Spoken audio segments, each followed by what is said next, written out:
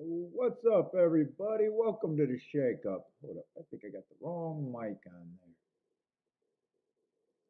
there. No, wrong mic.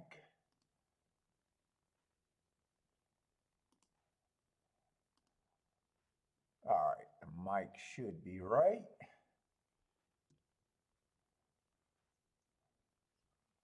Just check one more time.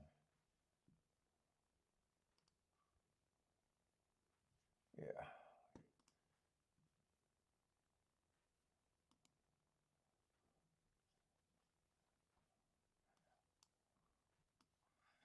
What's up, Anthony? Let me just get all set up here.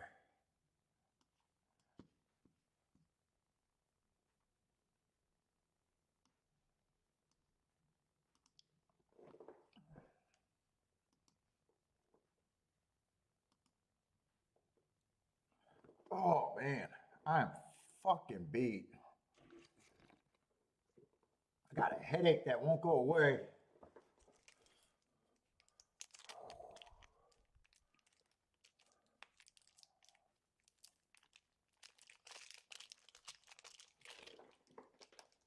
Just, let me grab my ADW real quick. I know we got a hurdle race to begin the day. Only Saratoga today for me.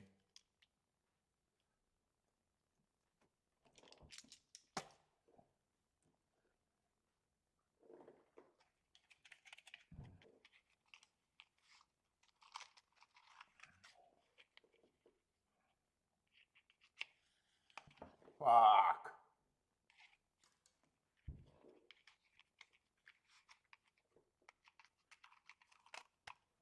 Is my browser working? Hold up. What's going on here?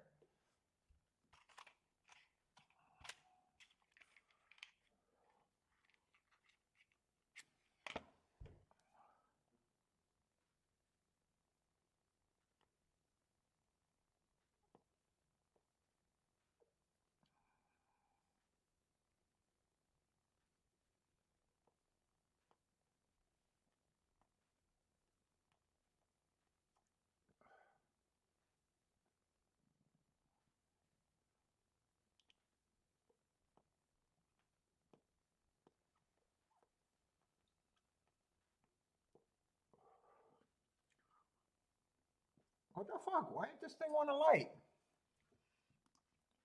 Fatty, what's up, Fatty? It did not want a light. Am I using actual real matches?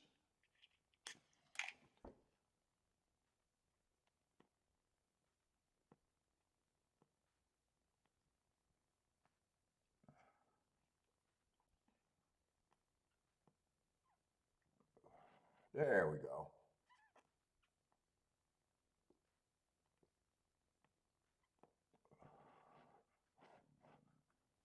All right.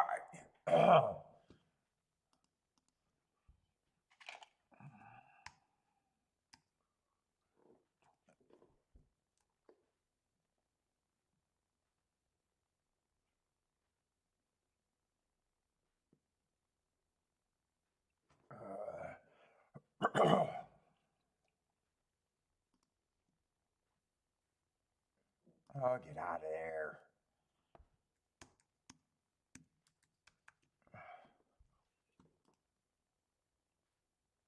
What's up, Ryan? How's it going, man?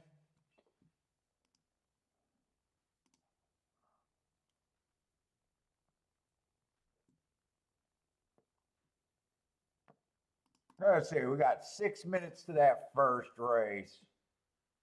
Parks is going off in 5 minutes. I might watch just Parks. I don't know.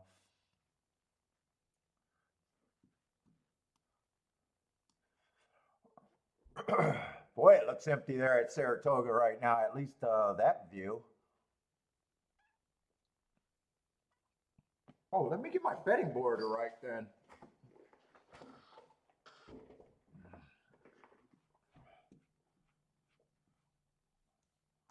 Let me just scroll. What the fuck's going on? Why? think I feel fucked up right now. Let's see.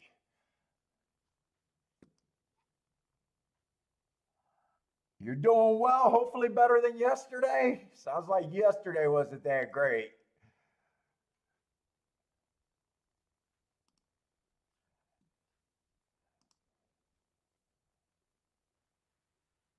Ooh, why is there so many scratches in the third race? Do we got huh? Oh yeah, it looks like a lot of scratches. Or were those that I think there was a race with I think I know what race. I think that race had a bunch of main track onlys maybe.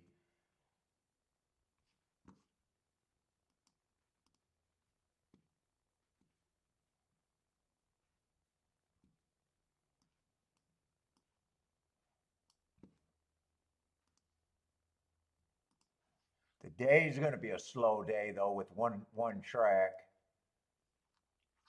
I did not feel like marking another form.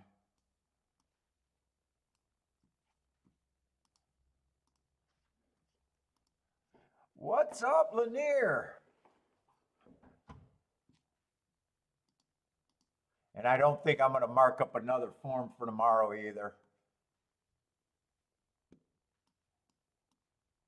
So I think just Saratoga.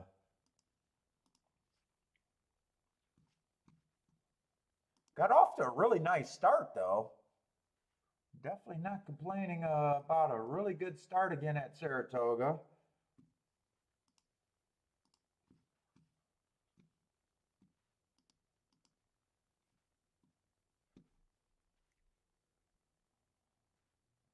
Was that eighth race right there? 6 horses.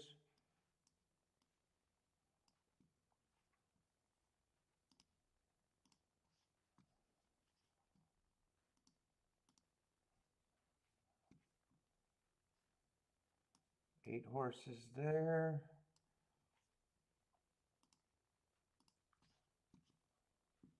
I got one more race to look up and I'm done. All right, that's it. Get this done.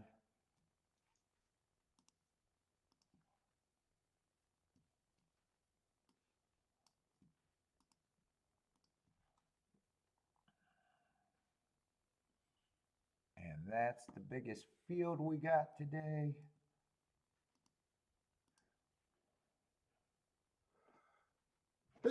And let me just erase this so I don't wonder why.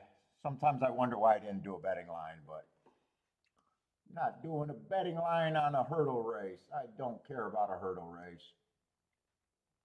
All right. Now we can start. What's up, Boulder? How's it going, man?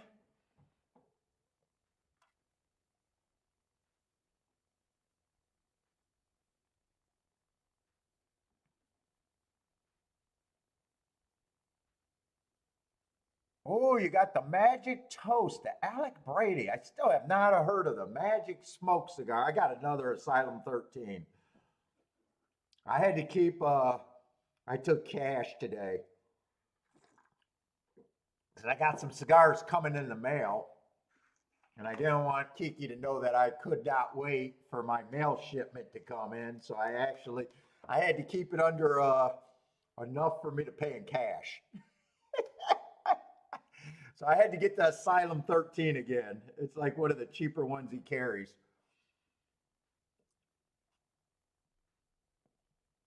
What's up, Gregory? Unless I want to use the credit card or search for change.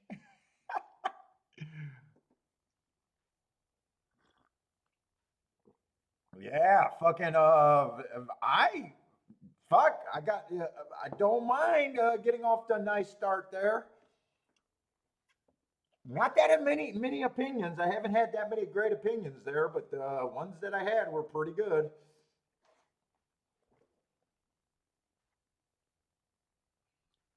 Yeah, Sunday I'm not sure if I hit anything at Saratoga though. I know the first 3 days of the meet I won every day.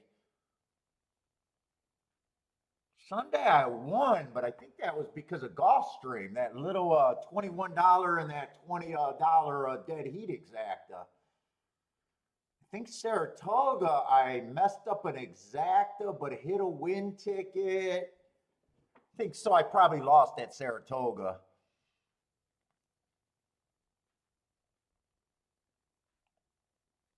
First day backdoor to try. That day I wasn't that active, but I hit a nice try. Second day was a terrible card, but hit that 20 to 1 in the exacta and the double late in the day. And then Friday was yo-yo candy, or Saturday was yo-yo candy. Actually, Saratoga hasn't been that great so far, really, as a thing, because I think they've rained off the turf quite a few days. That one card was scratched to nothing, unless, and that was a very bad card up until that spot.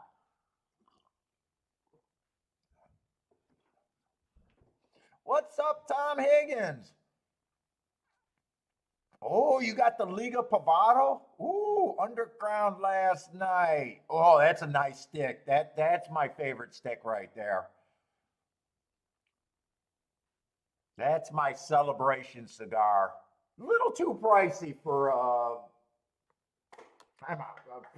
everyday stick, but definitely a nice. I think it's only about $20 a stick, but that is a little pricey.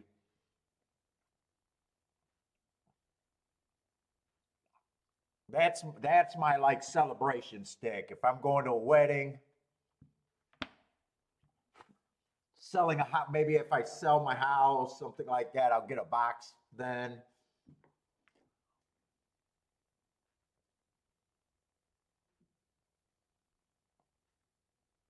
Usually I buy them one at a time, but if I sell a house, every time we move, we usually get a box.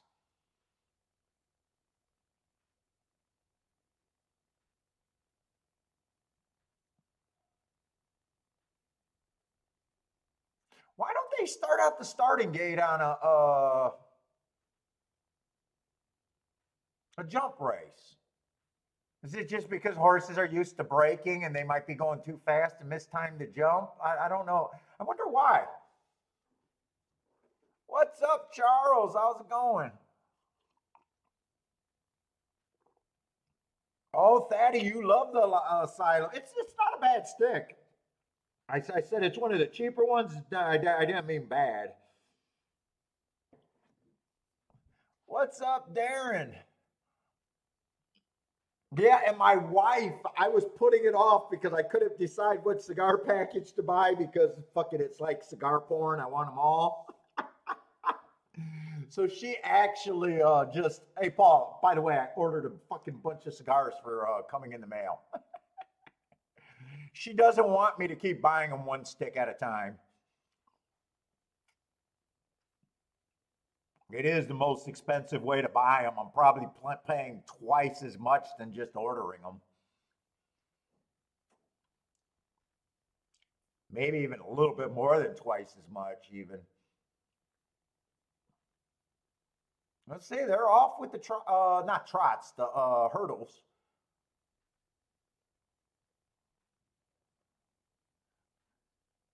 Let's see, Darren likes the hurdles. 367 over here, huh?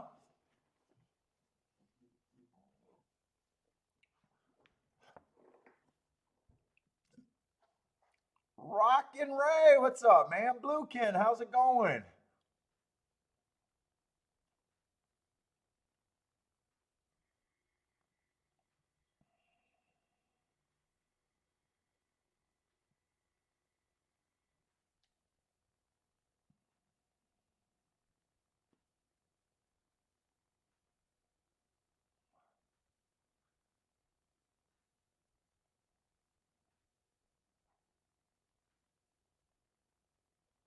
How many times do they go around on the hurdles, or is it always different? Oh, this is a two. Oh, wow, 2 miles and a six. I don't even watch these races usually.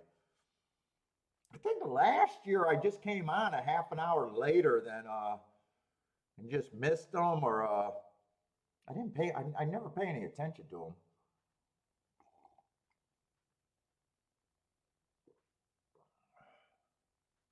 They got way bigger jockeys. What do these jockeys do? What do they do? Work part-time jobs? 'Cause they don't run any other hurdles anywhere else. They just come over here for the hurdle races and just sit around with their thumbs up their butt. Doesn't seem like you get that many spots to run.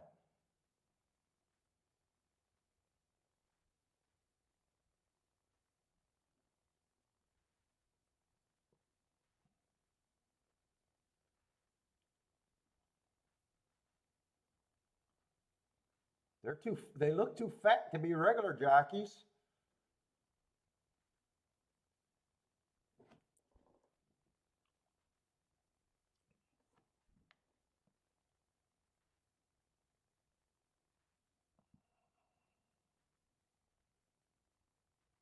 Why would they want heavier jockeys on the jump horses?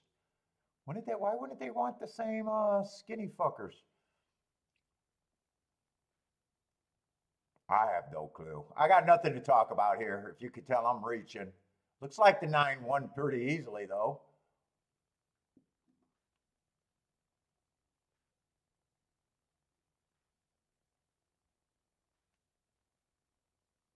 Maybe he came in 9-1. I'm not even sure. That's I couldn't even pay attention for the whole race.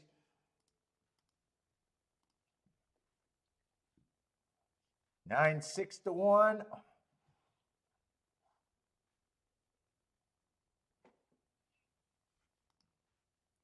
What's up, Exit? I hope this is a hardcore horse betting channel. I like to think so. What's up, Exit? Exit Velo 120. Welcome to the show, man. I'm not a tout. I will tell you that. We'll do handicapping. We'll make betting lines. We'll talk about good and bad bets. I'm not about giving out picks. I'll tell you what I'm betting, but not for, just other way. How else will you tell if I'm doing anything, but not as a tout. McGruff, what's up, McGruff? JN, but welcome to the show. I know these shows are boring. I know it's like a 7-hour show. I'm only trying to hit 1 or 2 races a day. I will sit out a lot of races. I only expect to be right 20% of the time of the races I play. And if I hit at the prices that I hit, I will be profitable at the end of the year. That's not even a question. Just trying to put in good EV bets based on my opinion. That's all I'm trying to do here. So.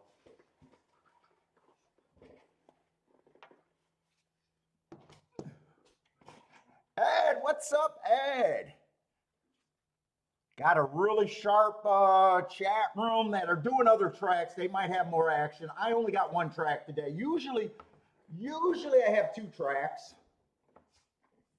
But with Saratoga meet right now, and there's no other major tracks running right now, next 2 days, today and tomorrow, I'll only have Saratoga, and that's it.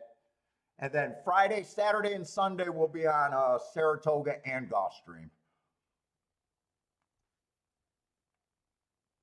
McGruff, what's up? Says great ride.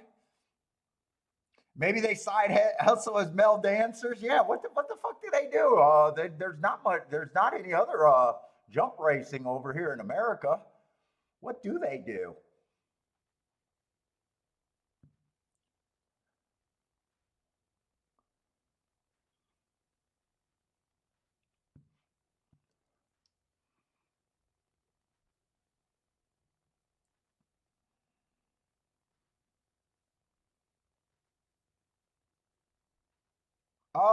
Ed, Saratoga runs what, Wednesday through Sunday? Wednesday through Sunday, 5 days a week.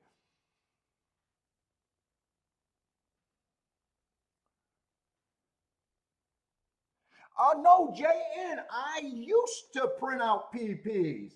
Once I started doing it on the tablet, dude, I paid for the racing form for a long time. And it wasn't until I realized that I paid about $2,000 for the racing form for the printed out version every year that could have been in my bankroll. Was just ridiculous. So I was a slave forever to the bank just because I liked, and I didn't like any of their extra information. All I use is dates, running lines, uh, the running lines and the times. I don't even use the buyer speed figures or any of their extra information. Is all useless to me. Uh, I used to just pay for the racing form just because it was in that bigger format and I had more space to write. Uh, so once I started playing online, I did not think that I would like downloading the form and playing on a little tablet. I don't know if I just got a regular size tablet here. Uh, I use a little PDF marker, automator, or whatever it's called.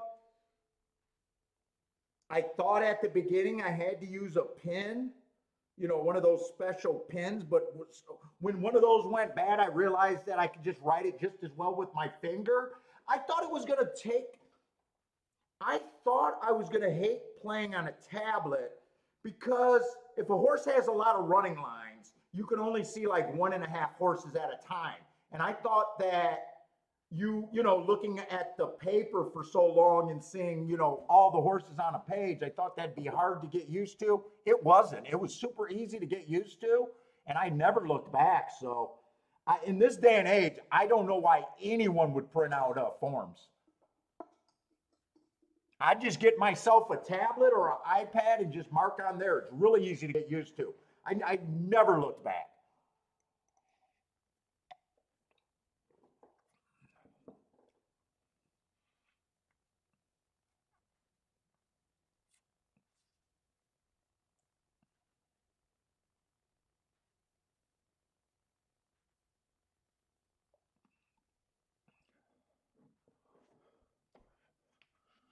So we are going to start handicapping hopefully next race.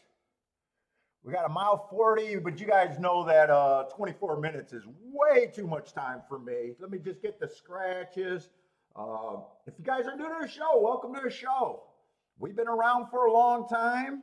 Like I said earlier, we're not a tout show. We're a handicapping. My whole goal is to handicap in front of people, to get people interested in handicapping and to prove you can get to big ass tickets with no inside information. I do all my own data. I'm not that bright, yet I'm able to be profitable.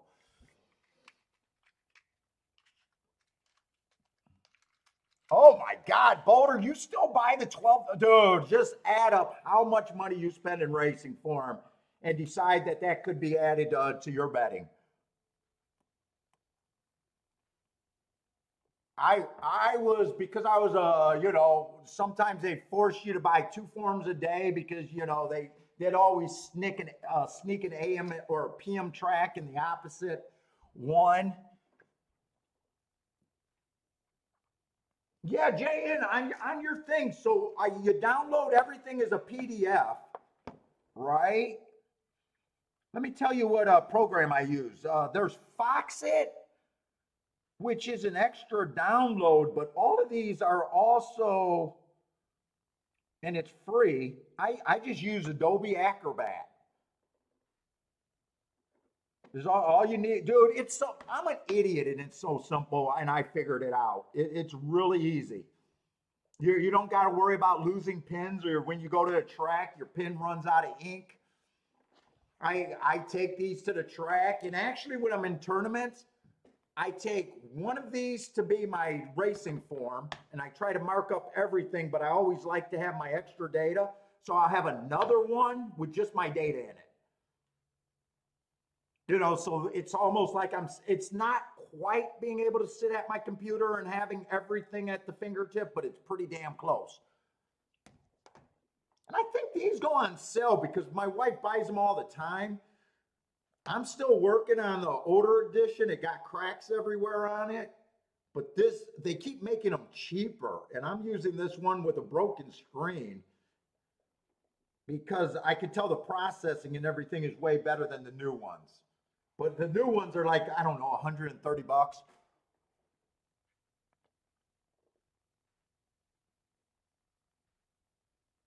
It's so simple, man. Once you try, I guarantee you'll love it.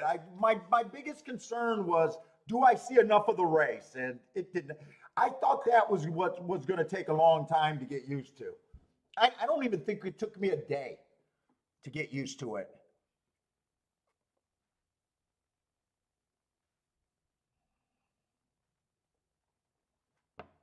All right, there was a 1 and a 1A. We got 7 horses in the race. So when I did this, I thought there was 8, but that's just because I got the early form.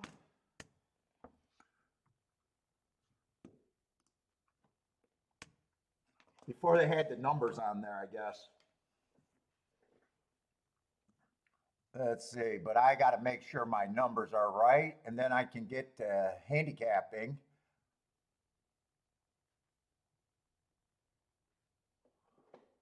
Whoop, and I see what the problem is. I'm in the wrong race, and the names don't make sense. Let's see, Cloud Forest would be the 3 horse here, and it's just like marking on this thing. Who asked me that? Jan? It's just like marking on this, except this is pretty nice, and this is almost a preview thing. It's almost the same kind of program here. The only thing is I don't have a touchscreen thing, and it's a little bit harder just to mark with. You know, it's as simple as this, except it's so much faster on a touchscreen with your finger.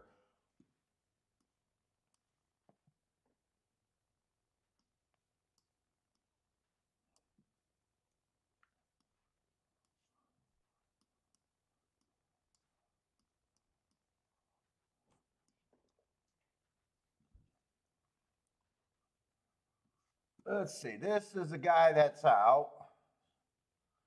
So it looks like one's going to be in the 3 hole.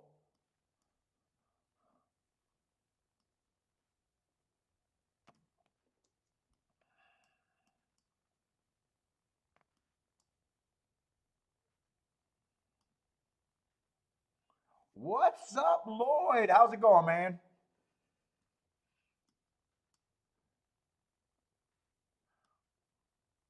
Oh, nice, Ed. I wish I could move out there. I would move out to Gulfstream in a second if my wife would. Too bad I like my wife.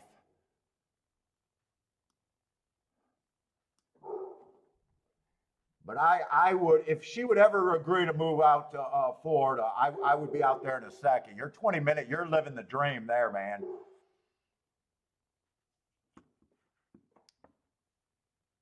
What's up, Joshua Coon? What's up, man? And let's just look at what they've been doing on the dirt for the last 2 years, real quick, just to reset and start the show.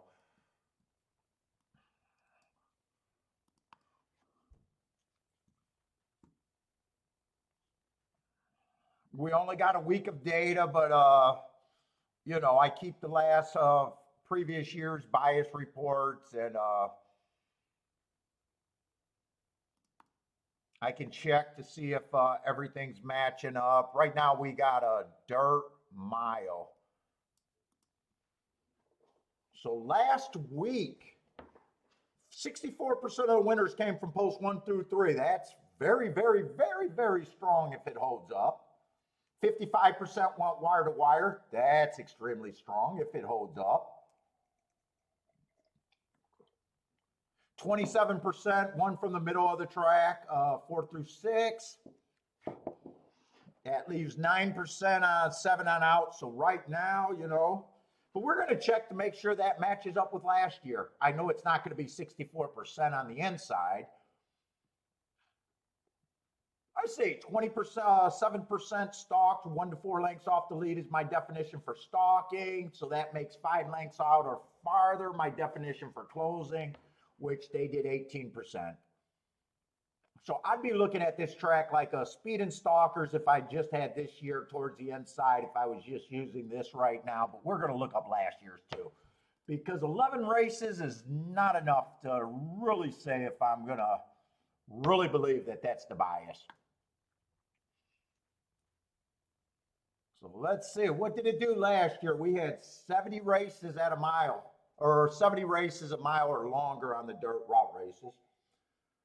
I'd say it matched up pretty good because the inside won 50%. 50% would be a strong ass number. 37% 4 through 6, and there's a big drop off 7 on out, 13%. So speed was not as strong last year as it was last week, 30%. But 30% is still stronger than the 7% closing, and they stalk 63% of the time. So I'd be looking at this maybe with the inside tilt, speed and stalkers. I don't think that's a bad place to start.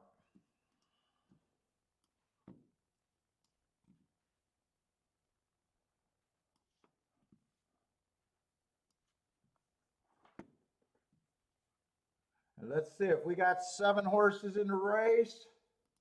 Doing my betting line, I do 120 point betting line. So I like to know what everyone starts at random. They all start at about 9 to 2, 5 to 1, 17% right now. And to make a betting line, all we do is take away points from horses you can't get to and give them the horses you can get them to. And since we already got new people in here, I will say that's the skill of that's handicapping is pricing.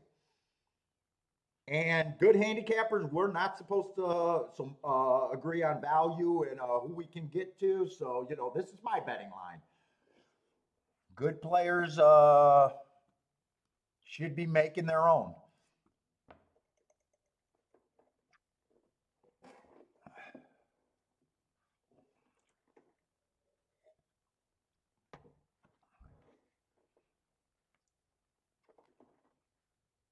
Let's see, we'll start with the favorite. Right now we got a 7-horse race, and there's basically 3 horses that are kind of bet down to favoritism, the 2, the 3, and the 7. So right now with a race like this, I can just look at the odds that are being offered and tell you where I need to get. I need to figure out a reason to get to the 1, the 4, the 5, or the 6 to have this race be anything worth playing.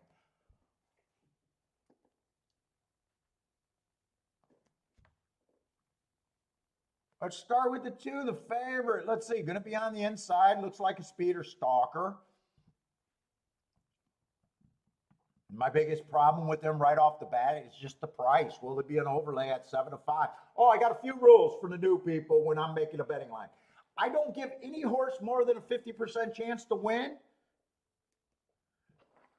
It does nothing for me to, once a horse looks like a favorite, to say it got a 90% chance, 70% chance, 60% chance. Once they look good enough, it's just 50%.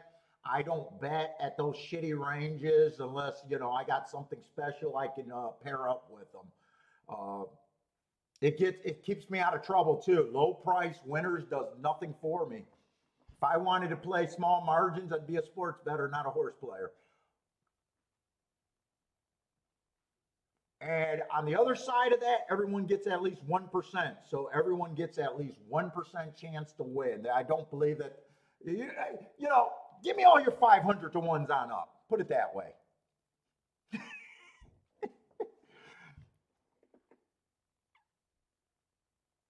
Take a drink. I have no. If I do Razor's rule, it doesn't start until I get 50s. I can't hang on that show. I got to drink myself into oblivion. What's up, Joshua? We got both of the Joshuas here. Oh, dancing is only reserved for hits, man. You see me get a 20 to 1 winner or a 40 to 1 winner, that's when I start dancing. Major hits. Anything else, we don't dance. and Joshua, gangsters don't dance. We boogie, man. I boogie. I don't dance.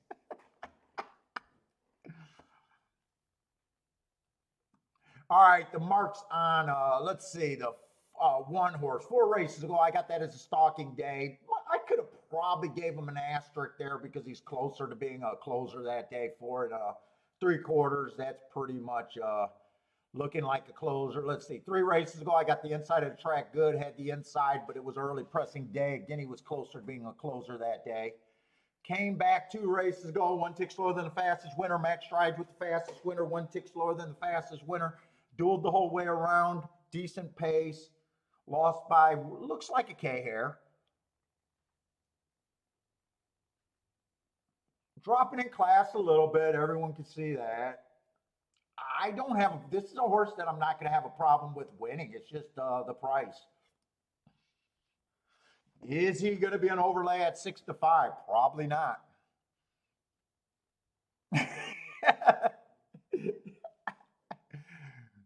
Yes, I can't shoot my gun for it, but I do have it here in case I get an intruder.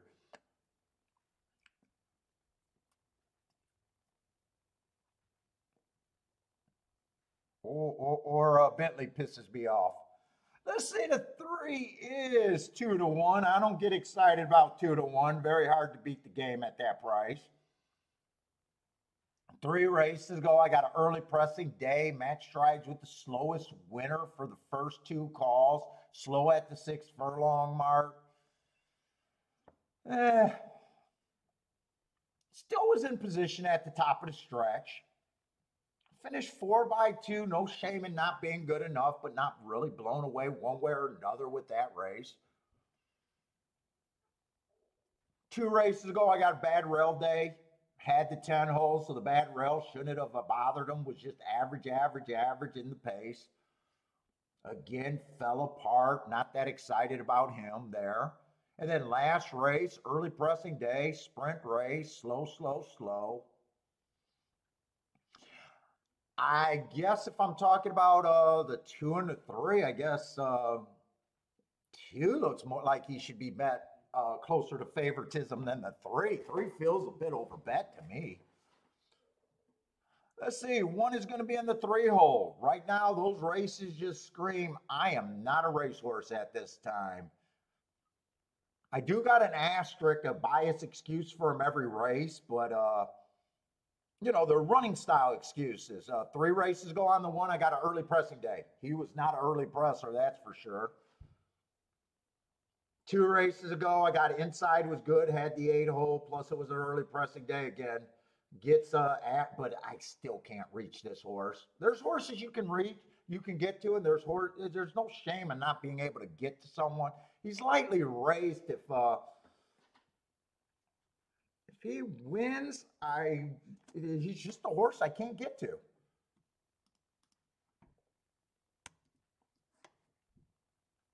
What's up, buy stocks? 5 or 4 already been against lower. First race, I can forgive almost anything first race out. That was stalking day. I'd even give him an asterisk that day. He was a closer that day. 2 races ago, early pressing day at this level, slow average. That doesn't really excite me. Last race showed a little bit more speed, but dropped to a lower level than this and was still average. And then at the 6 furlong mark, he was going too slow to be competitive and fell back.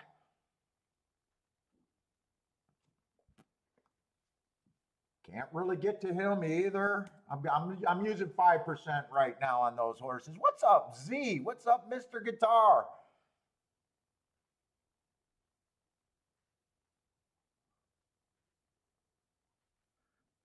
Five horses in a little better form.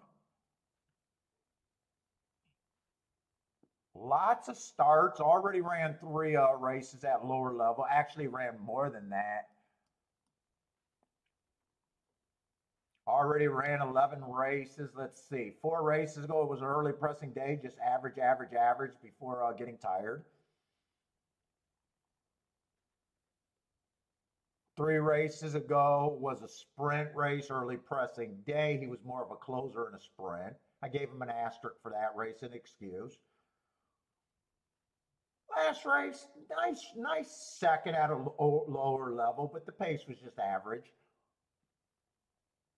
And then last race, ran 3rd, okay. Average, slow at the 6 furlong mark. Hung on for 3rd. Still, this horse would have to be a price. I need 9-1 or better to even consider him for a win.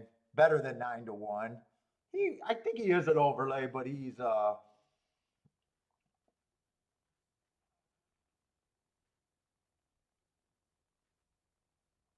let's see, I'm going to skip the 6 and come back to the 6. 7 only ran one race. That race screams I'm not interested. Might have got an awkward start. That's just a horse that I just can't get to. Drop it in class. Holy shit, they got him at 2-1.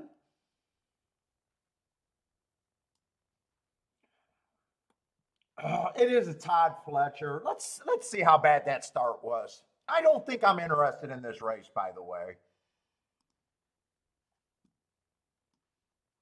The 7 hole's kind of bad. I wouldn't take 2-1 there. I know that.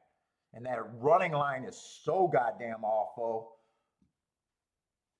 Let's look at the head on because I might see the awkwardness from the head on.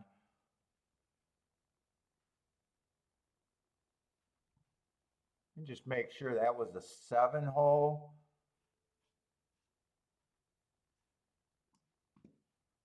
I didn't see. Oh, he came in and he did have problems.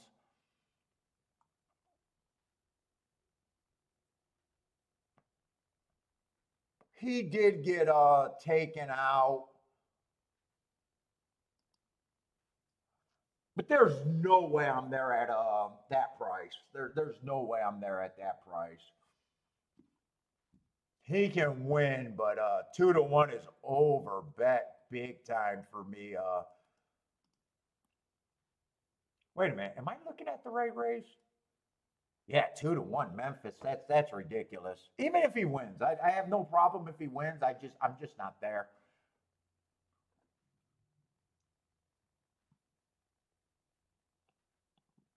Six has to improve a ton. There's 5, I think, is the most likely of the long horses to run. He's a little bit of an overlay. The other 3, the 1, the 4, and the 6, I just can't get to them.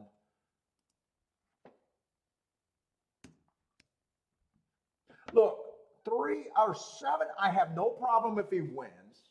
I don't want to just say I'll divide these 3 horses and give them all a 32% chance because that race was so ugly. But he did have an excuse for the 7. I would not be anywhere thinking about taking him at 2-1. I'm just going to say he's a 15%er. I would need better than 6-1 there. That's still an ugly running line, and he didn't really run afterwards. He would not shock me if he wins, but even if he wins, 5-2 is not where I would be. I'm going to say the 2 horses that they're betting both look like the favorites. I'm not separating between 2 favorites in a race that I'm probably not even going to bet. I'm just going to say both of them.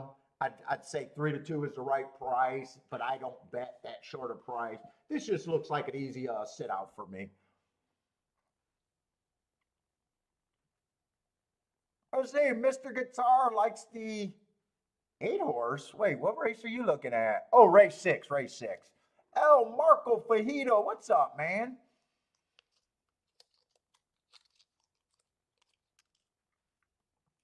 And if you guys are new, that's kind of how I handicap. This is going to be a slower show with only one track. If you guys got questions, comments, want to introduce yourself, or if you guys are really brand new players, let us know that you're out there.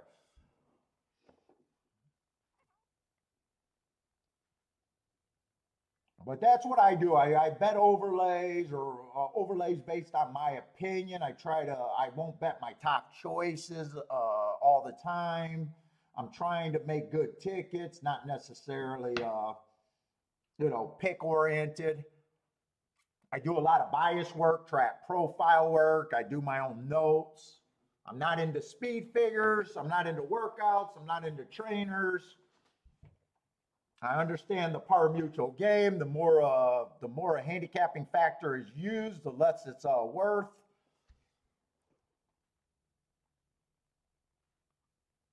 So the person that was asking if this is a hardcore handicapping show, I hope you improve. I hope you approve.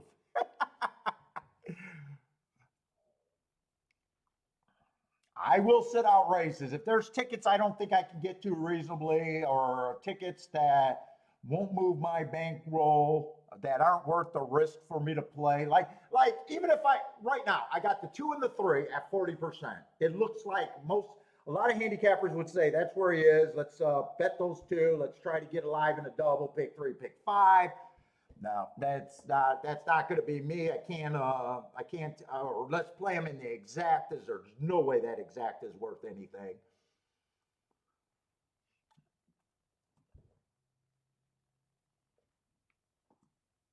Let's see. Charles got a different opinion. Thinks the favorites are false here.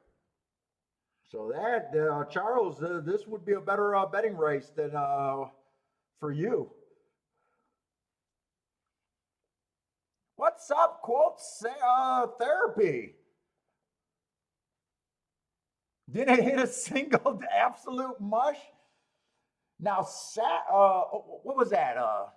Saratoga last weekend for opening day. So Wednesday, I only backdoored a trifecta.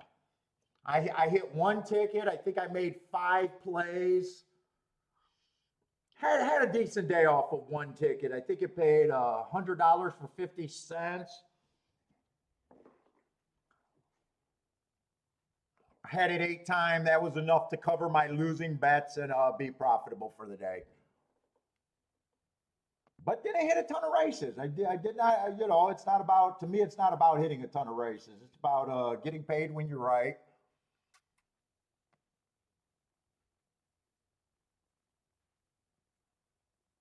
But good luck today. Let's get you on the right track. By the way, I'm not a tout either. So I'm not trying to get people to agree with me or follow me.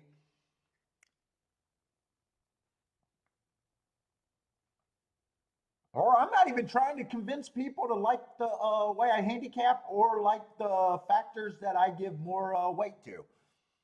If this is a par mutual game, I'm playing against everyone. I'm not trying to convince people. Never play horizontal bets. No, that's not true. I exact or doubles are one of my biggest things, but since I've been doing the betting board, trying to do the betting board every race, I'm lazy. I don't look ahead. I don't have picks in mind. Doubles doubles and exactas are my main play. Doubles been being a little bit ignored since I've been trying to do the betting board, convincing people that that's the way to go. I've always did the betting board in my head, and up until I was able to build this little spreadsheet, I wish I would have did this 20 years ago. Even though I've been profitable for that long, there's even more money on the table that should have been mine. I believe in doing this for a show, telling people my opinion so they can understand how we're betting, sometimes against your opinion and why the bets are still good. Trifectas, I'm trying to learn because I haven't been a trifecta playing, but I've been trying to open the door for trifectas because I think my edge would be even bigger in trifectas.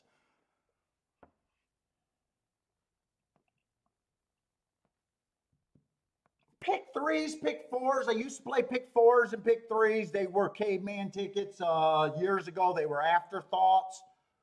Honestly, there wasn't much thought. Now I would play them, except they just take too long to string together on a show. I would never play a single ticket. I would be weighing my things and putting together really good tickets compared to what I used to do.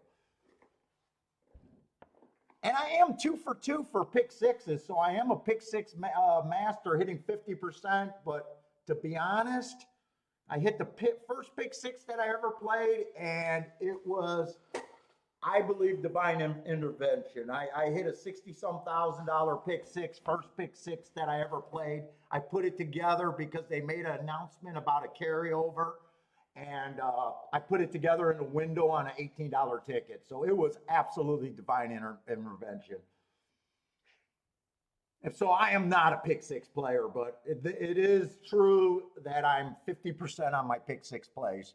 What's up, Attila? Next day I played a pick six and lost miserably, and it's just not for me.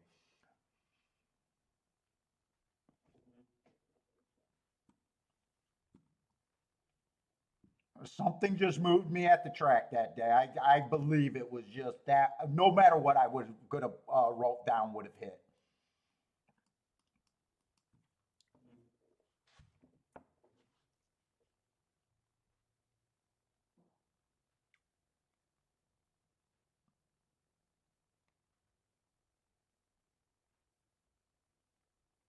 Let's see, they are off. They got 48 and 4. I didn't see the first call. Seven's up there closer to the base. Like I said, I couldn't take the price that was there, but I had to give him a number that made sense. He wouldn't surprise me, but I still couldn't just say, you know what, he's just as I like him as much as the 2 and the 3. I need running lines. So if the 7 wins here, I like my betting line. It's just, you know, he's over bet to where I thought he could be. But this looks like it's just going to be the top 3 choices anyways. 7, 7, 2. That's an exacta that would not have been for me anyways. In is in the house. What's up, In? Hey, and I've been doing them on TikTok, and they're way cooler on TikTok. Check out these feeds on TikTok. TikTok gives me a cool thing. I'm able to be, dude, they do an auto generator thing that's super fun. I don't take TikTok seriously, but I've been putting my shorts there. But look at what I'm able to do on TikTok. I hope I can figure out how to do this on I hope I can figure out how to do this for I don't know if this is going to blow your guys' ears off, so if it does, forgive me, but check out these videos right here. They're just way funner. I think it's this one. I got 2 of them. No, that's not it. That's the standard one.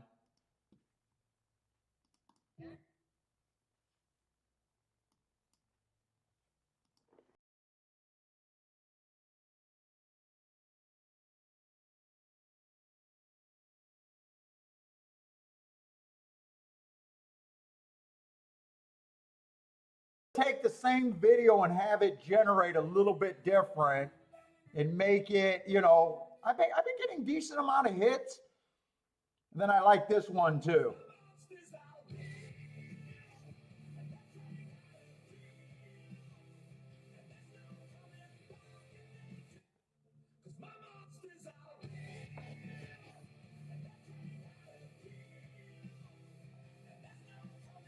All right, let's get that off though. What's up, Lloyd? Buy stocks at the 7. That's exactly that. I would imagine that you probably don't even want that bad.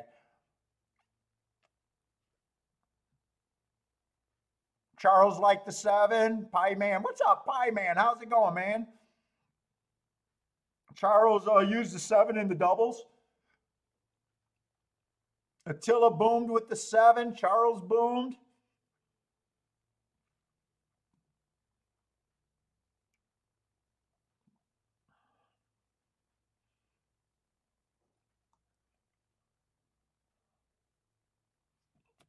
Absolutely have no problem with this horse winning. In fact, if he didn't take that action and that made me look to see that that was Pletcher and Irad, I would have just been like, there's no way. I would have had him as another 5%er. But as soon as I seen that and was like, and watched that replay and just knowing the break,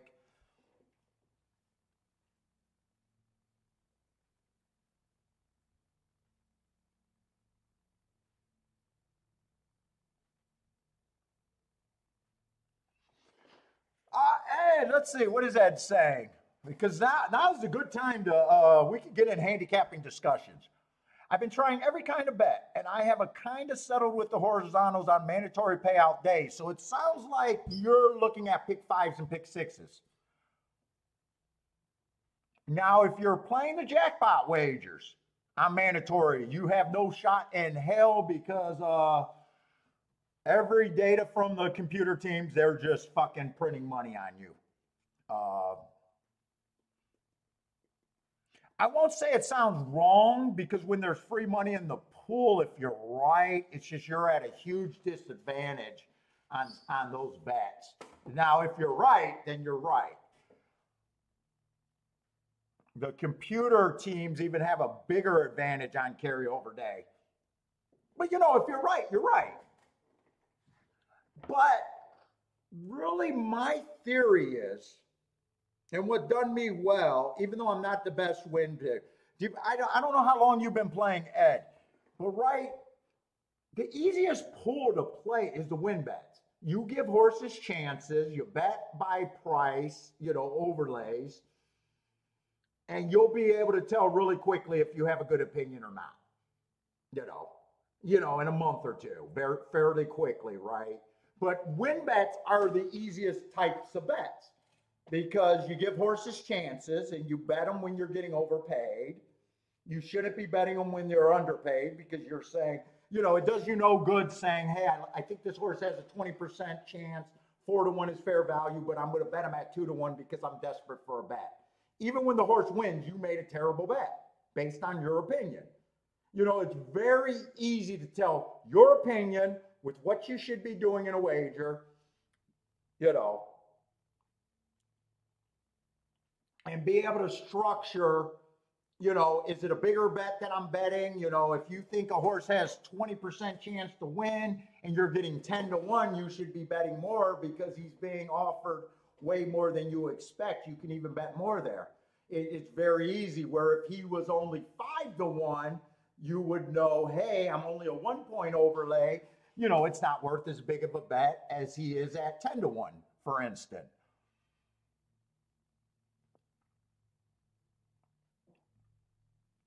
Exactas are fairly easy. You'll see how I do exactas. That exactas and doubles are easy because the other problem when you play pick fives and pick sixes, it's very hard to have a really good opinion in all 5 or 6 races. It's just very, very hard, mainly because they throw in some very bad races. They'll throw in a bait. You're forced to play the sequence.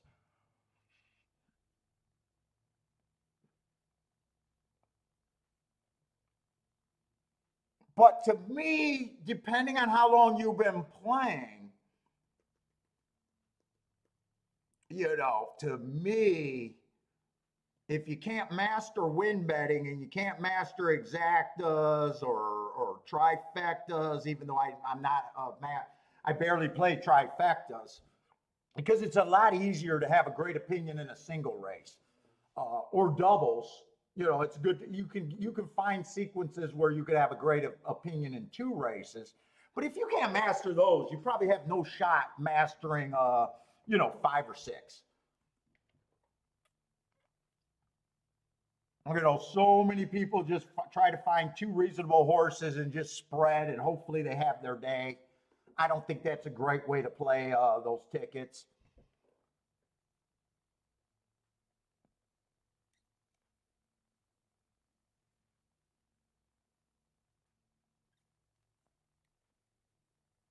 What's up, Gizmo?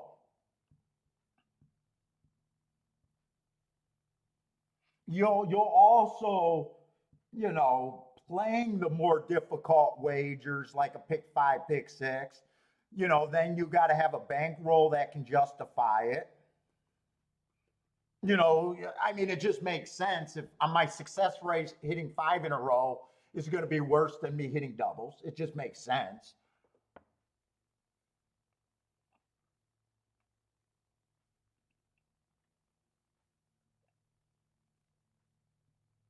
And then you can really go down the rabbit hole of structuring those tickets. You really got to understand like what the public's doing. You got to have a really good foundation, I would believe, to really consistently. I never consistently played in those pools. I used to play the pick fours, like I said, but those were K-man tickets. I would never play them like I used to.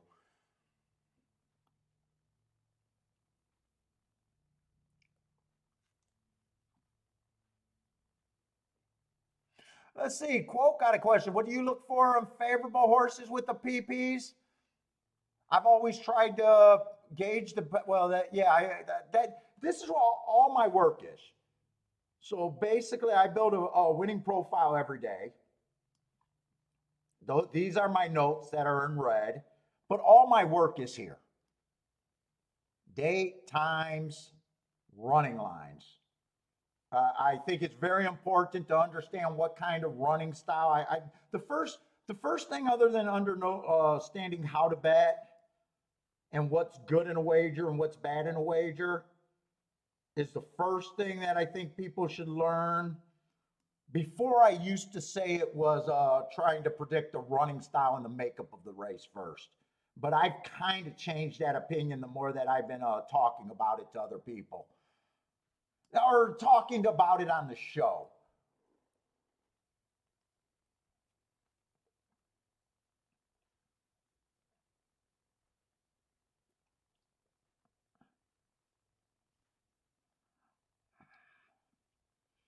You know, if you're really looking to edge, you're going to have to do extra work like building a profile or trip notes will get you ahead of the game.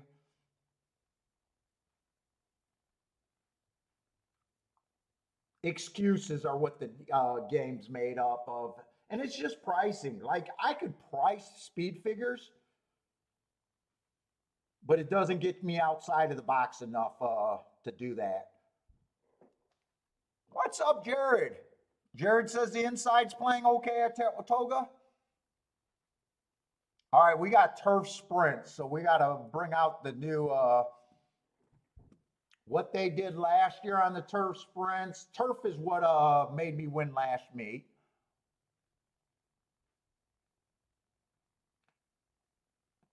Turf sprints, 40%, 1 through 3, 46% middle of the track. There's definitely a drop off from 7 on out, only 14%. There was 70 races last year. Speed, 23%. That's not a speed favoring track at 23%. Stalkers won 59% of the races, so 59% of the winners came from 1 to 4 lengths off. That's a pure stalker track right there. And 19 winners, or 19% closed, 5 lengths out or farther. So it's not really a closing track. Stalking tracks, pure stalking tracks are the profile that I probably struggle with the most. Because you get those speed horses that go to the lead, and then every once in a while they'll stalk and come from 1 length off and win. And then you get closers that can, fit as a stalking profile by getting 4 lengths at the first call. And let's see how it did last week. Let's just see if it matched up pretty good. 50% inside, 50% middle of the track, 0%. So after 4 races, they closed 25%. No one went wire to wire, and the stalkers were still dominant at 75%.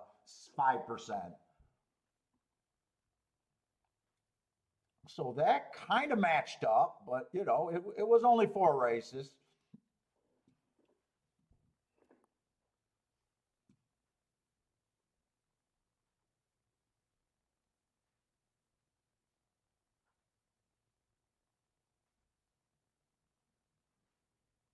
Well, Ed, I always say this is what players should do. Everybody can handicap, and once you've been handicapping for a long time, you already know how to handicap. The problem with handicapping and betting are 2 different things. You got a lot of people can get to 4 or 5 horses, even 3 horses in a race, right? Really, what you want to do after that look and see what you got and recognize what's the best part of your ticket. You know, if everything is inside the box, you got the first choice, second, third, fourth choice, it's probably not even a good bet to even bet. I tend to believe that race after race, day after day, you want to go to the longest or the best part of whatever group you get to, and you'll automatically be better. Instead of that 4-horse box, maybe key the fourth choice. Force the fourth choice to get first or second if you're inside of the box. At least your ticket would be better, a lot better than that 4-horse exacta box. Make something happen to get to horses that you can reasonably that get to a price. It's not using your opinion and based on it. It's that don't get locked into, hey, this is my first choice, this is my second choice, this is your third. No one's that good at picking winners. Horse players, we live at 20%, maybe 30% if you're really good. I don't hit 30% of my races. You got to overcome your losses. So exactas like the last race, they do nothing for a player.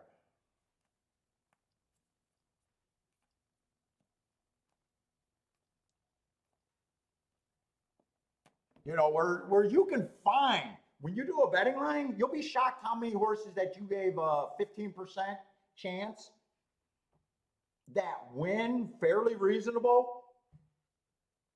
15%, you need better than 5-1.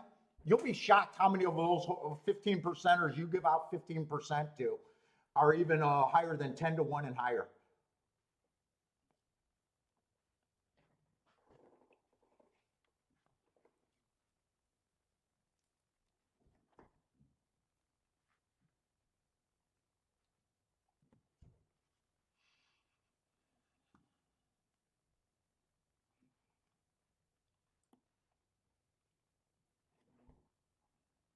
And the highest skill of sitting out is liking horses and saying that there's nothing there for you. Even if you got to be able to look at your what you're looking to do, your contenders, and be like, hey, even if I'm right, there's nothing here that's the exactas are paying all under 20-1.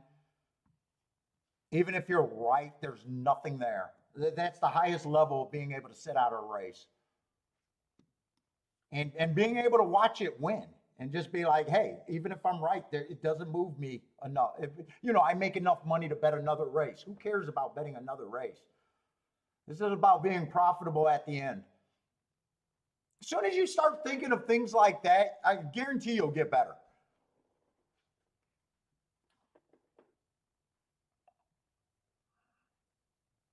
Being the exact same handicapper that you are, you'll get better when you start thinking like that.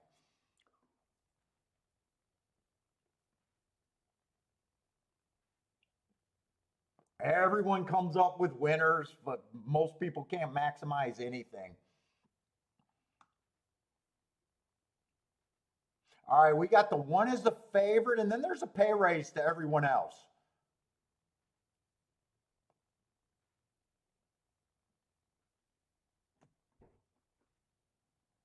We got 5.5 furlongs on the turf, little starter allowance, 50,000.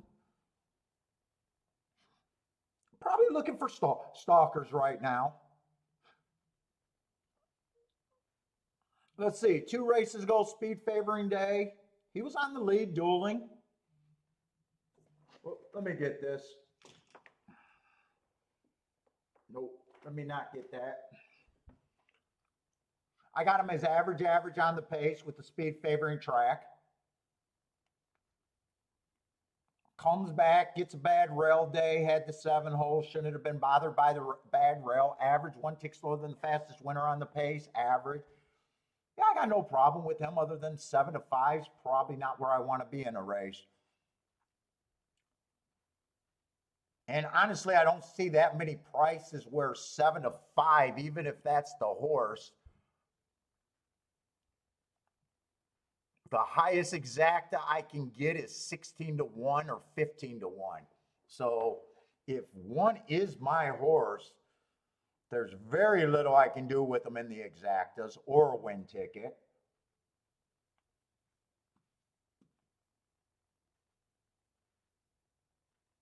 All he did was break his maiden and run second at this level.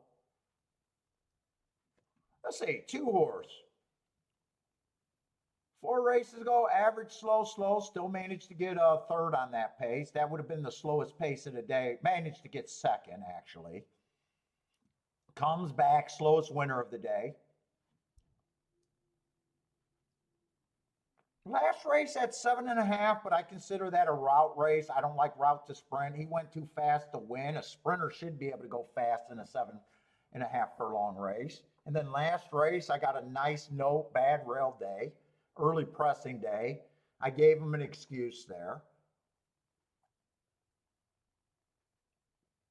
Would it shock me? We'll see where I think my math ends up being. Let's see, 3's probably the front runner here. And if I'm right about speeds not being great, 4 races ago, fastest winner of the day. 3 races ago, stalking day, went too fast to win. I love that race. Comes back, goes too fast to win, second by a K hair, and then he wins last race. I love that race. 2 races ago too. And then last race, fastest winner of the day. But there might, I don't know if that's the bias, but I'm leaning towards that.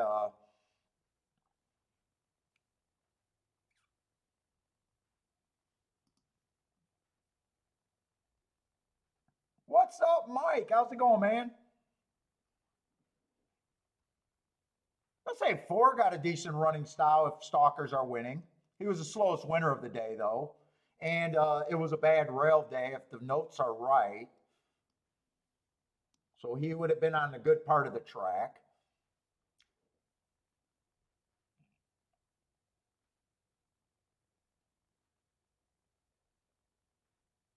Seven's probably the hardest horse, or actually 5's probably the hardest horse for me to get to.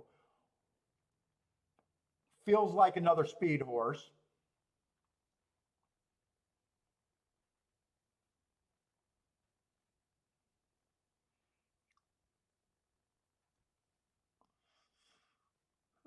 Let's see. 6's last race would have ran against, if I'm right about the early pressing day, would have deserved an asterisk there. Probably made a nice close into early pressing day. The track's coming off a little bit. He probably, depending on if he's a stalker or a closer, he can be either.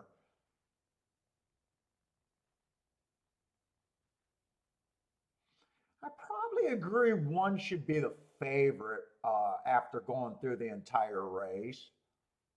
I don't think anyone's a complete throwout.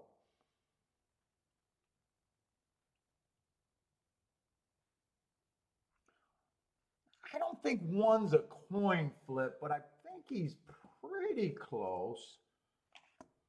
I either think he's 3-2 or 2-1.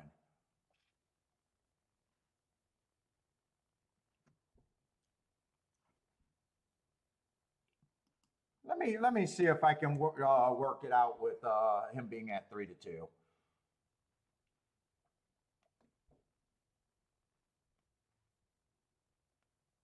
3 I like a little bit. Worried about the best marked horse in the race. But I'm worried about if speed is actually good.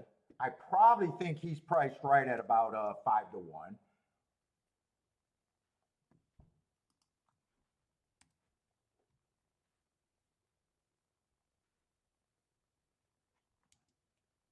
That leaves everyone else at 16%. I don't think everyone else is equal here.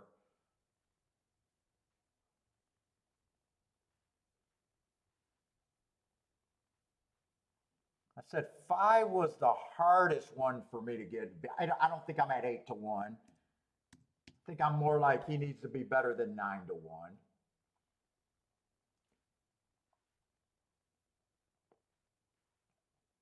2, I think, gets a nice trip if the track is stalking.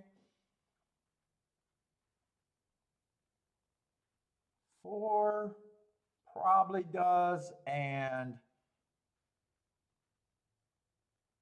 6 probably does. I don't think I need to separate those 3. They're all kind of the same horse to me. I think that's my 120-point betting line right there. I say right now 6 would be an overlay. I could consider him for a win, but is he big enough of an overlay?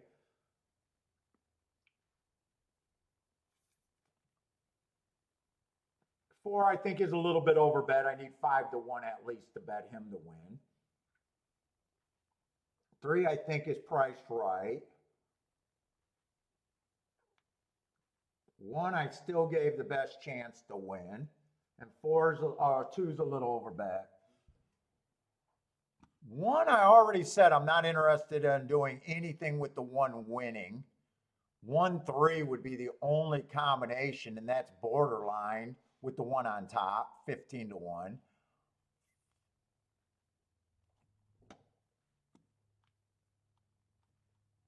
Let's see, 6 I could bet to win. Right now I'm just writing bets that I think I could play.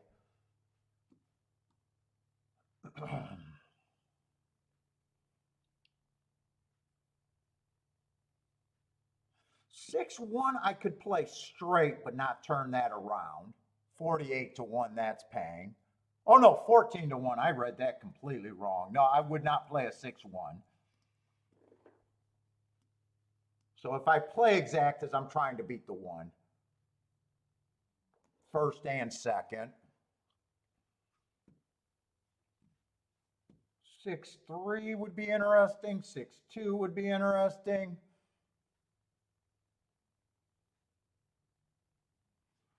Probably even the 6-4.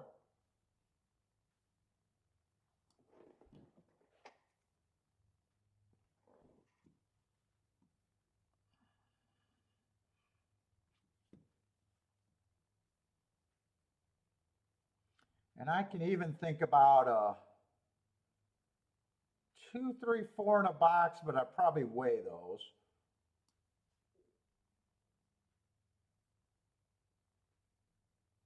Six at 5 to 1 might not be worth a win bet either. If I think I'm going to get 6 to 1, I think I can do a win bet on the 6. If I did these bets, I think I'd do all of them. Probably pay this for more, that for less. And I probably keep this in a relatively play bet.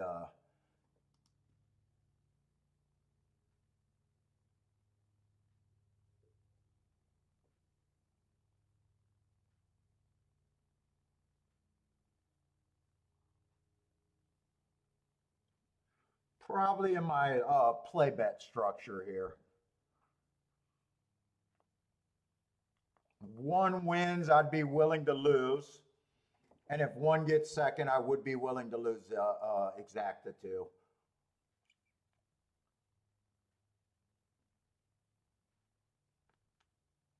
3 at 7 to 1 is getting a little more interesting. But I do got him with some where he could win and I could still hit some exactas with him. I probably don't do a 2-horse Dutch here.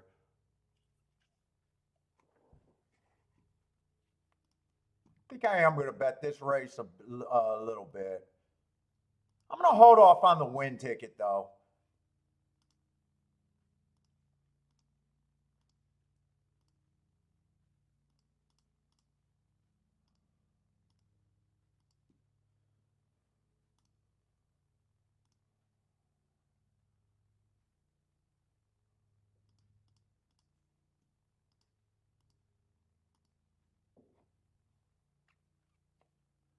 I want to make sure I think I'm getting that 6 to 1.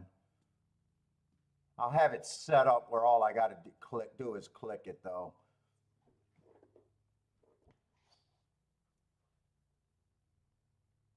He's about a 1.5 overlay from what I think I need.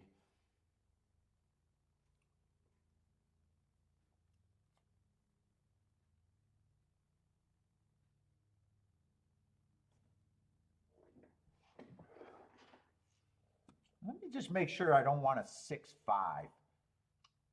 Five's the hardest horse for me to get to. I think I leave the 5 off. Let's see. Charles likes the 5. I'd say good luck, but not this race, Charles. If I can't win, I hope you do. How's that?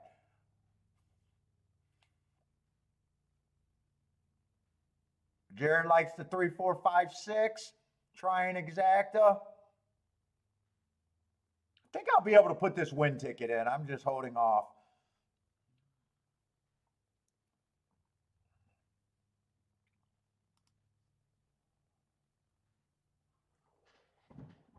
Three at 7-1 is a little tempting.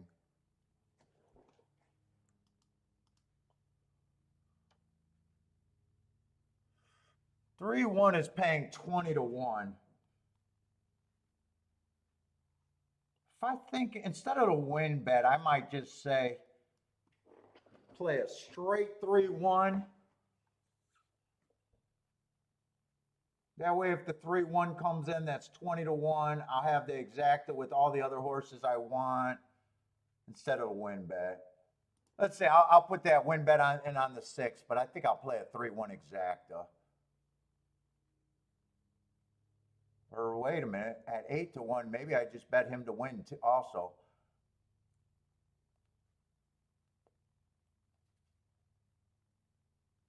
There's only $4 difference there. Maybe I'll just bet the 3 to win also.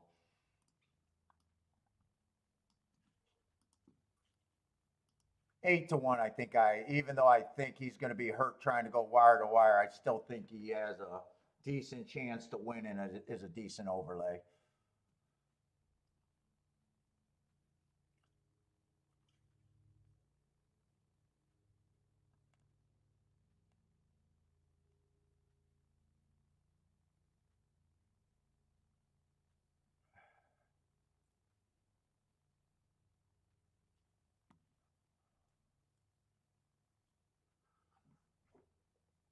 So I need either 4 or 6, hopefully, to win, or 4 or 3 to, or 6 or 3 to win this race.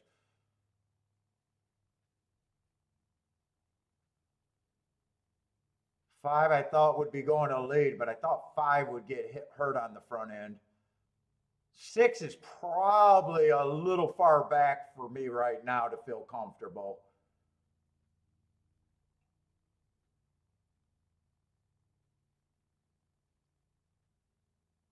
Well, I won't mind if the 3 wins, but can I get an exacta here also?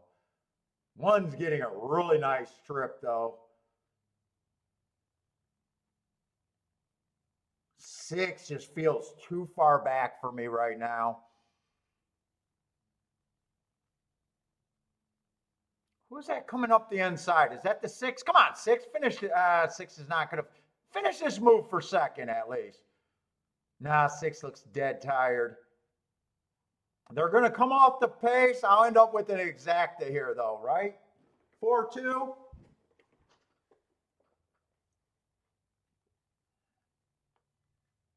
I'll end up with a win ticket on my smaller exactas, or I'll end up with my smaller exacta on the 3-horse box.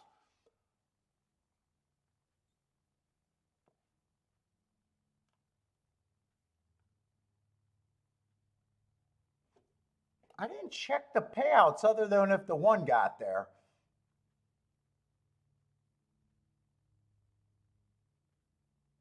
Oh, I'll be happy with that. 57-1. That's going to be decent.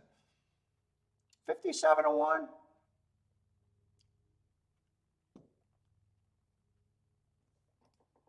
Z with the boom.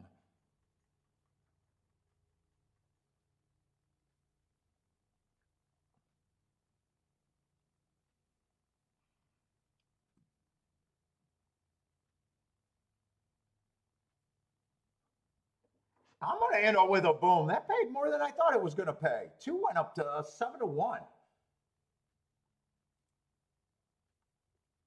All the horses that were up on the front all kind of died. That looks like a try that I could have had too. Yeah, I wasn't sure if I wanted to celebrate that race because I wasn't sure how much the 4-2 was going to be paying, but I'm actually going to end up doing pretty decent there.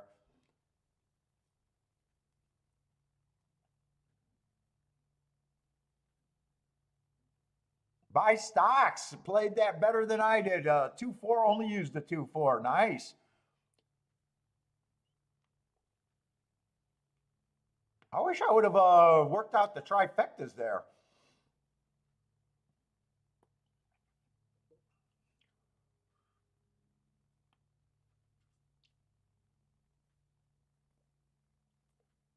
How did that exactly end up paying 50 cents? I hope that's right. It says 57 to 1. If it pays 57 to 1, that's going to be decent.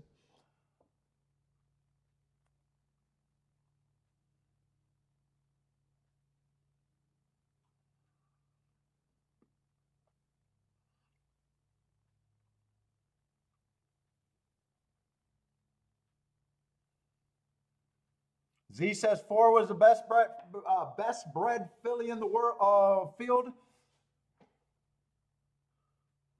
Yeah, I hope I'm seeing that right. I'm kind of holding it off because I'm a little shocked that it's paying 57 to 1.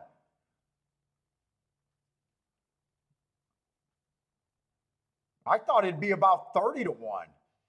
Maybe even lower on the low side. I was thinking maybe 35 to 1 on the high side, and that would not have been worth saying boom to. 57 to 1, that's actually going to end up being kind of a boom there. What's up, Grandma?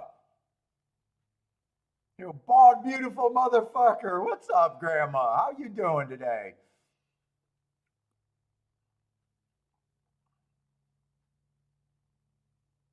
Yeah, the favorite's out of the money, but I'm still 9 to 2 over. So they're telling me that that would have been basically $120 for $2. That just sounds ridiculous for that to be 120.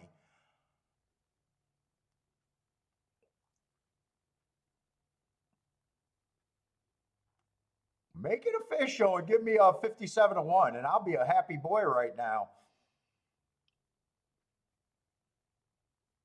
I'd actually feel like I got away getting a little overpaid there.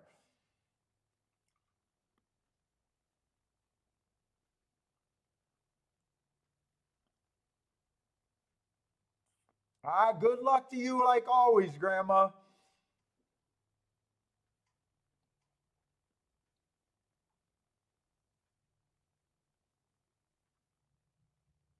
Let's see, 2 was 7 to 2 most of the betting. I'm wondering when he creeped up to 7 to 1.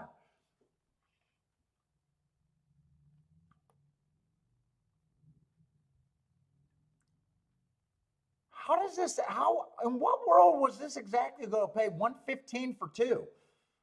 I trust me, I am not complaining. I'm almost in a little bit disbelief right here.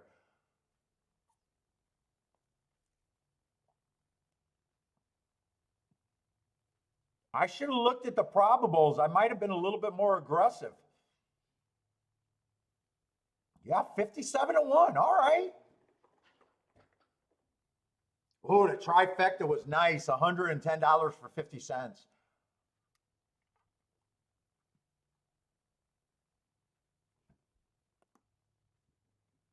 The computer in says the computer groups. That's who we beat when we're right. If you believe that the computer set the prices, that's who you beat when you hit a ticket like that. Well, that's why the computers don't bother me.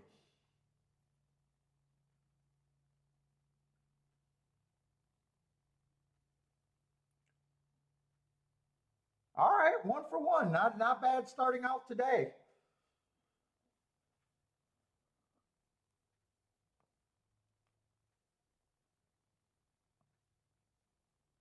And that was a race where I did feel that the one deserved to be the favorite, but I also feel like there was enough reason to completely just leave them off because I understand how to bet in the par mutual game.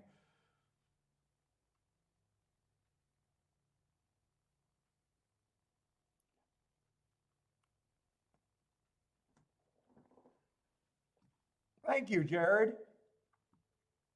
I like my betting line right there, and I like everything I did there, I guess. Except I wish I would have did the 3-horse box for $20 also, instead of just the $10 3-horse box.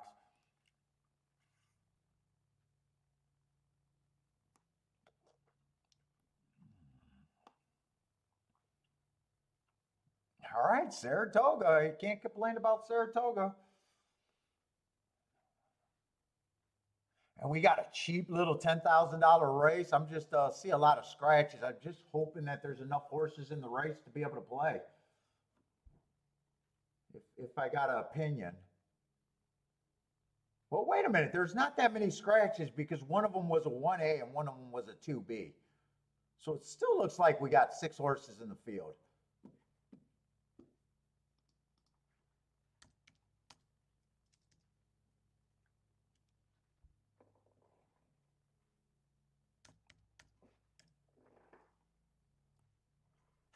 And I got to grab a drink.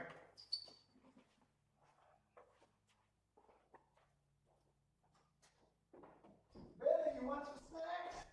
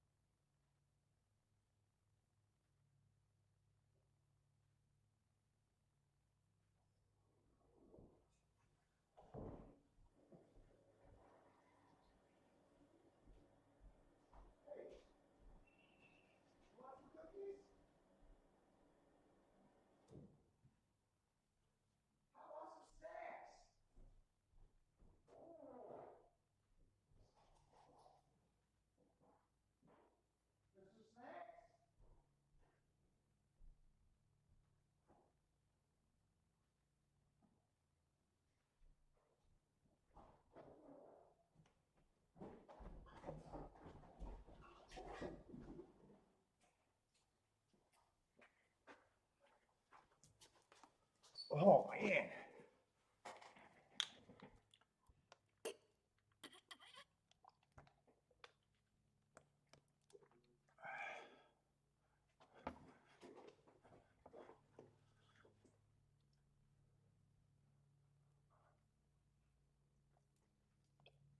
I just want to see where the 4 came from, if he stalked or closed there.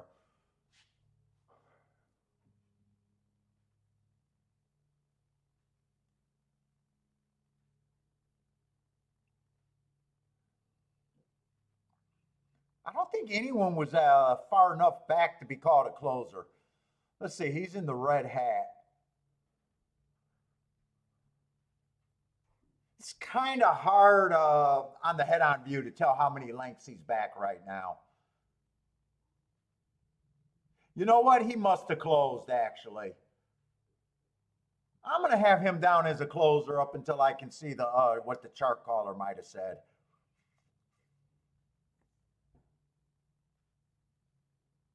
He either did a deep stalk or a close.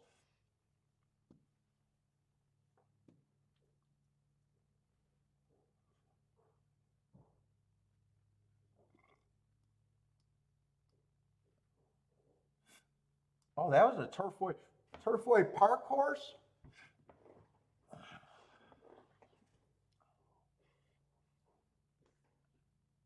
Let's get these, let's see. Don't believe, or don't be late is in the race.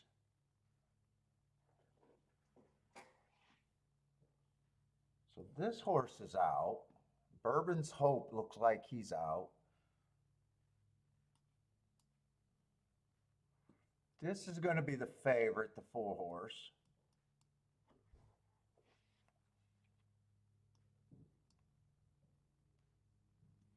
This is going to be the 5 who's out.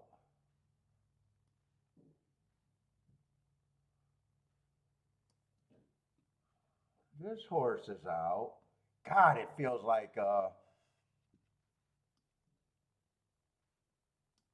this is going to make that the 6 horse. This is going to be the 2 horse.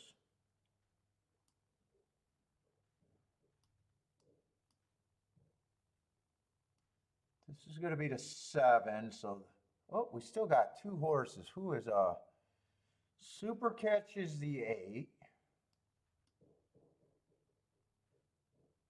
And Jump Start would have been the 1A. All right, as long as I got my numbers right.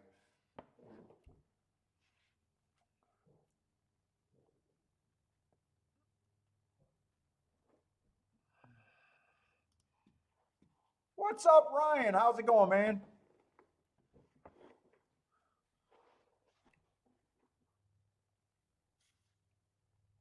Lanier, yeah, you got to watch Lanier. Lanier's been around this show for a long time.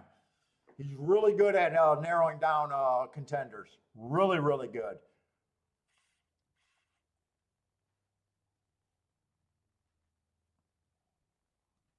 He puts out a lot of plays, and we've been watching his tickets for years, or his contenders for years. All right, I don't know how new you are.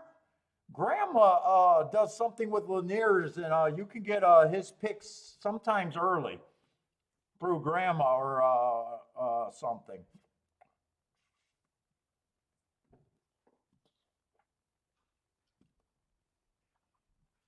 Let's see, we got 2 horses bet down to favoritism. We got a 7-5 in the 4 horse, and the 1 horse is 5-2. And then there's a pay race.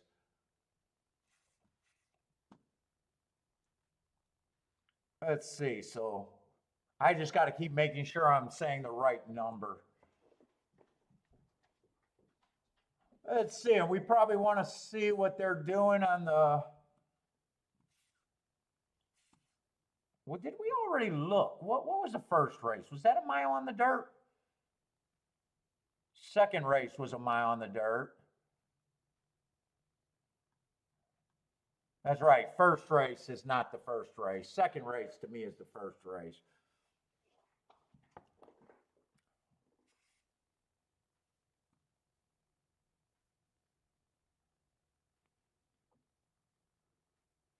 That was inside Speed and Stalkers, what I'm supposed to be looking at there. Fading 7 on out and closers, I think, for the most part.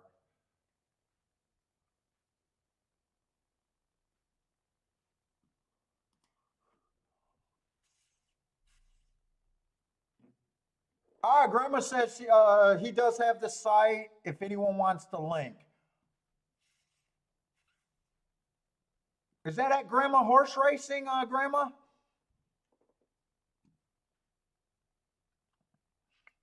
There's been many times where I've like, oh, I should just be when I'm having a bad day, it's like, man, I should just be giving Lanier's horses extra credit.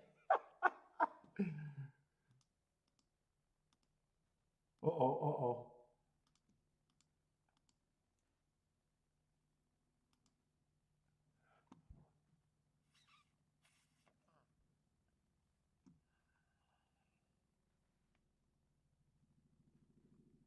Let's see. So 4's the favorite.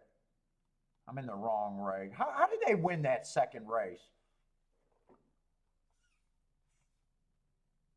Oh, that was the 7 horse. That was how did he win? He was pretty close to the pace. He might have wired or he might have stalked. I don't quite remember that race.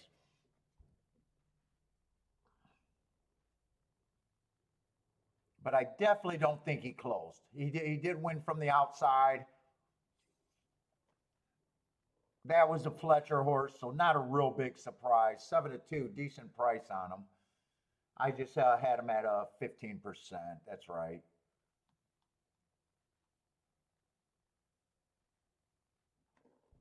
Yeah, 4-1 off the pace last race. I'm trying to figure out how the 7 horse won on the dirt race before.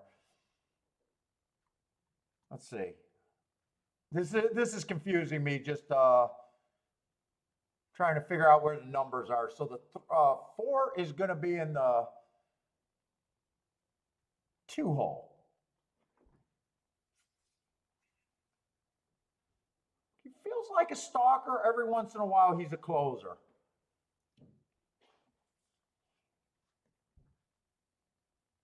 Haven't raced since May. I'm not worried about the layoff. His last 2 races probably come up pretty tough, being starter allowances, or can come up pretty tough. He won 3 races ago at 14,000 at Aqueduct. This is $10,000 claimer, so I'd say he's probably at the very least still making a bit of a class drop. Let's see, 4 races ago, I got him being a closer on a day that I did not think closers had a chance. If I'm right about the note, that's not a bad race.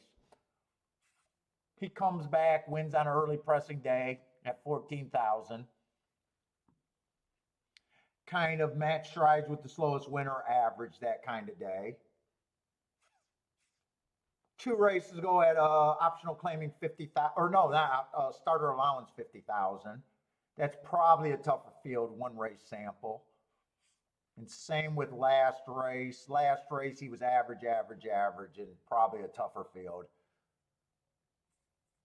We'll see if we think he should be the chalk, though.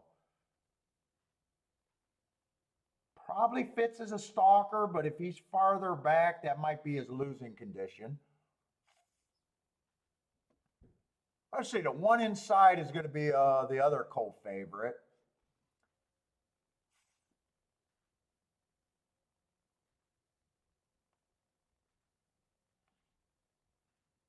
Four races ago, 1 on an early pressing day, just an average, slowest winner average kind of pace there. Went up to 50,000, wrong running style, just completely got eased.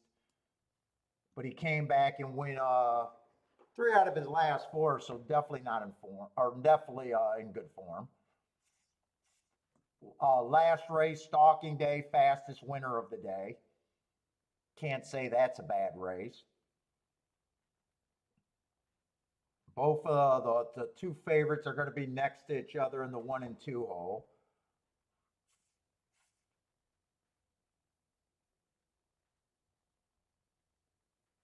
Six is making a little class drop here.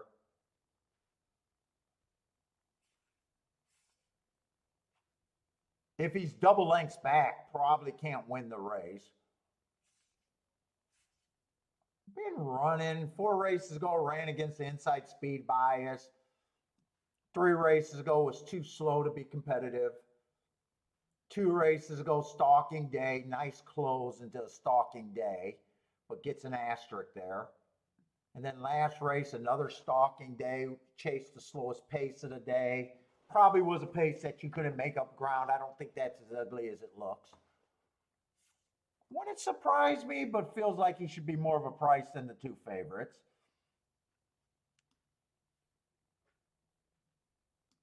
Let's see, 2 at 5 to 1. 3 races ago, went too fast to win. I like that race. Next race, stalking day, tried to go wire to wire. I like that race. Still going fast at the first call, running against the bias. And last race, he was only 1 and 2 lengths off that pace. It was the slowest pace of the day. That race is actually probably a little bit better than what it looks. Unless you think he was going to the lead, then you probably don't like that race. That race is up for interpretation. If you think he was stalking, that could have been a pace that he was at a disadvantage. 5 to 1 probably sounds right. 7's been running over his head a little bit.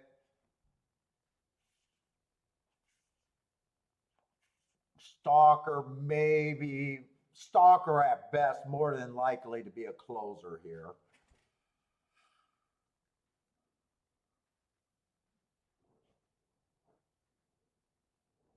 I don't think there's a throwout here.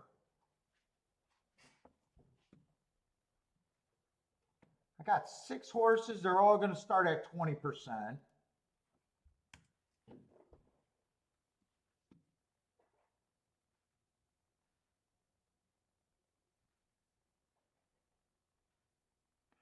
Seven's making a fairly big class drop.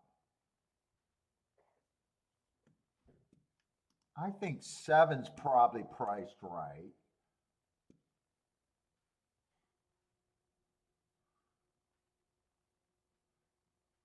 I already thought that the 2 horse is priced right.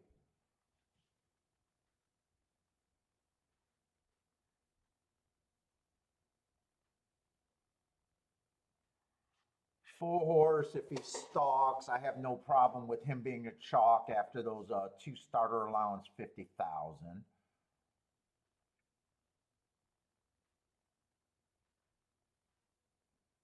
One horse feels like the biggest threat to go possibly wire to wire. I think he gets a lot of points.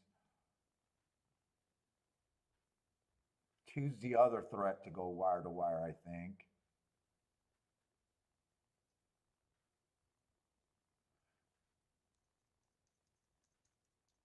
Six, I do think is overbet at 7-1.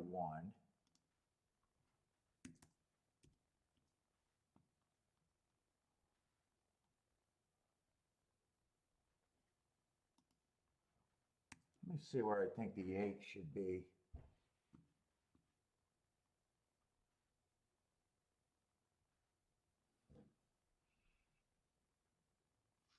Eight, I don't think should be 5-2, but I don't think he should be 5-1. I think eight's about 4-1. Oh, no, no, no.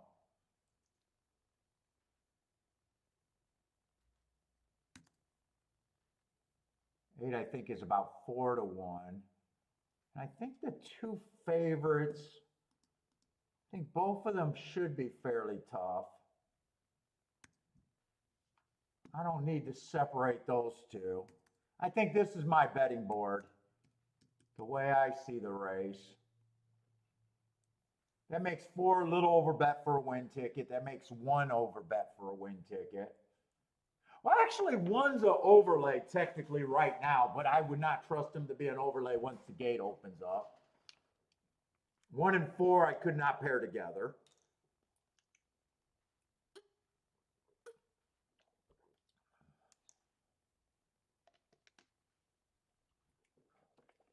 Can I do anything here? Right now I'm leaning towards, I don't really know what I could do here. Let's see, 8 would be an overlay.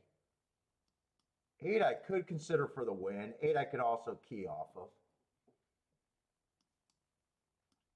Right now I'm just writing down spots that I think I can go to. I don't know if I do all of these directions. I'm just writing down the different directions I think I could go.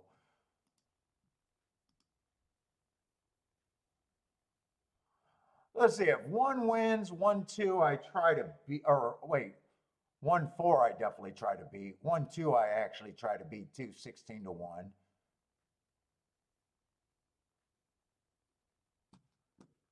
So 1 could be with the 6, 7, 8, but those are a bunch of 25-1 exactas. Could 4, 6, 4. I would not play with the 7. That's not playing enough. If I wanted to be chalky, I guess those are the directions, one or the other. I don't know if I would do both of them. That'd be a $10 base bet, and you're looking, if the favorite wins, or one of the 2 favorite wins, you're only looking at 25-1s. I probably don't like that. But if I key off the 8, I could have the 1, 4, 6, and 7 there, and even the 2. I could go that direction. I think 8's the only horse I can consider for the win, if that's the way I see it.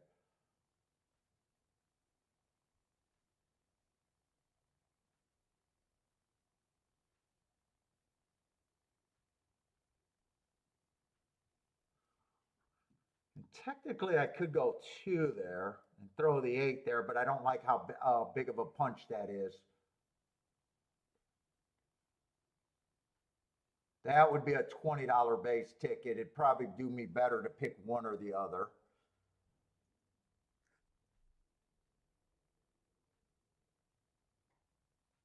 I think these tickets, if I do the exact as I just decide a way to go.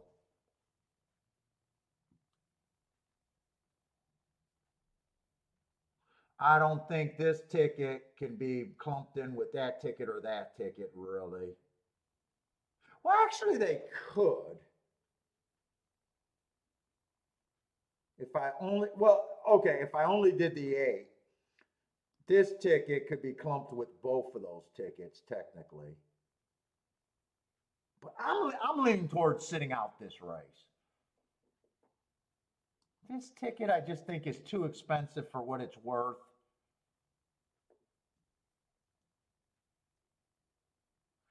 I think I sit out here, but those are the directions that I think I could get to there.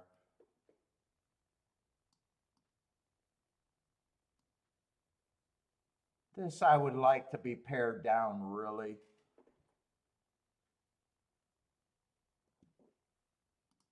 What's up, Jennifer? Waco or Wacko? What's up, Waco? Mac and Company, what's up, man?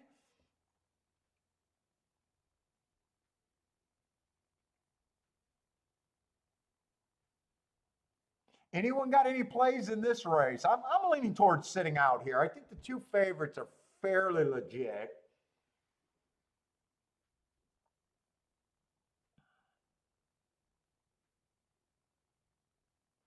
And I'm not crazy about any of the exactas here. I feel like these 2 are the most likely.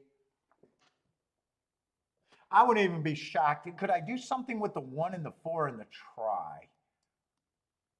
If I just said, hey, this is a weak exacta.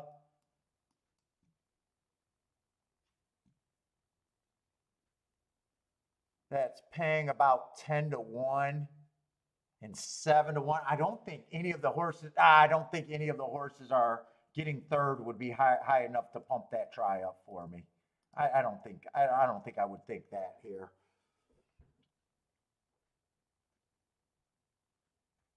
Pie Man got the 7 and 8 here, but not very confident. I like the 8 here. Now the 8 is getting less and less appealing for a win ticket. I just think they're priced too close to right. I kind of think everything's just, I'm agreeing too much with what the public's saying. Z needs a 1 time. Oh, got a big double into a 6. Good luck, Z. I even think he's priced right. Really, I got a betting line where I'm agreeing with the public. And when you do that, you should basically run.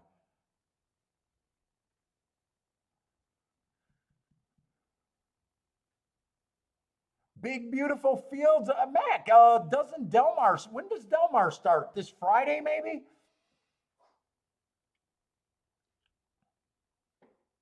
Joe likes the 8 to win. Let's see. Rock and Ray doing the 4-8-2. Z's praying for his 1 time right here. 91 to 1 in the double. Yeah, that's a useful double without a doubt. What's up, Consultant? Consultant likes the 6 too. Hoping for the front to break down.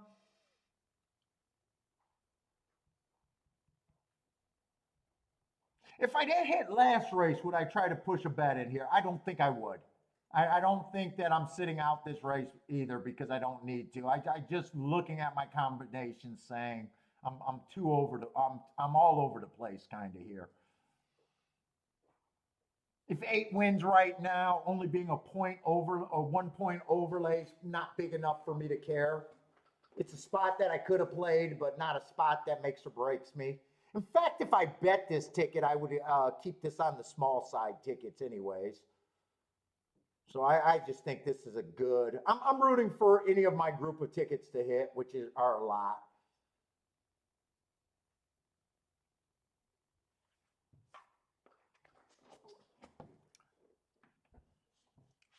There, a lot of you guys like the 6 and 8 here.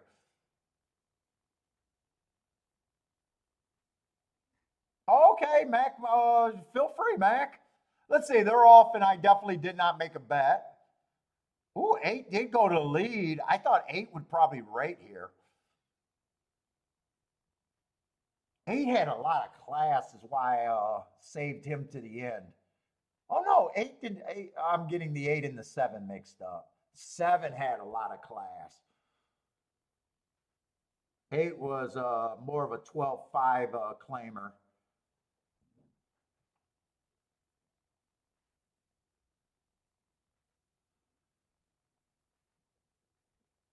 One and four is in good position.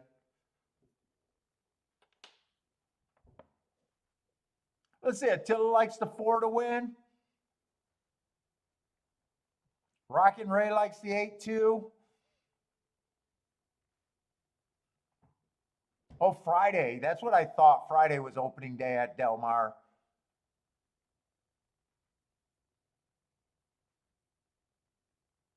This pace doesn't look fast enough for all the horses behind the one.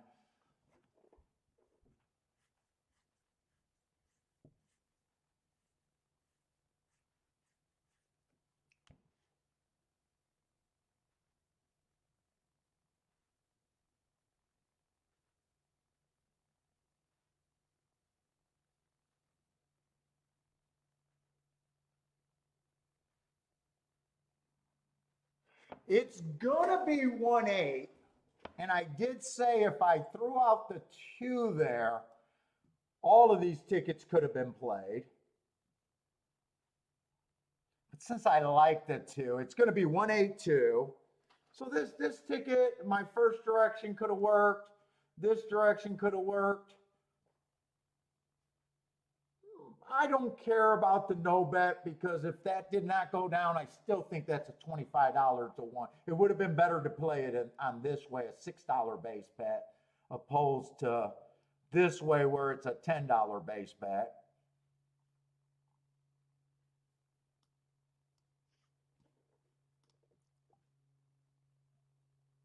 And 1-8 did go up to 33 to 1. So yeah, on a 6, even if I did both of these, that would have been a $10 base bet to get 33 to 1. Not great, but not terrible. If you would have settled on that one, it would have been way better. And then this would have been a $10 base bet too, not, if you throw out the 2. But I decided it wasn't worth the risk for me.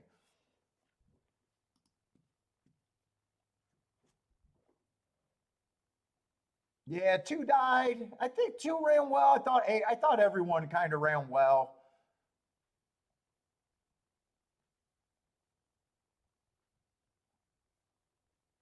I obviously don't have a real problem with that result.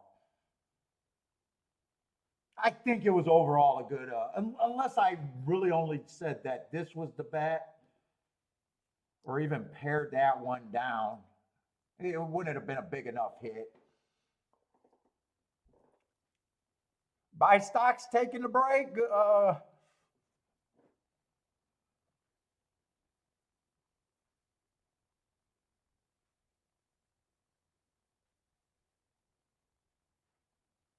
What's up, David? How's it going, man?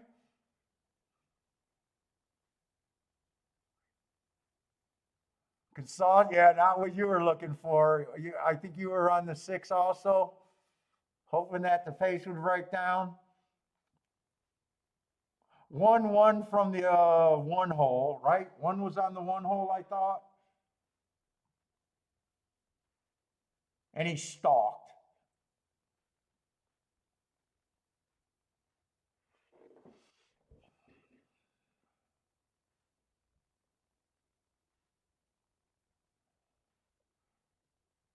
Lanier had the first and third in his group there.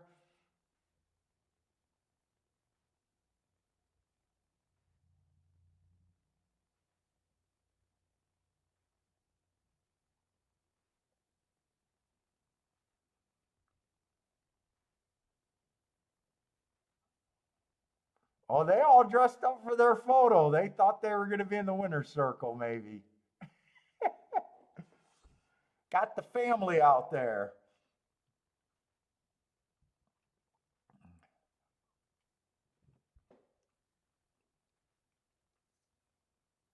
The exacta went up a little bit more.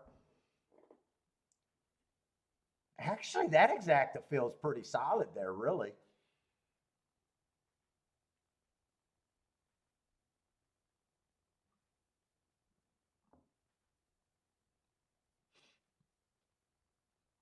Trifecta paid good. $69 for 50 cents.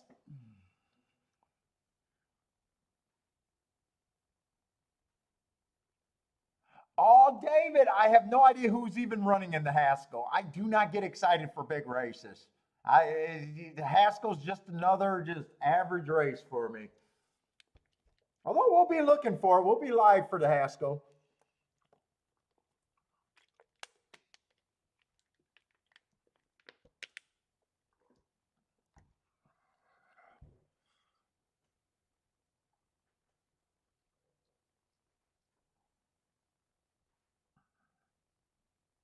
Yeah, pick three should be solid. Favorites got beat. First two races, the favorite got beat, and then co-favorite won the third. What's up, Blair? How's it going, man?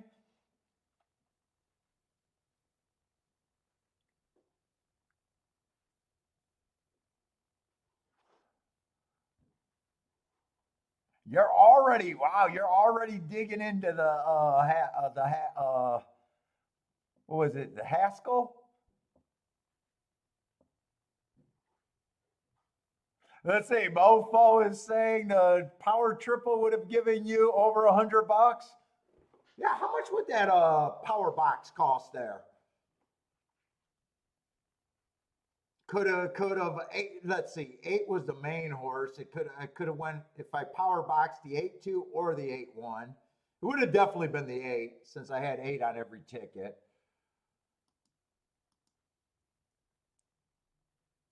8-2 would have been the big prices. Wouldn't have really mattered. Let's see if you just did it with all two horses and then four horses. It'd be $3 for each of them. Three. So for every $12, you would have got $69 back for 50-cent base bet. Ah, thanks, man. Thanks, David. Yeah, that could have been a power box one. I did not feel like playing a try there.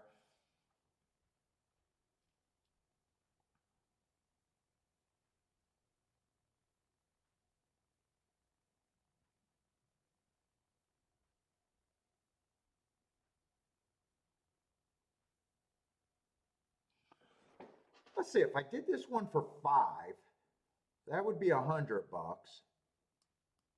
And even if I did both of these for 10, that would be 60. I'm just seeing if I feel like I really and that would have been another 40. So a $200 bet, you would have ended up with it for $15. You would have got 330 and say another 150 back. I don't think I don't think I made I don't think I regret not playing that. And I would have still had to leave the two out. I'm talking about if I left the two out there. If I would have did this bet, I could have did it for $100. Wait a minute, no. That would have been a $20 base bet. If you did it for $10, it would have been $200, but you would have only got 330 back. That wouldn't have been as good. But either of them aren't a big enough hit for that range of bet, really.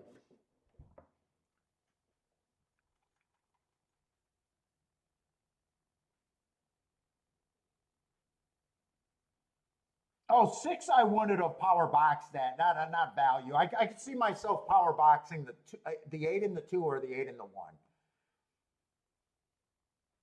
And probably I wouldn't have did an 8 and a 1. I would have probably took the two horses at our prices, guaranteeing a price. Because if it comes in, because if you did the power box with the 8-1, if 4 slips in there, that's not going to pay the $69. Where if the 8-2, one of the favorites could be there and you could accept that it might pay something. So I would have, just knowing that in myself, if I did the 8-1, I would have had to leave the 4 out and not be able to go all. Where 8-2, I could have played every horse in the power box. 8-6 wouldn't have been considered because 6 was just a horse that was over bet that I was just blind. 8 was an overlay. And 2 was priced right. I would have been more likely to go the 8 and the 2 than the 8 and the 6.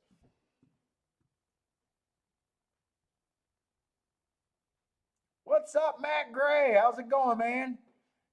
Yeah, we're over 1,000 subs. We're at 3,000. What you talking about? 1,000 subs? I'd love to get 1,000 subs in a week, though. Just not on news. My wife did not like the idea of me doing it on the news.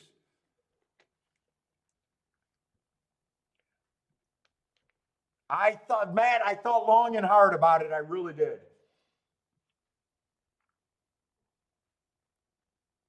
My mother-in-law didn't even like the idea of her church knowing what I do. And the neighbors, that's what she didn't like.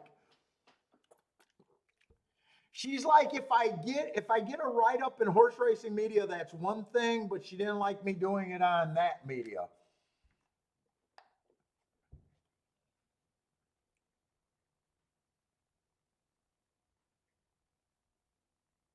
You never listen to your wife?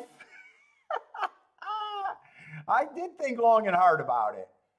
I thought it could be good, and then I thought it could be problems that I didn't need.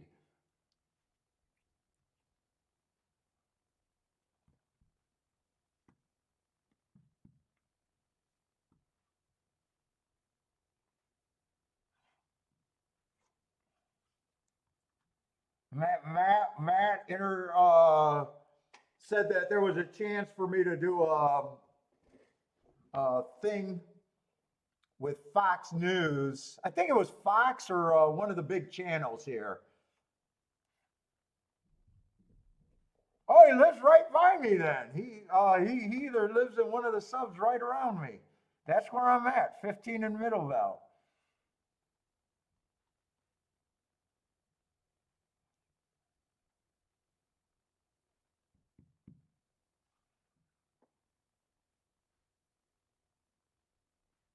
He doesn't smoke cigars though.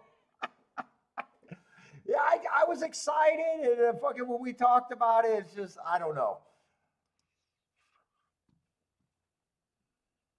And I didn't know if just being on a general channel would actually get clicks on my YouTube station. Or if it was horse racing media, I'd be like, yeah, at least I'm in the right market.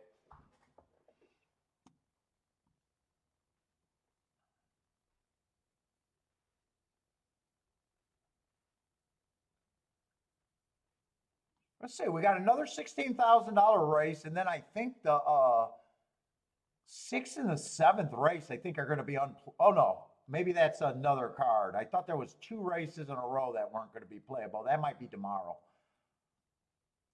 Okay, that's tomorrow. Oh, consultant, are you in Michigan too?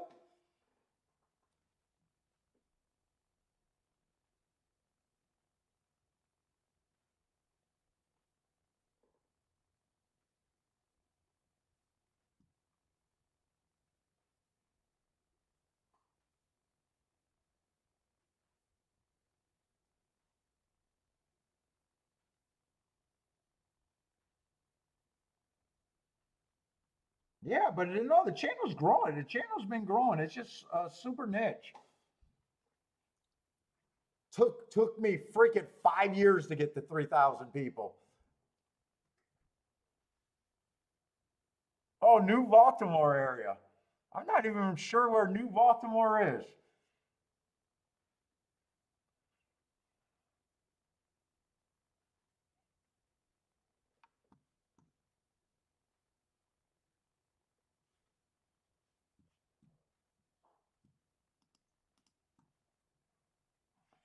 Let's see, we got a scratch in an 8-horse field over there.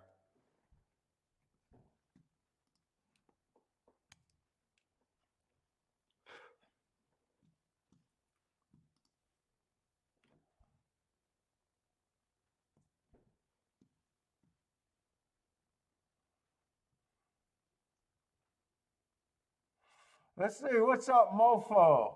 Paul, looks like the 2 in the race doesn't like to win, going to be over bet. What is that, this race? Do I got the right numbers?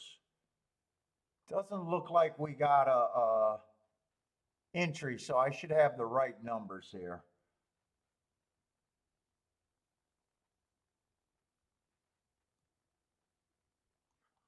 Let's see, the 8 is scratched. Oh, you're out. Oh, east side then.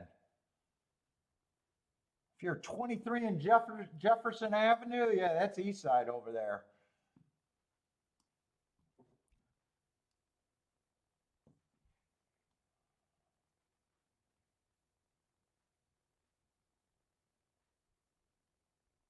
Let's see, 9's going to be the favorite.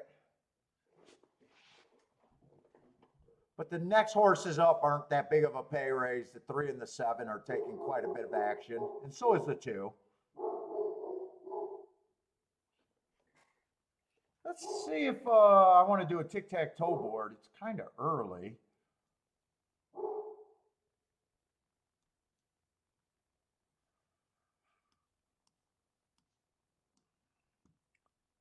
What's up, Tango? Oh, Tango's in the Lansing area?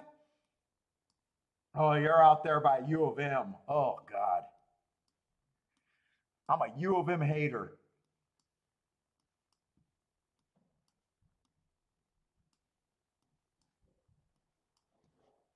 Maize and Blue. I married a Maize and Blue, for Christ's sake.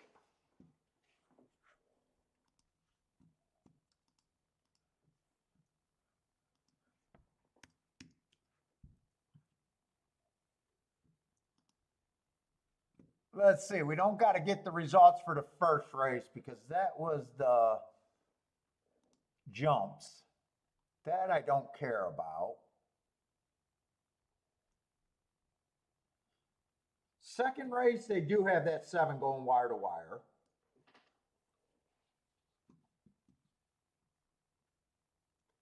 Two did get second, 3 did get third. Inside was pretty good. That was that 7-horse, the Todd Fletcher that had trouble his first race out. He could have been the best. I would love to see an inside bias right now. The 4-horse stalked on the turf, deep stalk, 4.5 lengths back.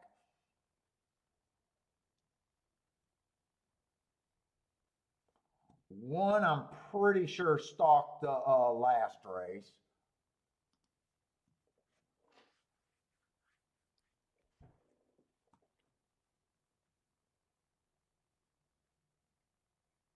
MSU, I root for Michigan State, but I hate the Big Ten. I root for Michigan State over Michigan, but I kind of hate the Big Ten.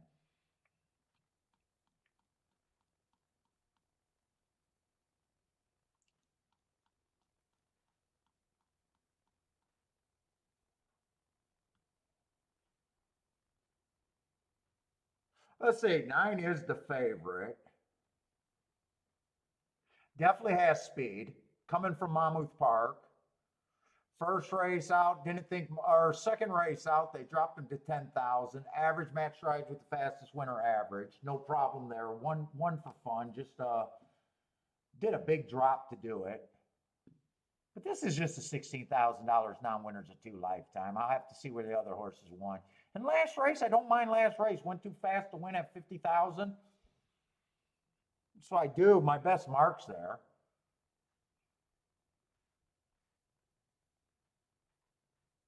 See what the other horses look like. One has speed on the inside. If the rail's good, that could help. 4 races go, average match strides with the fastest winner average. Ran second. I don't mind that race one bit. although that was at 12.5. Broke his mate in the next race, average at 25,000. 2 races ago, I like that. Starter allowance, stalking closing day, ran against the bias being average, but running against the bias is the excuse there. And then last race, don't know what to make of his last race. It was kind of bad in the first time he stepped up against 30,000.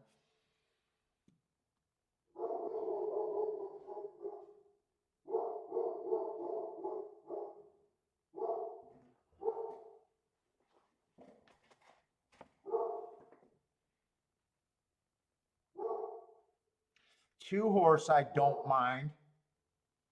4 races ago, 1 tick slower than the fastest winner, average while getting third. Don't like his race 3 back, but that was at a sprint. He might not be a sprinter. 2 races ago, I like the note on him. Bad rail, early pressing day. I like the excuse there. And last race, I got an inside day. He was on the outside. If I'm right about those last 2 excuses, those are nice races. I can definitely get to him.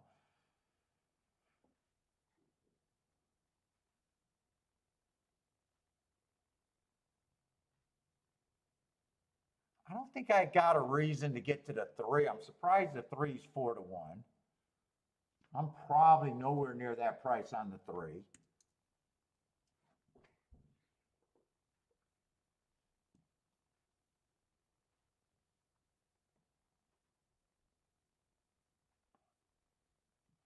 Full horse, 4 races ago, inside of the track was good, had the inside, was just average.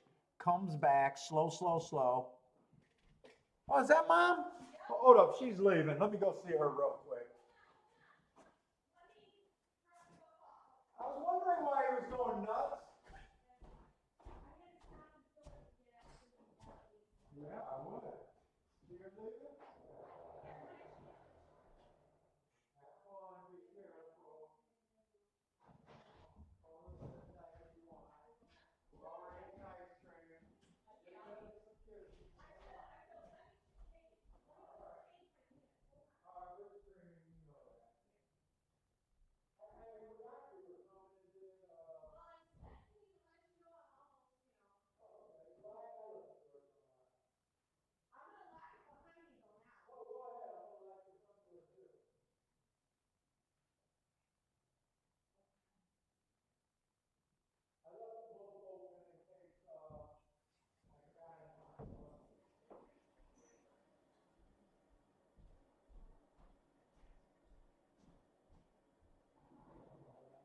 Okay.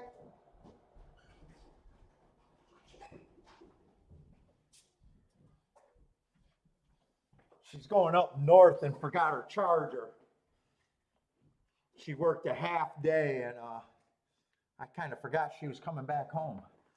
Glad I didn't have to start the orgy early. What's up, Trisha?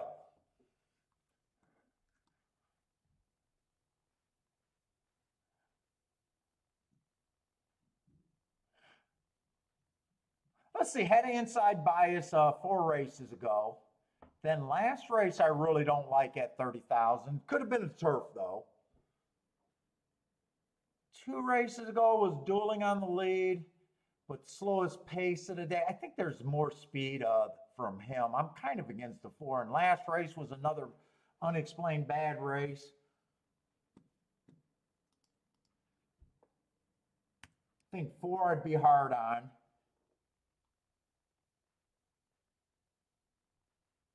There might be enough speed, but I still can't get to the 5 here.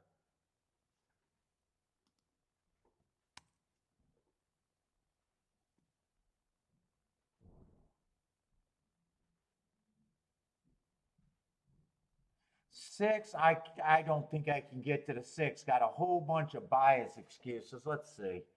So a bias excuse in all 4 races.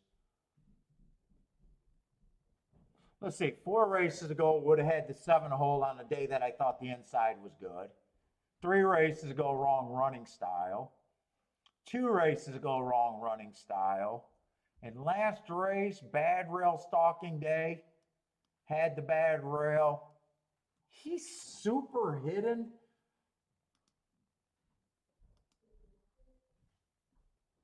But I still think he has to improve a ton. I'm going to be hard on him, but I want to give him enough points where he is an overlay that I think could be useful.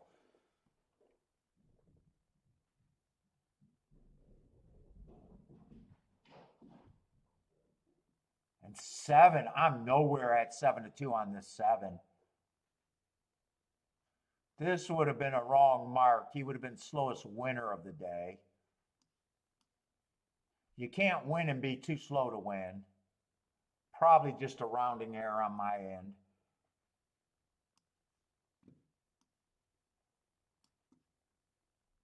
That was his best race ever, breaking his maiden.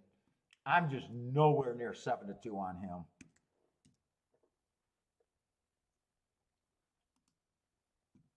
9, 1, and 2 are the horses that survive to me.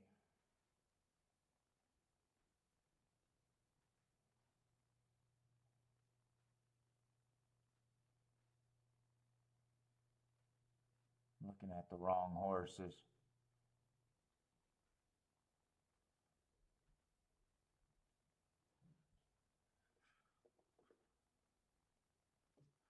I'm kind of leaning towards these two are priced right. Ugh, I do not think that the 9 is a coin flip, so I gotta adjust these. 9, I'm a little worried about the outside of the track. I think he has other speed. I think he'll have to clear over a lot of horses. I have no problem with him being the favorite, but I'm not at 50%.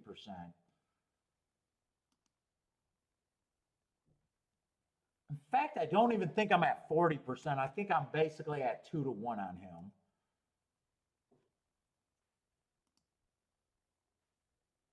So that still leaves me with 21 points. I don't think there's any other long shot that I want to adjust for. So I think I just make both of these horses 20%.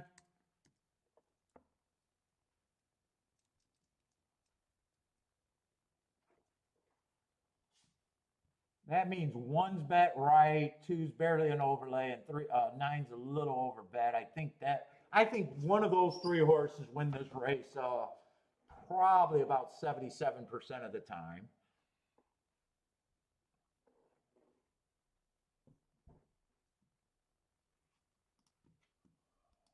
Let me see if 9 wins. What can I do with the 9? 9, I'm not interested in with the 1 and the 2 for exactas. Or the 7. So if I did anything with the 9, it'll be with the 6.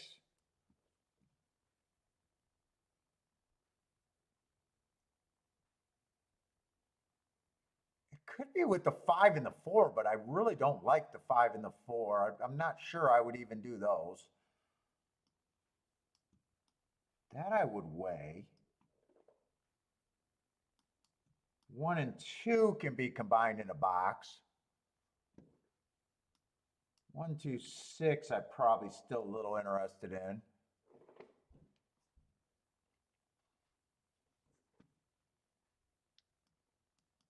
Could play tries here. 9 with the 1 and the 2 with the 6. 4 and 5 would beef up those weak exactas. I don't hate that.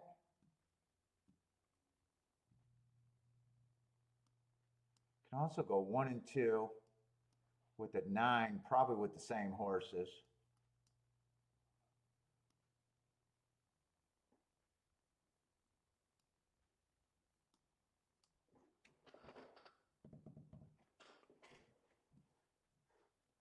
One, no win, not a big enough overlay for a win bet. 2, probably not a big enough overlay with the win bet.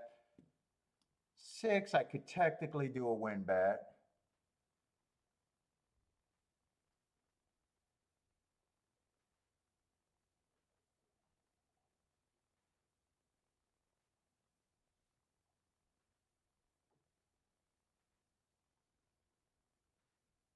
6, I'm probably reaching for.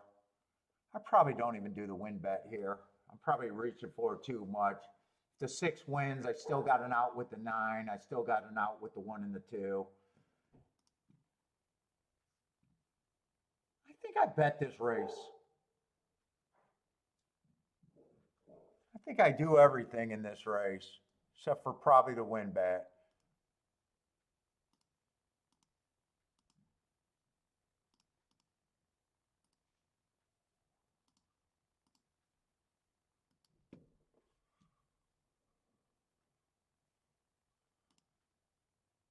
Let's see, straight, 9-6 straight.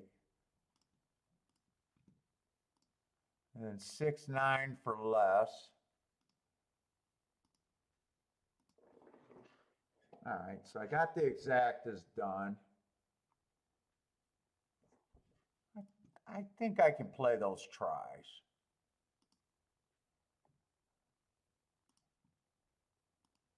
Nine with the 1, 2, 4, 5, 6, and third. Let's see, that's a $3 base bet. I think I want to do both tries, so I probably want to keep total bet under 30 bucks. So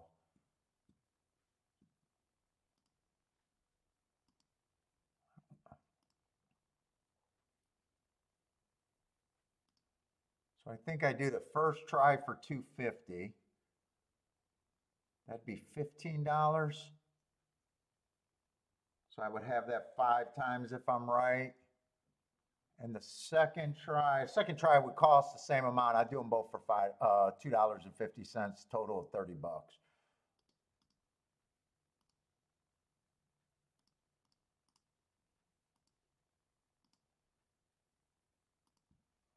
All right, we'll let it roll here. Jan likes the 3 to win. Rex, what's up, Rex? 238. Who is this 3 that I gave him a 10%?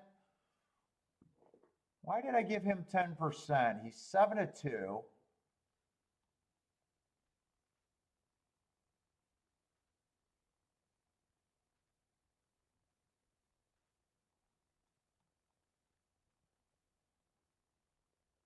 He can split the 1 and the 2. I can't play him with the 9.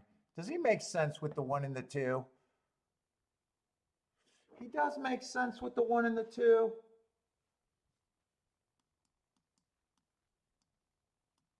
Do I want to do that?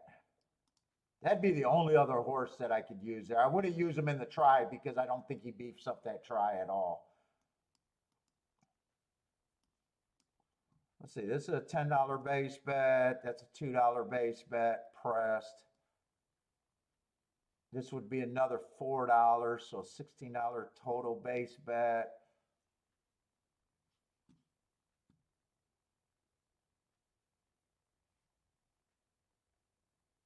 One and 2 with the 3.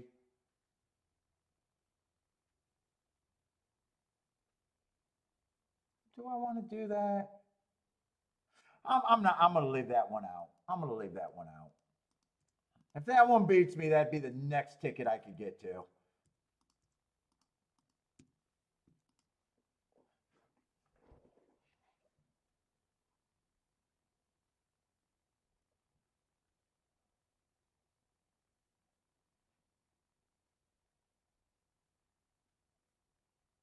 Thought 9 gets the lead here, but I'm hoping he gets pressed.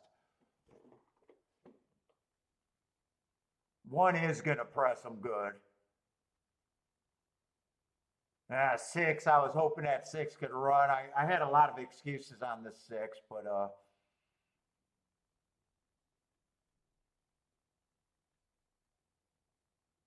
right now he's not running to any of the excuses.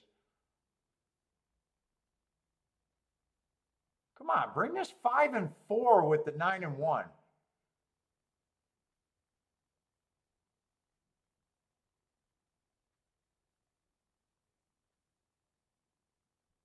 I think I got a shot to hit this try. Still got a shot to hit the exacta with the 2.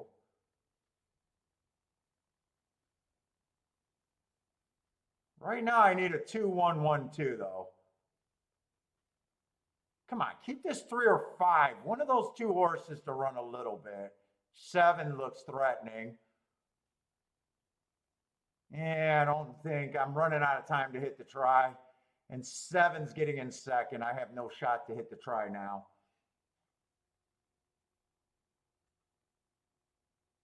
I guess good thing I didn't do the one more ticket there.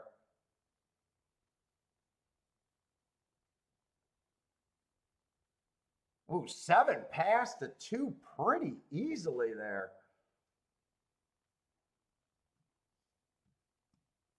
Seven, I did not like at that 4-1 price. I do know that. I thought his last race was too big of an improvement without any hidden form.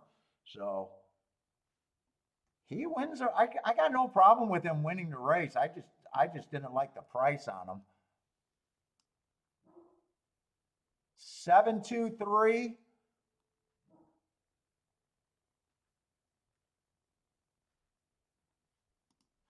Jared Bowman, Z's with the let's go. That work did not lie. Rex is booming.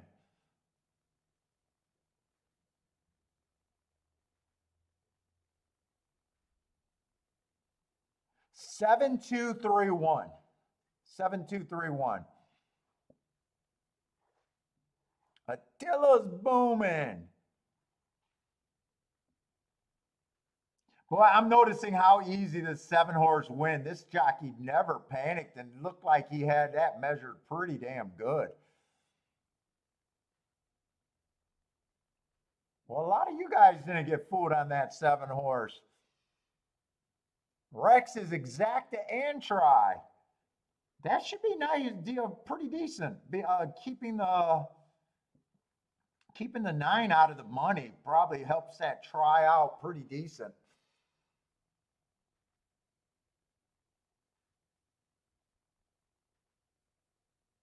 Man, he won pretty easy too. Stalked or closed, I'm not sure what. I'll have plenty of time to watch that replay. 7's definitely the winner though. Definitely came off the pace. I just want to. Oh, Jared liked that workout too on the 7.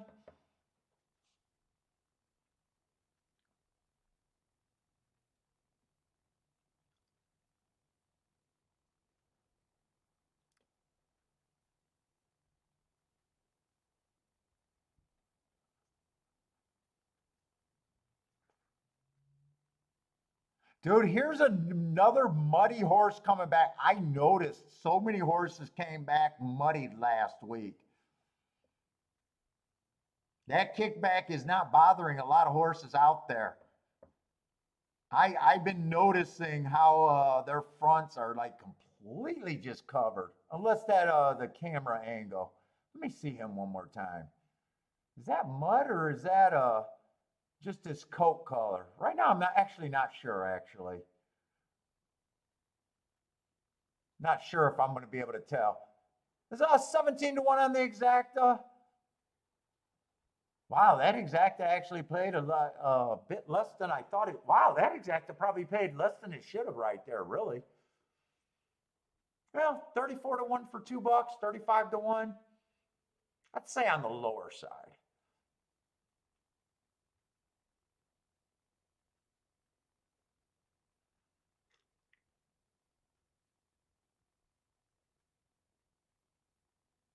I was not a big believer in that 7-horse.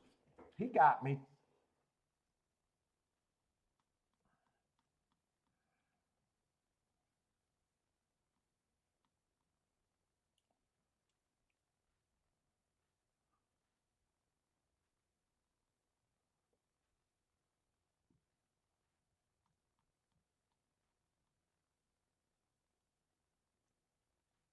I don't even have workouts on my form. I get them taken off.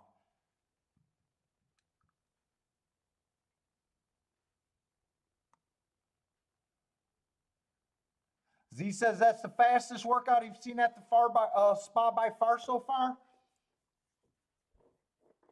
Well, nice call. Paid off. Jared's alive in the pick five.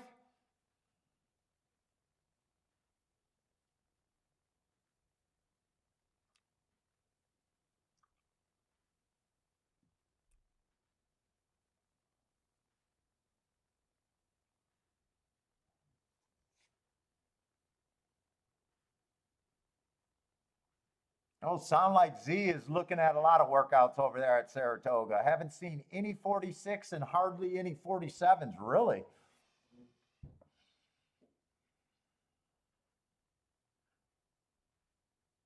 Last race was a very nice improvement speed figure wise, and I just didn't quite believe in that improvement there.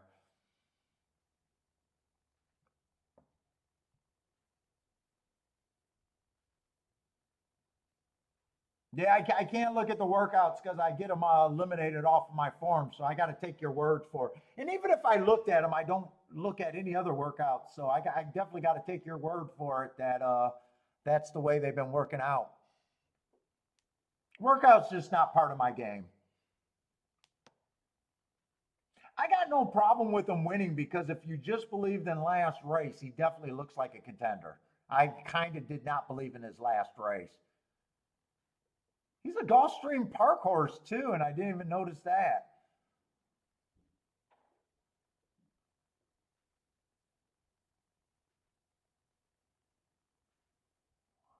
Although I'd say none of his Gulfstream races jump out to me as anything much.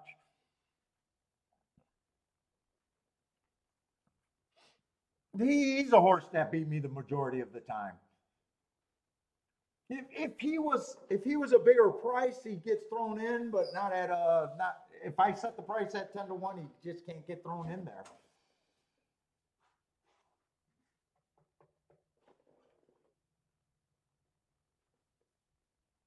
All those are the same connections that won the Belmont Stakes because I'm looking at them, being even kind of surprised that they brought them over to Belmont after seeing those Gulfstream Park races.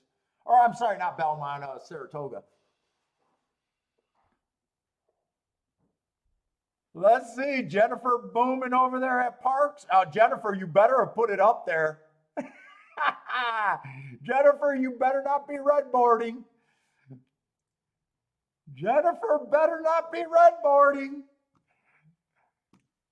Uh-oh, not Jennifer, not the redboard police. Ooh, the 4 horse at 25 to 1. Nice call. Wearing all yellow too. Let's see. Jennifer. You know I got to scroll now. You can't call out that many people without us looking.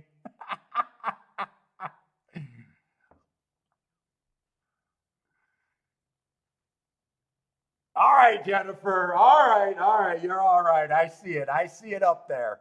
I see it up there. I see it up there, Jennifer. You're good. You're good. Hey, Jennifer, I bet I wasn't the only one that glanced back to see. They're waiting. They're waiting to catch you, Jennifer. They're waiting.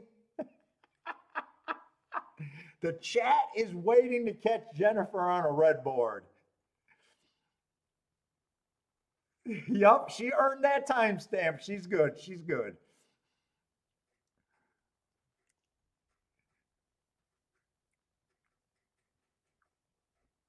Nice $50 winner at Parks. Congratulations. Good call.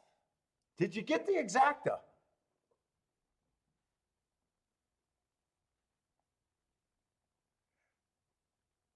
Jennifer, check your loop. Give me my money. Give me my money.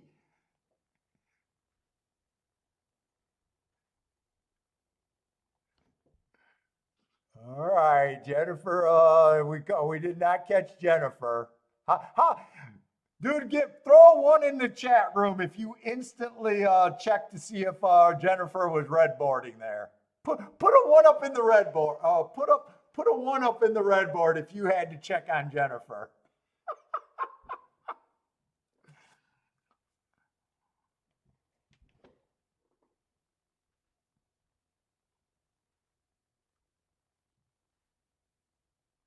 I know you guys are out there. I know you guys checked.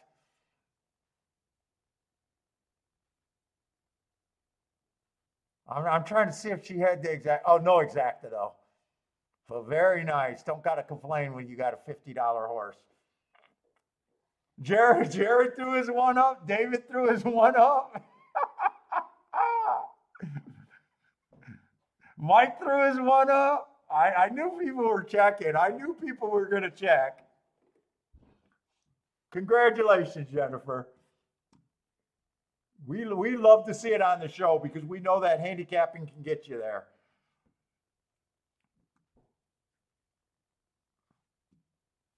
All in good fun. All in good fun with Jennifer.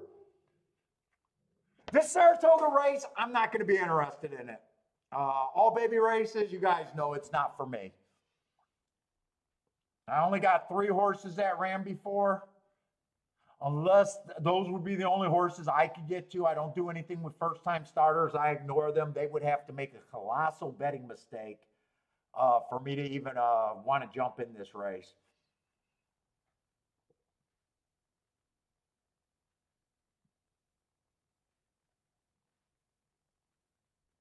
Nine does got a good, there's a note on the 9. Ran on a speed favoring track, came out 1 length off the pace, but 3 horses were in front of him. I gave him an asterisk. Wouldn't have shocked me, but 7-1, it would not be a colossal mistake betting.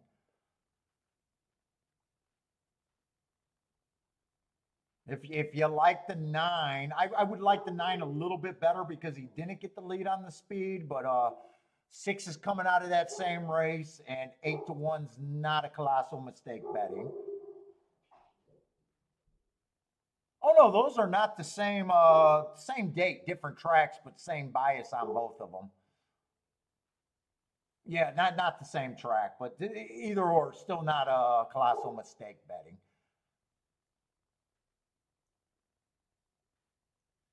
And I'd say 3 made a nice close. Don't know if he's a closer, but 5-1's not a colossal mistake to get me interested there.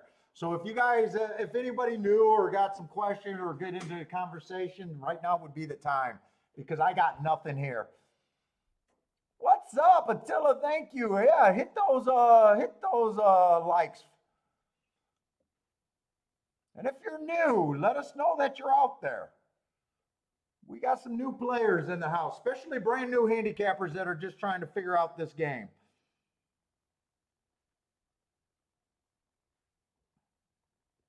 Let us know they're out there because we'll look out for you and definitely answer a lot of your questions about handicapping advice. The game is brutal for new people, so we don't mind getting brand new people to the game asking questions. Yes, David, I do like listening to Bet for the Best. At the same time, it's shocking how much everyone sounds like me. That's all I can say. Every time I listen to it, it's like, yeah, I'm listening to myself talk. Very good podcast. There's no one that's been on there that I have a real disagreement with anything that they say. Shocking how many of them do not like races with first time starters. Shocking.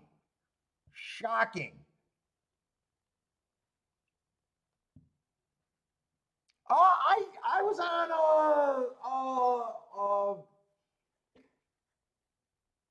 a similar, not that one, but Disco from Horse Racing Nation. I did a podcast with him. Same sort of interview. I was just basically talking about biases then. It's on a Horse Racing Nation podcast. Mr. Bias is the name.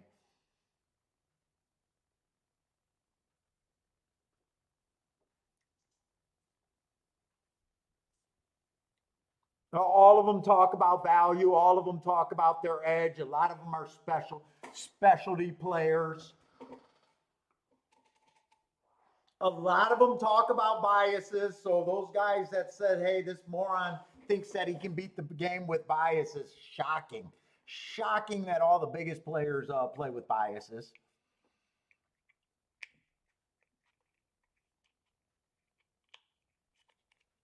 Shocking.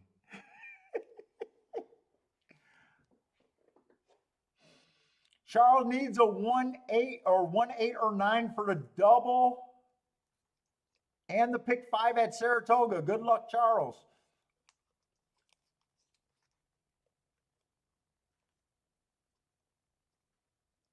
Yes, passing races. They all talk. How many of them talk about passing and respecting your bankroll?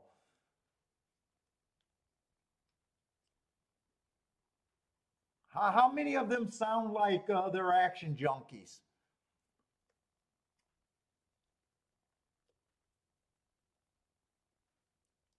How many of them sound pissed off at the game? None of them. They sound pissed off about the game, about some things that management does, but overall, sounds like they all understand what type of races they want to play and what they're trying to shoot for.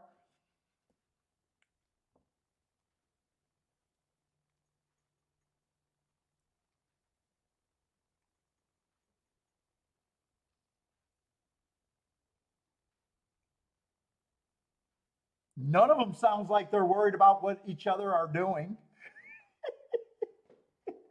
None of them come across as trying to convince you to play the same way, right? They all got a lot of shit in common.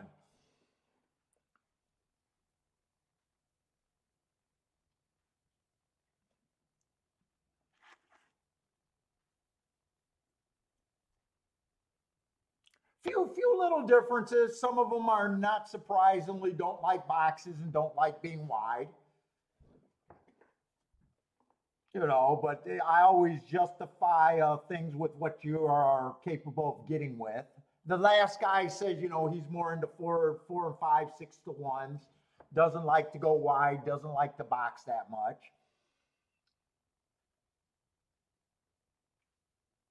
Or guys like inside the pylons, outside the box, talk about boxing as your first bet and then narrowing down from there.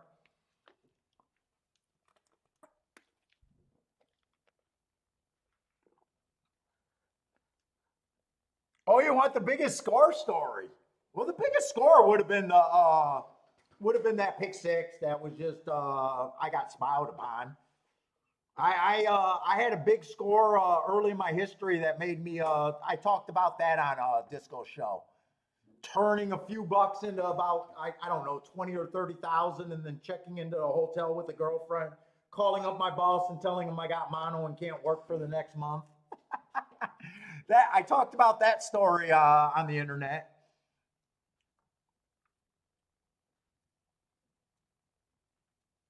The way I play don't generally lead to as big as scores as the other guys do, staying in exactas and doubles though.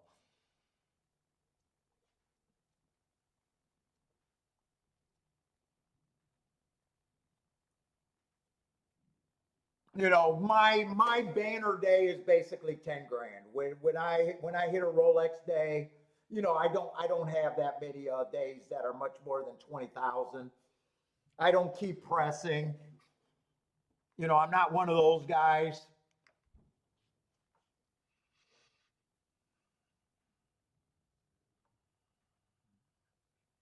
And basically, because I came up with the belief of the first year I won. The first year I won, I just had to make $70 a day back in the '93 or '94. I just needed to make more than what guys were willing to pay me to work, and no one was willing to pay me $10 an hour.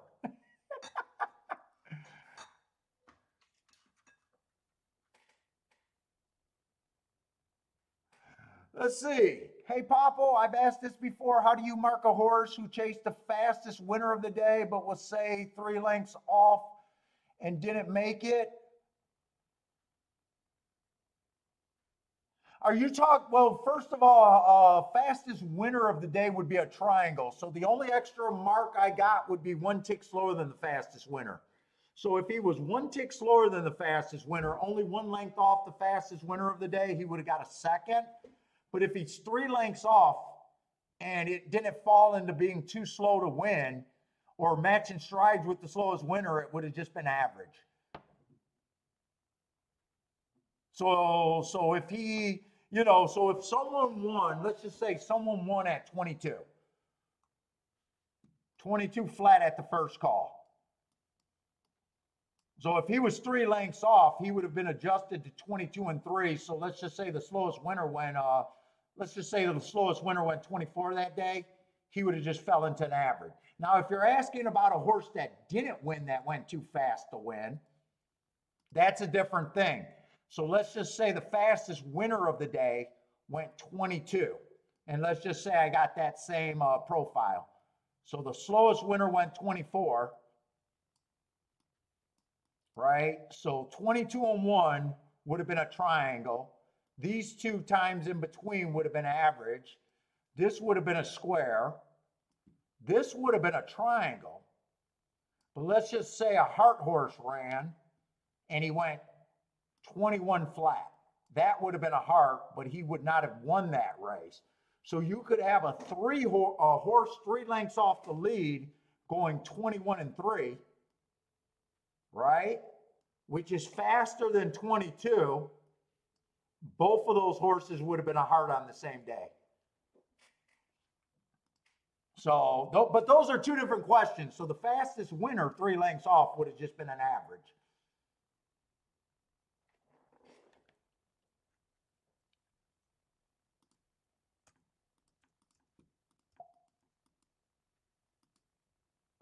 And then you got times like this too, Mac.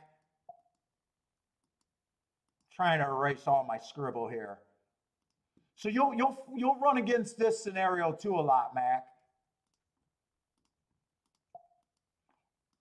Let's just say the fastest winner went 22, but the slowest winner went 22 and 3 or 22 and 3, right? There's not really that big of a stretch here. There's only 21 and 22. I may not give him a triangle. I may not give him a square. And I just call them all average because there's not really that big of a gap. I start marking marks when there's a bigger than a 4 gap. So this would have to be 22 and 4. So, these would be average. This would be slow. So you'll run into that a lot where there's not really a gap. Sometimes you'll even have the fastest winner go 22 and the slowest winner goes 22 and 2. It's not worth saying someone was the slowest winner of the day then. I just call all of those times average.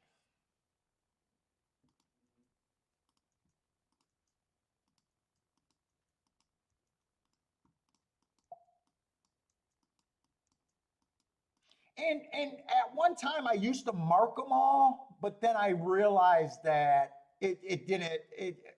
I went the route of just not doing that. I realized kind of the flaw in my thinking there. Yeah, you're trying to do the markup over there at Del Mar. Yeah, it's absolutely, it's a ton of work.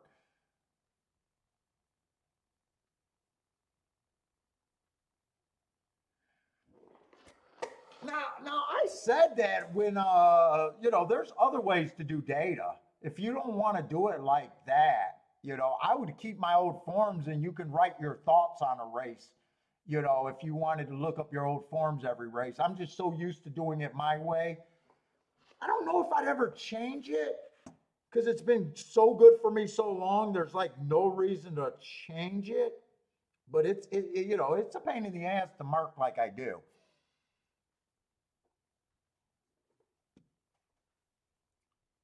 Well, you do a lot of work and get a lot of things just for very small edges in gambling, and that's really how it should be.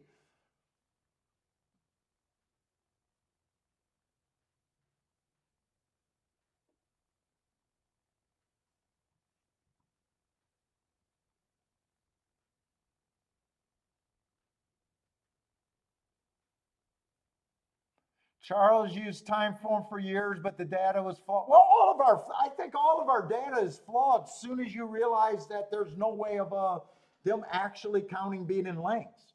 No one ever gave me that answer as if they ever got that to be exact. As far as I know, the chart callers just give an estimate with their eyes. So as soon as you start adjusting times for beat and lengths, you just got to understand that it's flawed from the start. Now, I still think taking that flawed information is better than nothing, but I do know that it's flawed. The farther a horse is back, the more mistakes. Was that really 10 lengths back off the lead on this horse right here? Or was it 9 lengths, or was it 11? It could be a big difference on what you think of the horse. Was it 15 lengths and the chart caller was super bad? But Charles likes Brisnet. Yeah, I actually never tried, like I said, once you started getting to be a certain level, I just haven't tried all the new shit that's out there. I have no idea if time form is any good.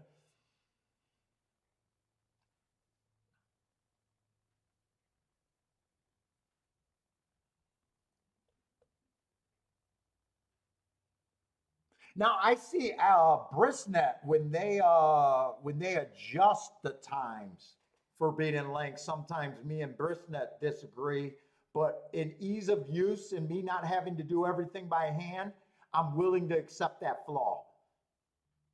But every once in a while, I'll catch that and I'll be like, wait a minute, that should not be a 46-4. I think that's a 46-2. But I got to go with ease of use too. I can't. When I used to do everything by hand, it used to take me 2 hours to do a form. So just me letting them do it, it saves an hour. And to me, that hour saved is more important than me getting it exactly where I want it to be. What's up, Bodrig? Or Bodrick? Bodrig? What's up, Bodrig? Oh, you like Equine Edge? We talked about Equine Edge. I've never tried to use it, so I keep my mouth shut.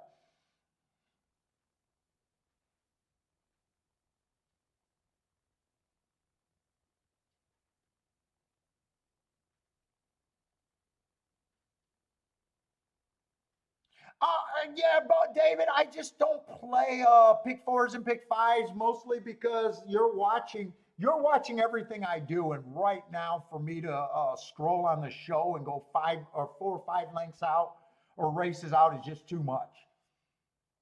Although I would play my tickets way different than Caveman, which I used to. Back in the day, I used to have like $30 or $60 in a pick four sequence, and they were a Caveman ticket. I would never play a single ticket anymore. And I right now, if I went to play pick fours, I would be really careful about what I could link together, and I'd be king off of my singles would be my fat. I know a lot of players look for singles that are their safest bet. My singles would always be the fat, where if I'm right, I don't have to worry about the payout. So many guys take a 2-1 and 3-1 and then they try to all it. First of all, they should not be paying for the ABCD in those situations. But if I were to do it now, I'd have multiple tickets and I'd be starting with the fat. Meaning if I'm king off of 2 10-1s, then I can go all. Because the rule is if I'm right on the 2 10-1s, I know the ticket's going to pay. Where the other way they're saying, hey, if I get my 2-1 home, I'm hoping for fat. At least my way, I know that I got the fat. Meaning, hey, if my 10-1 win and my 10-1 win, the ticket would still play good with A and A.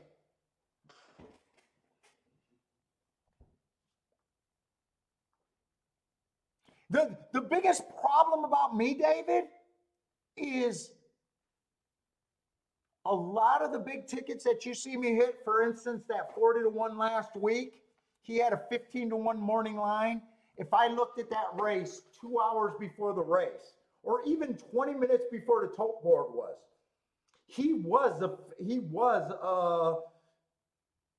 I had him at 10-1 or something. There's no way I'm excited and I make that play. You know what I'm saying? A lot of long shots that I hit, there's no way that I know that I like them before I hit them.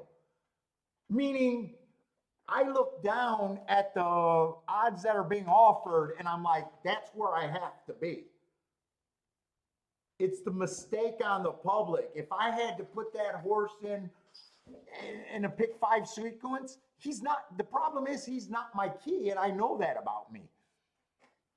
Because at 20-1, I probably don't even think that he's the mandatory play.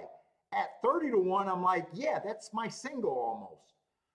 You get what I'm saying? And when guys handicap before races without seeing the betting board, they are losing your biggest power of being a bettor. Your biggest power of being a bettor is betting when the public is completely wrong. He might be your fourth, fifth choice, but at 40-1, he becomes your all. That's why I'm in the race. If he's at 15-1, I'm not even pulling the trigger on that horse. At 45-1, I'm balls deep in him. And that's what so many new players just don't understand.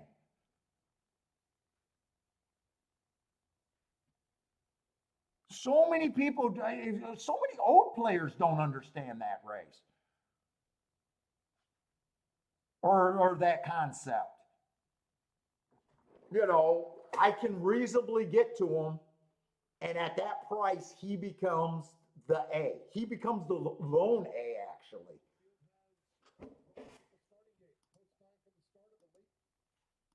The guy that does Trust the Profits hit the same exacta that I hit in that race.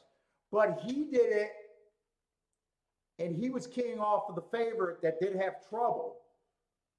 He made a weaker call than I did, saying that was the horse that had to run for me.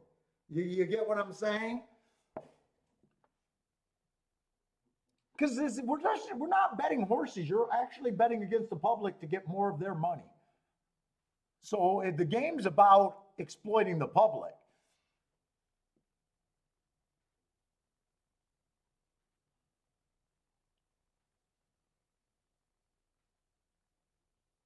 Yeah, handicapping is not as simple as any computer program, and that's just where I get crazy about Scotty coming on and just touting his product. It's his product though, but some of the videos he make afterwards is just funny to me.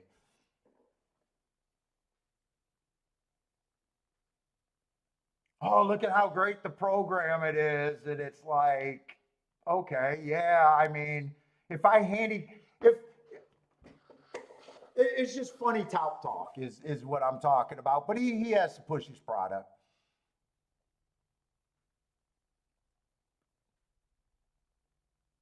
For Christ's sake, if your product handicaps every track on the thing, it's almost like, well, you should be coming up with horses. If you're handicapping every track around the country, it's like, Jesus Christ, everybody lands on winners. My wife can blindly give you 4 horses, and I'll be able to she'll have winners throughout the day. That's not even a question.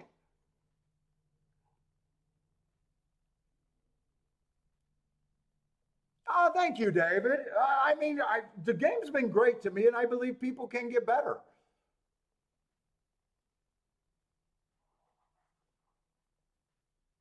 Right here, I think this is all the horses that ran before. I know the 9 definitely ran before. Oh, no, it was 3 that ran before, not the 2. I think the 2 won that race. First time starter. I just know that this race was a race that's not for me. I like the bias excuse on the 9, but for me to take 7-2 in a field of nothing but danger, is that value? Is kind of how I think about that. Let's see though, but I think Charles gets through here with. Oh, wait a minute. I know he had the 9 and the 8. Does Charles get through here? I'm sorry if that's right. The 2 horse won. 9 only got second.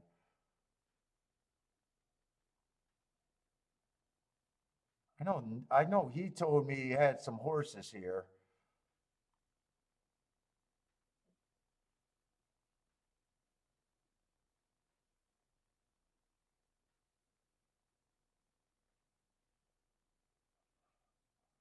Ah, fuck, I don't know. I'll see it if he booms.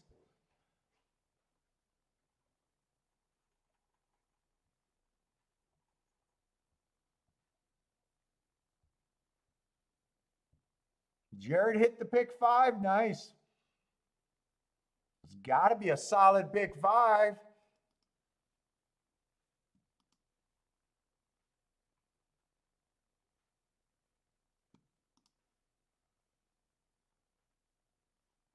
Oh, at Belterra, I was ready to say, fuck, you can tell the wife to let you out the house now.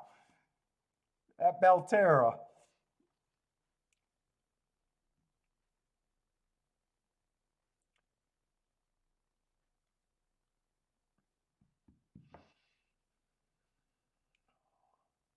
Lloyd says thanks. Was Lloyd all over that too?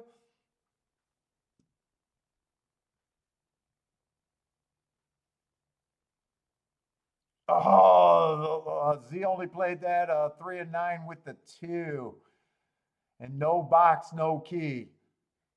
Oh, and he had the 3 and 9 on top with the two. Whoop! I'm gonna lose my ring again.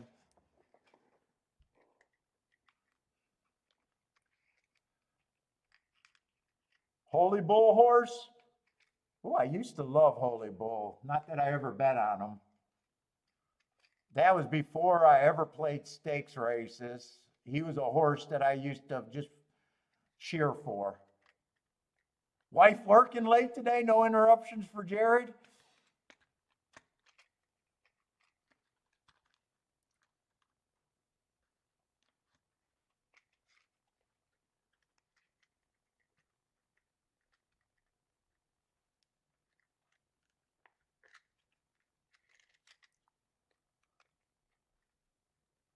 Jennifer's red board pick five. Alert.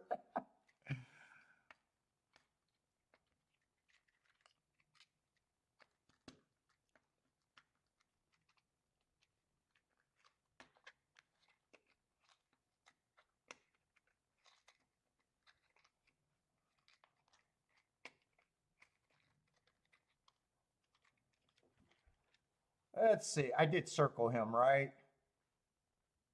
Queen's Martini would have been on the inside. I am kind of hoping that the inside's good there. Although we did see a couple seven horses win on the dirt. Dude, I've been saying all meet that it feels like speed's been getting passed at Saratoga. I mean, we're only 5 days in though. Two definitely came off the pace. I'm just not sure where.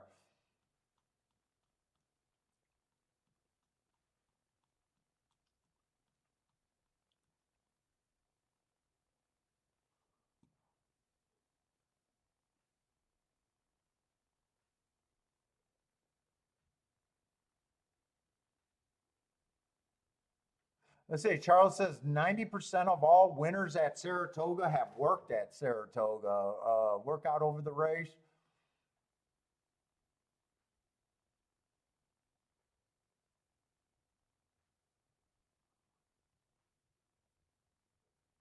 Let's see. He says that Equine Edge uses imaginary numbers for first time starters. That is totally wrong. Although, in a par mutual game, if you believed in it,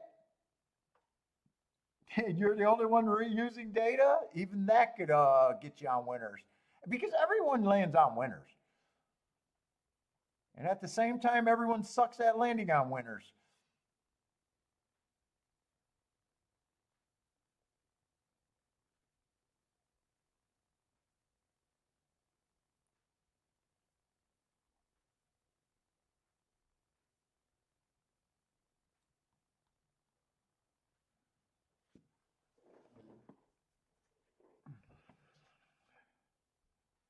Jennifer said Razor booted all the red borders. Is that true?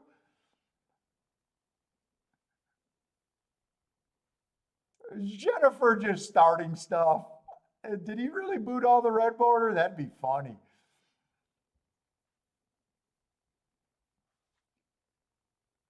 I like when L says that, yeah, all of these guys that come into his show that gives them the picks after the race. It's amazing that they all have 100% or win accuracy.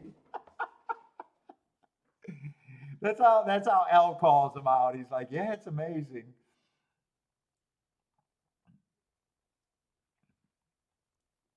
I don't let it bother me. I don't care. I can't police. I can't police it. I won't have a show.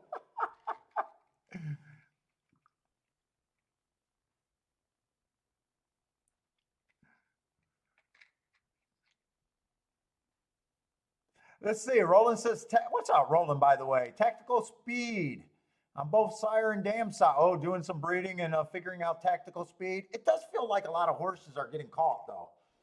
And I remember opening week, I just kept saying, look at how tired these horses look coming down the stretch at Saratoga.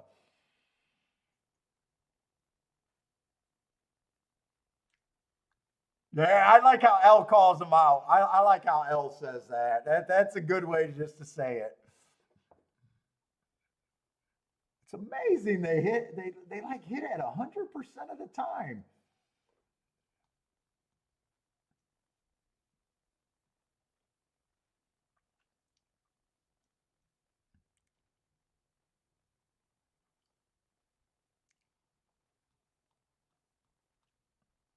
Go watch the replay. I don't got much to talk about here unless people got more stuff to talk about.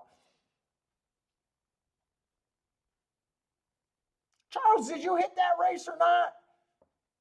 Oh, dang, so close with the 9 at Saratoga. Okay, I see it.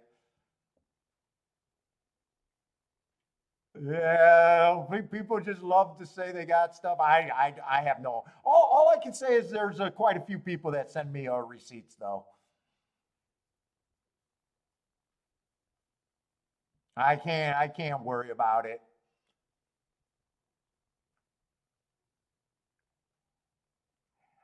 Irene, is that how I say that name? Hi, Irene. I've seen you on L's show, by the way.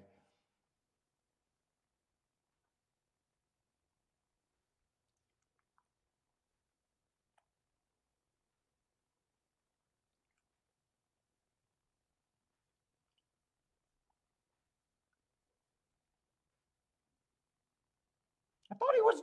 Isn't he? Isn't L doing a show today? I think I seen a short saying he was doing a show today.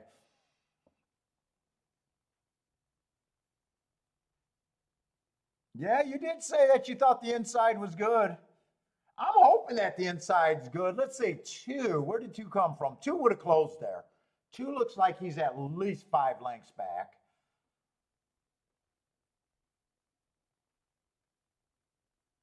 I feel pretty confident saying that he did close.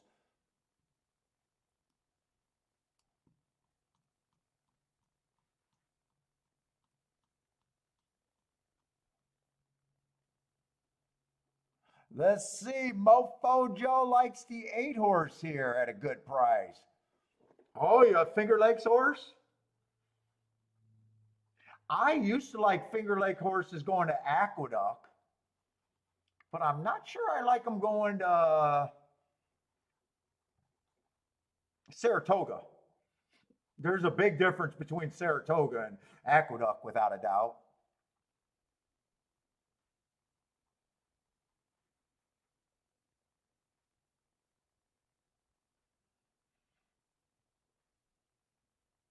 Oh, he was going up to Saratoga.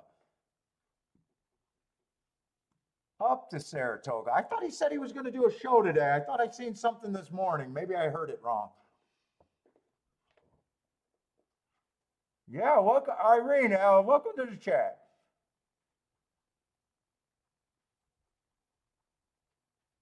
You should see a lot of the same names in this chat as with L.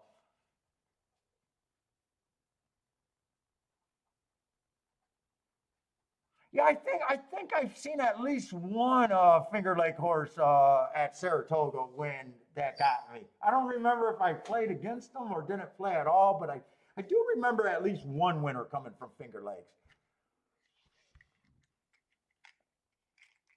Still not a move that I probably like, but I definitely don't talk you off of horses. I'm not here for that.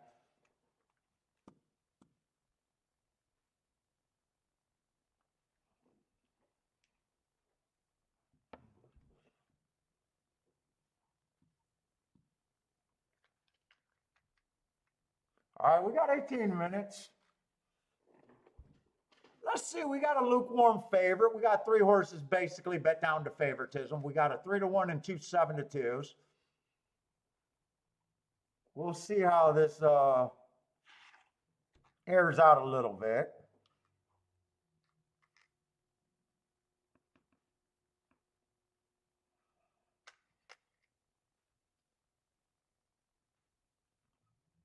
Let's see what the rest of the races look like real quick.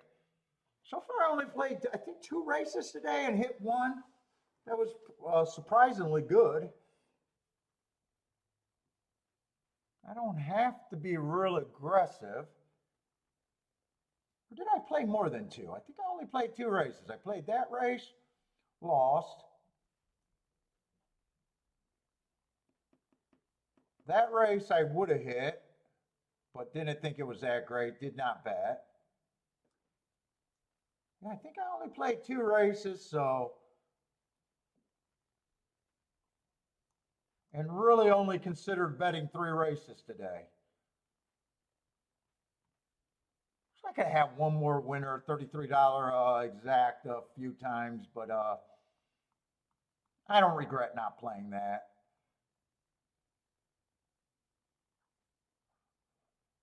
Yeah, Lloyd doesn't have a history of red boarding. I'll back Lloyd on that one.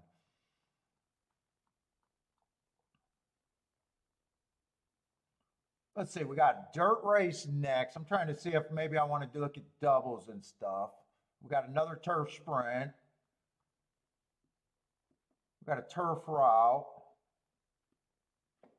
Still got quite a few races to go.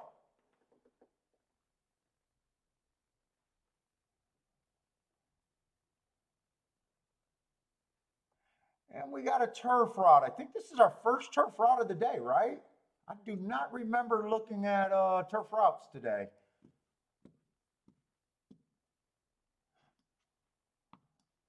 Let's see, for the meet, we've only had 7 of them, and speed has not been good. 14% going wire to wire. That's 1 race out of 7. Stalker's been dominant, 1 to 4 lengths off the lead, and closers have not won anything. Traditionally, I think on the turf, at least last year, I was looking at nothing but stalking closers anti-speed. So far, it's just been middle of the track and outside, but only 7 races. So let's just see how that pairs up with last year. Last year, 20% of the winner went wire to wire. That is not a speed favoring track. Last year. So that does pair up with this year so far. There was 121 races last year. 37% of the winners came from 1 to 4 lengths off the lead, and 43% came from 5 lengths out or farther. That was definitely a stalking closing track last year, and I hope it is this year. Inside won 32% of the track races, middle of the track won 50%, and outside won 18%. But I'm definitely probably hoping that it's stalkers and closers today. That's probably how I'll be aiming my betting line.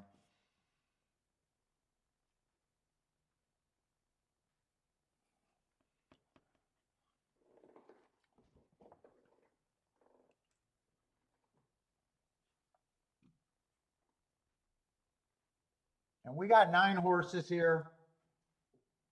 So I got to be harder on horses. They all start at 13% on my betting line here.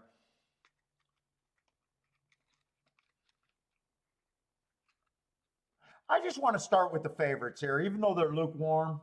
I just want to see what I'm trying to beat. Let's see, we got a mile on the turf. I'm hoping for a stalking closing day, optional claiming 45,000.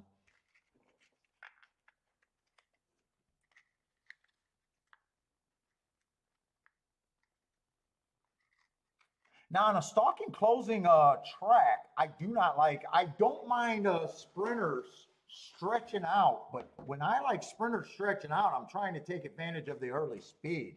So on a stalking closing track, I am leery about a sprint to route. So I noticed that 4 is stretching out, making a bit of a class drop. At the best, I'd say a lukewarm favorite. Let's say 4 races ago, I got him on a bad rail. I like the excuse there. 2 races ago, I do like that race. 1 tick slower than the fastest winner or average slow. 2 races ago, I got a speed favoring track. He was a stalker. I like the excuse there. Plus, it looks like one of the slower paces of the day.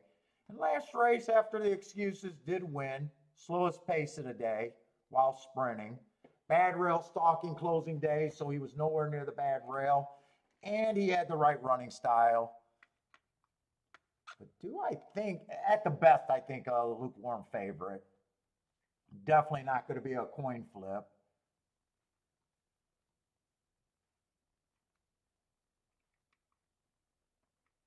Six feels like a stalker, possibly a closer, but I'm going to look at him as a stalker. 4 races ago, I love that race. Going too fast to win while coming off the pace.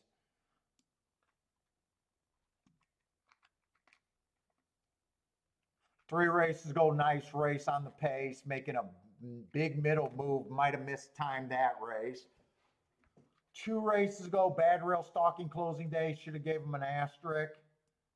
And last race would have chased the slowest pace of the day. I probably feel more comfortable with him being the favorite right now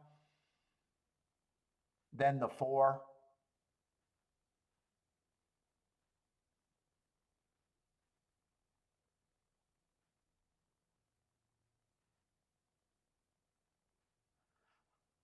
Seven horse is the other horse at 3-1. Might be on the lead. Tricky horse. I wouldn't be shocked if he goes to the lead. I probably like him less. Dropping in class. Slowest winner of the day last race. 2 races ago, winner while being fast on the pace. 3 races ago was his coming out party and ran against the. I like his progression at the very least. I understand what he is. Have no problem with him taking money. I'm probably going to build my betting line though that I think speed's at a disadvantage and he's probably going to be on the lead. Meaning I'm probably not going to like him at 3-1.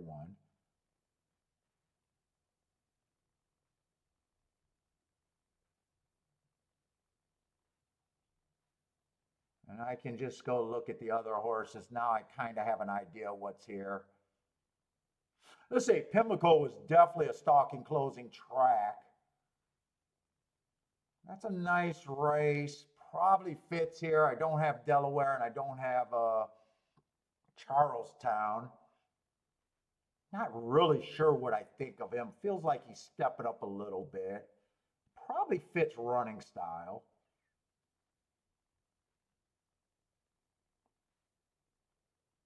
Two's a sprinter stretching out,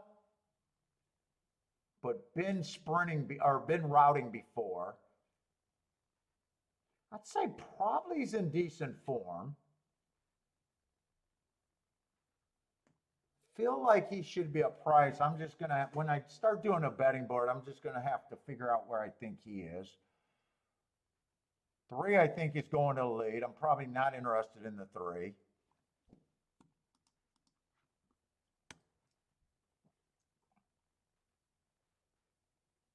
4, I kind of got my head somewhere around where I think the 4 should be.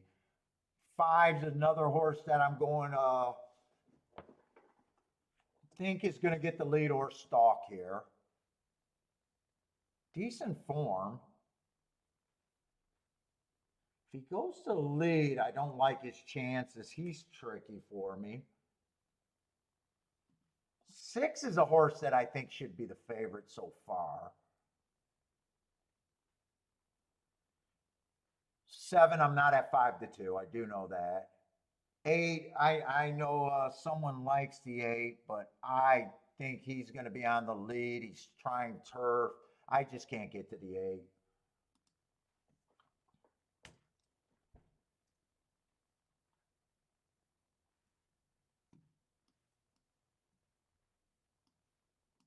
I just can't get there. And part of the reason I can't get to some of these horses is I'm just going to assume that the track's backing up. If I'm wrong about that, I'm probably won't be right in this race. 9, I like that stakes race. Stalking closing day going too fast to win. I do like that race. 2 races ago was a nice stalking day. Got beat by a horse in this race. I think 9's a player for me.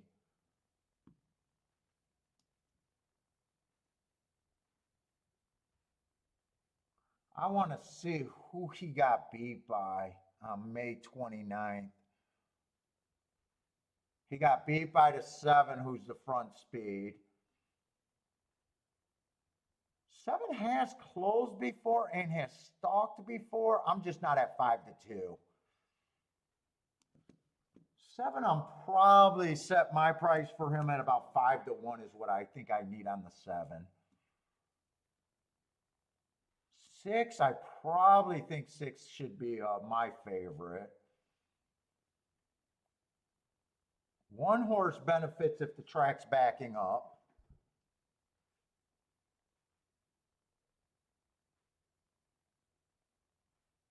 If two's not on the lead, I think 2 might have some upside, even though he ran 4 sprints in a row. I like his route races enough to not eliminate him completely.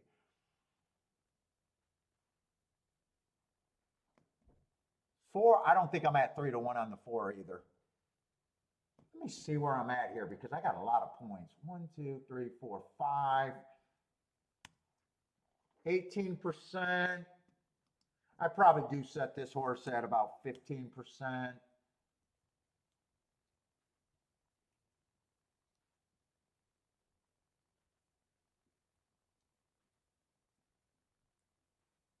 I'm probably actually at 15% on him. I think I'm going to have a weak opinion, which is fine as a bettor. I think these 2 horses are the horses that I'm mostly interested in. So I got my top 2 choices, the 6 and the 9 at 24%. I need better than 3-1. I'm going to get it on both of them probably. And then I got a bunch of horses at 15%. And then some complete horses that I can't get. I'm not interested in. I think I can still work with that even though I don't have a super strong opinion here. 6 and 9 might be interested in a win bet. Well, actually, wait a minute. Win bets, there's a lot of horses I'm interested in a win bet now that I'm looking at it. My contenders are kind of 1, 2, 4, 6, I guess 7 and 9.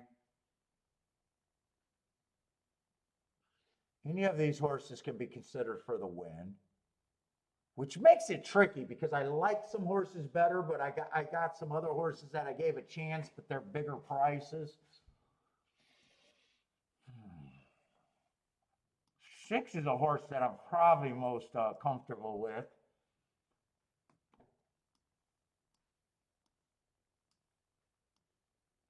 I would check these exactas before I do that.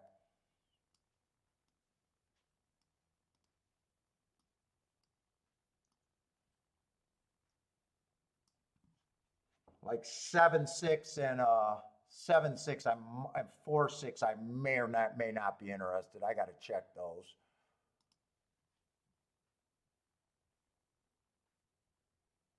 Let me just make sure I'm in the right race while I was scrolling around. I am in the right race.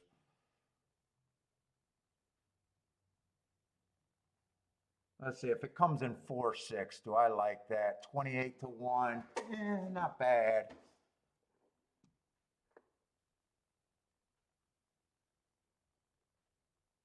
7-6 is 21-1. But if I do that like that, do I on a $10 base bet? Do I want 20 and $28? Is the question. Probably not. Or I got to play them for more. That's the other option. I can weigh these and that would be okay. If I weigh them, that gets okay.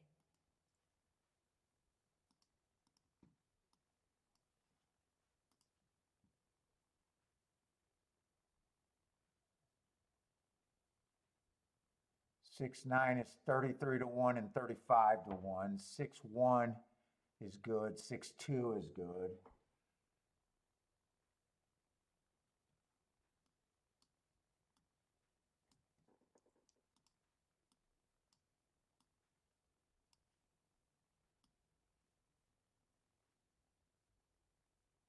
The other ticket I might, if I just want to beat the 2, the 4 and the 5, could also do that for less, but I don't think I could do all 3 of those tickets.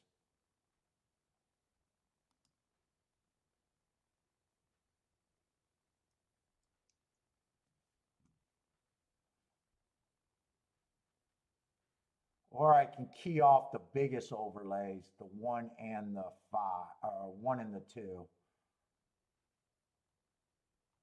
I do feel more comfortable with the 6 though. 6 is a horse I think should be the favorite. How do I want to bet this race? I definitely think I want to play this race.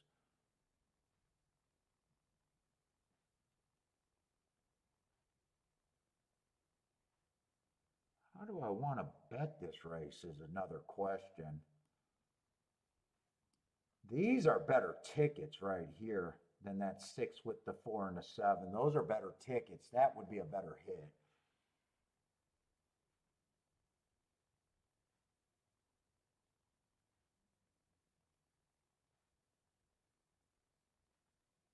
I think if I did win bets, I take the 1 at 12 to 1.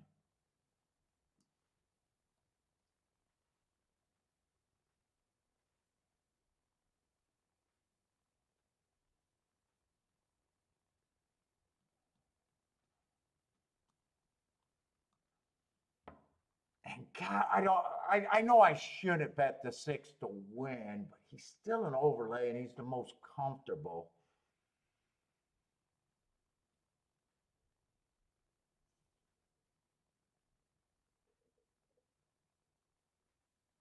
I think I get rid of this box, say, fuck it, I'm willing to lose if the 4 and the 7 gets, if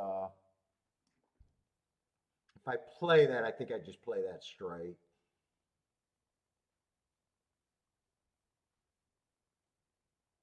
I think I definitely got to at least bet the 1 to win.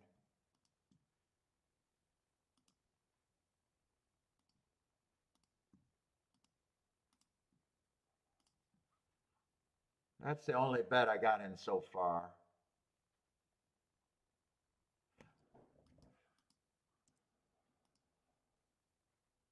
You know what? I don't like the idea of 4-horse box there. I think I play the 6 with the 1, 2, 9, go for the bigger hit. 1 with the 2, 6, 9 for a different amount, less, but that still would be the better hit. Get rid of that 6 with the 4, 7, and play the 1 with the 4, 7. Play for the bigger hit. I might be wrong, but I think long term that's the smarter bet. Forget about the win bet on the 6 too. 6 wins. Well, I might hold off on that depending on what he goes off. Right now, I did not do that win bet. I'm going to do the exact as though with the 1 and the 6.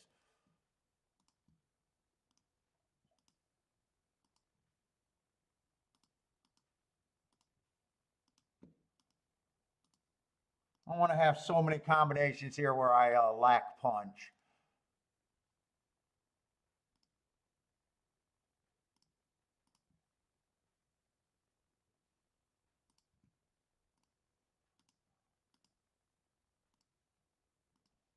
Basically, this ticket is just thrown into that with the 1.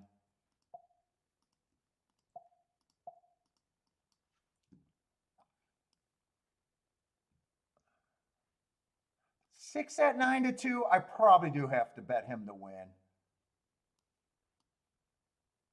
9-2. If I think he's 3-1, I'm getting a 1.5 overlay. I think I do bet him to win. Just stay at 9-2 or higher. I put a little bit more on the 6, but not double. 6-1-1-6 would be my best outcome.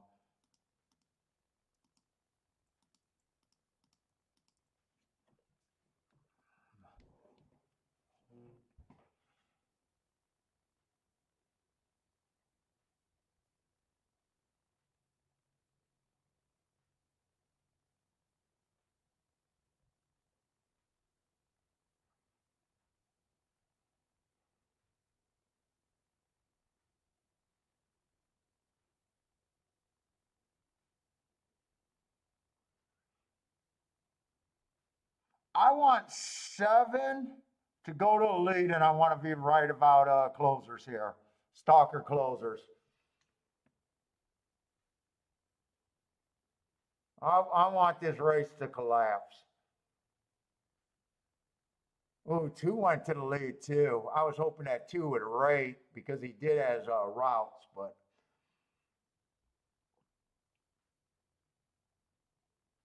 oh, I don't like how far back the 6 is. I do like where the 1's at though. Keep this 1 interested. I'm a little worried about my bets on the 6. 23-3, that sounds pretty fast though. Give me a fast second quarter. 23-3, 47-4. I think I can close on that. I think that is fast enough.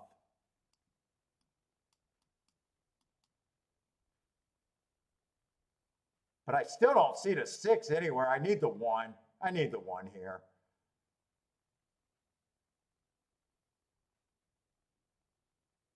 Come on, bring me the 1.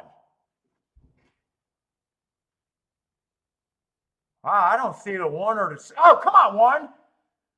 Come on, 1. Come on, 1. Let's go. Let's go. You got to go quicker. Come on. Come on. Come on. Come on. Let's go with the boom, baby. Woo. Let's go. Boom. Boom. Boom. Boom. Boom.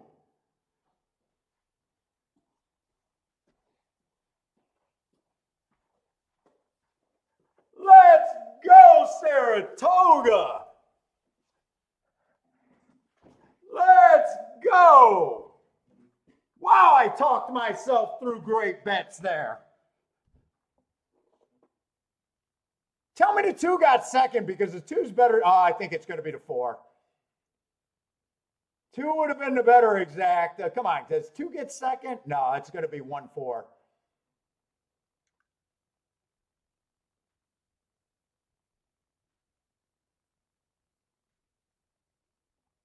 Oh, maybe it's going to be 4-1. That's close. I'll have the exact either way, but I want the win ticket to go with this. Yeah, 4 might have won. 4 might have won. All right, it's still going to be a boom, and I still like that bet completely. Oh, I thought the 1 won that race, though. Yeah, it's 4-1. It's 4-1. I thought the 1 got up. I'm watching the races with my googly eyes.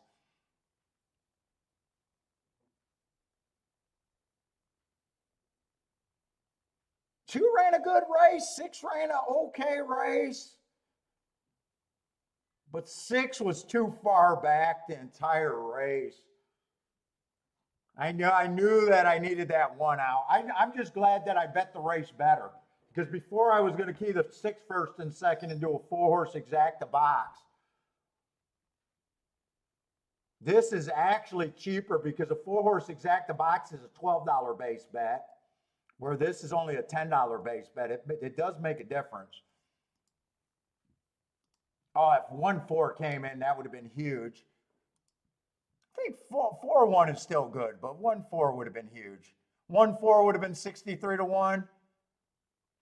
4-1 is 44 to 1. I'll do okay. I'll do pretty good there.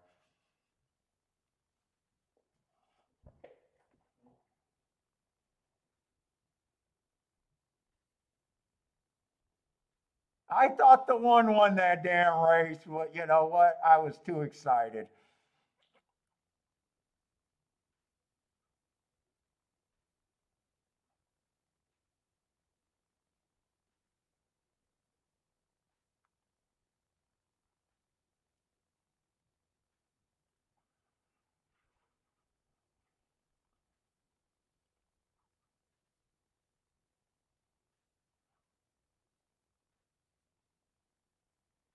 Try's probably going to be too damn good. I probably should have left out the 7 completely because I was anti-speed there. 4-4 was the sprinter stretching out, and he did stalk. Yeah, David with the live studio audience. Yeah, it would have been a bigger hit, obviously, if the 1 won that race. I'll do okay, but probably not worth that much shouting. It's probably not worth that much shouting.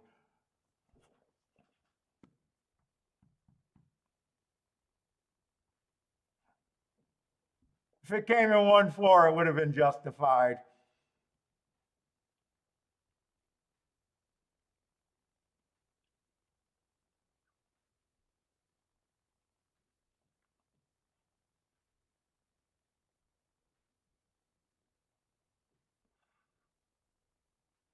Fall on the dirty, dirty back door right there. I'm just a dirty boy.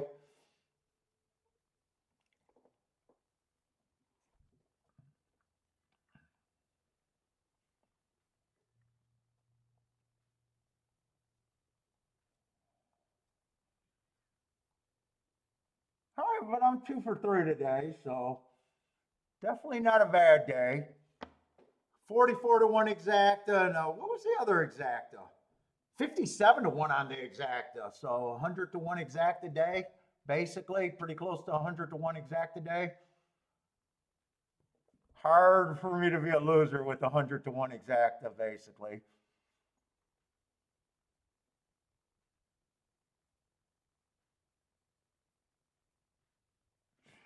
Yeah, see, I always get the back door. I'm pretty freedom with the back door.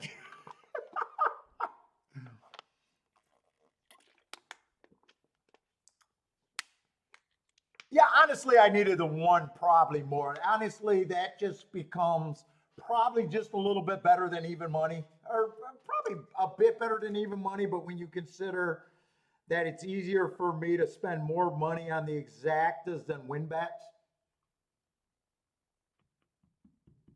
because this ends up, I played them both the same for the exacta. So this is a $10 base bet with a $6 base bet. So that's a $16 base bet to get 44 back.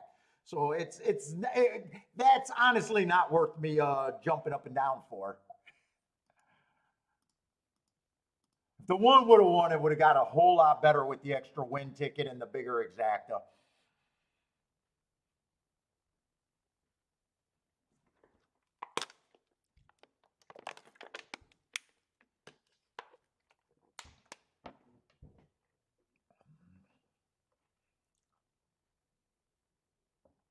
Z said 4. Z says 4 best horse, best jockey, and it ended up being easy. I wish it was a little less easy for him. Trish is being dirty. Trish is being dirty. When the front door is locked, you got to go to the back.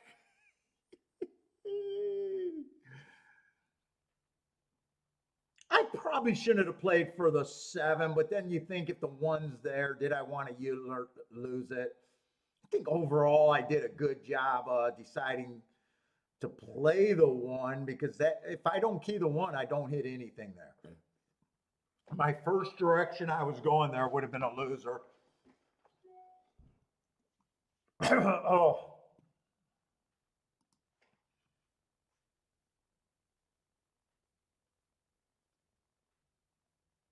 Oh, by the way, we got some subscribers today. Welcome to the show, new subscribers out there.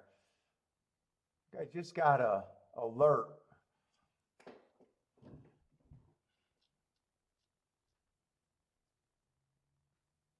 Oh, Z, the one split you from making 2,800. So close. Oh, sorry, man. So what you had the 4-2?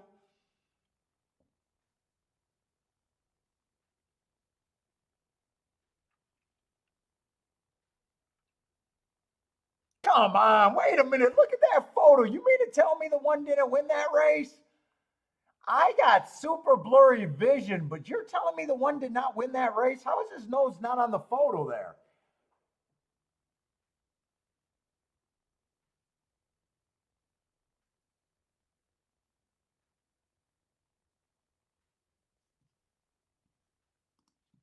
I need to see. I need a professional examiner with good eyes to look at that photo for me. Did I miss the four noses there?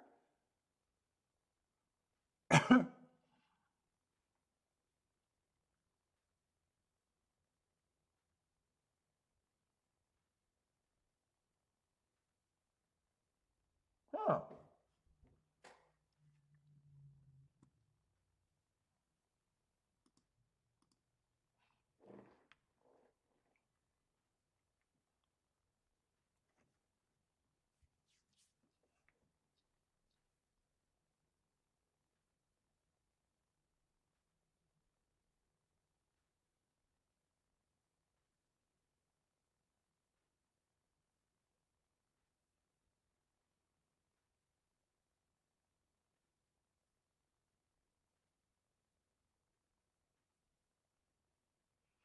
And the four did stalk. The four did stalk. So the pace did well. Two held up pretty good. He still got beat, but that was the only horse that could have went wire to wire there.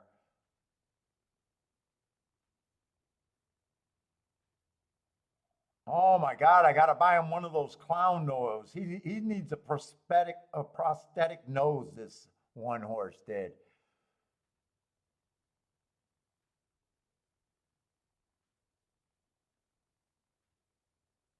Huh. All right. I guess he got me. I couldn't see it on the photo though, but my eyesight is terrible. My eyesight is terrible, so I gotta trust that they got the right photo up there.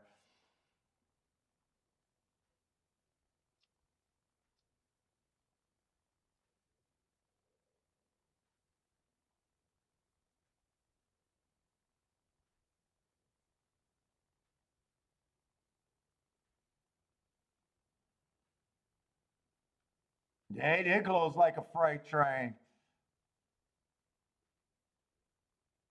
Dude, now normally I did not keep my bias reports years to years on my personal play. It wasn't until I started doing a show, not even at the beginning. I used to purge and just throw out all my stuff once it got to be a year old. It does make a difference keeping last year's biases and aiming that early in the meet. In the past, I would just start anew and play super light, where now keeping last year's stuff, I feel comfortable hoping that it matches up and at least starting out thinking it does that. Let's see, David's here for the comedy. Ah, God, these shows are so boring, man. We gotta try to fill it in, man. I gotta admit, these shows are just for hardcore players, really. I watch all the other shows and I watch my own show and I'm like, how could anyone watch this shit? And I keep having discussions with Kiki, like, what can I do? Because believe it or not, we get a lot of new people checking out the show and they just don't stay around because the shows are so boring. I get it. I wish there was a way to be more entertaining, but I haven't thought of anything else. I tried to do the gifts, but the gifts got boring and annoying to people.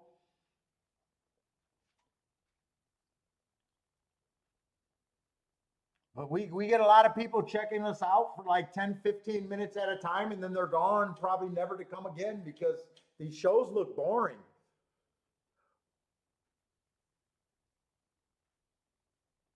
And they don't want to invest to see if someone can actually improve their game because most of the shows can't. Most of the shows are so orientated with their picks and not, it is what it is.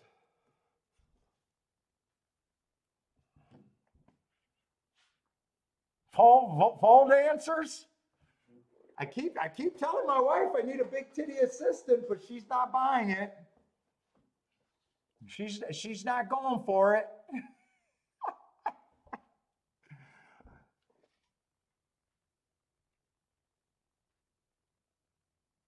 Oh, Tony, what's up, Tony? Tony's a new person and loved the show. Yeah, it's not for everyone. I like I said, I can't be anything that I'm not, and at the same time, I understand why people can't stick with the show. Thank you, Tony. By the way, thank you very much because I love it when a new person comes in here and says something like that. It actually goes a long way because it's a lot of effort, and more than once I've thought about just am I wasting my time trying to do a show? And then every once in a while, I'll get someone showing me their account for the year and or sending me a letter talking about how much different their game been and they won a meet or they won a year for the first time after playing for a long time. And every time I get a letter like that, it's like, okay, I'm back. I'm back to thinking that it's worth it. I know most people aren't going to improve because it's gambling. But every once in a while, I'll get that letter. One of my fucking Bender. Bender is probably the guy that kept me going through the most, man. Just letting me know exactly how having his first winning year and putting together multiple winning years after finding the show. Oh, you're from Australia. Welcome to the show, man. I do appreciate hearing it, man. I get a lot of fucking hate too, so.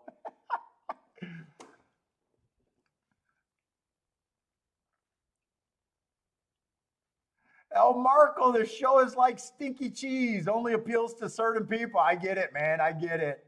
I get it. Yeah, it's a hardcore handicapping show, man.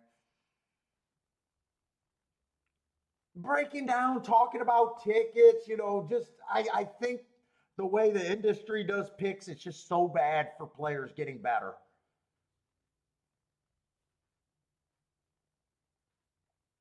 And I can't even tell you if the industry has good people when they don't give picks and they don't give percentages and they don't, you can't narrow them down on anything. They get four horses and then they say, hey, last week, if you bet every one of my horse, even though I probably didn't bet every race that I had my top choice, you would have won this much money. I'm not even convinced that person did it, but that's tout behavior, and I hate tout behavior.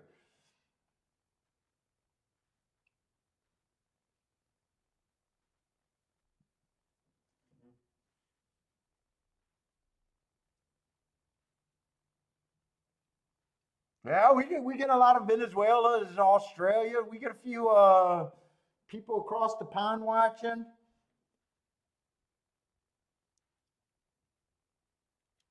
But everything I talk about, man, it'll work in any racing where you got to bet against the public. Doing an odds line.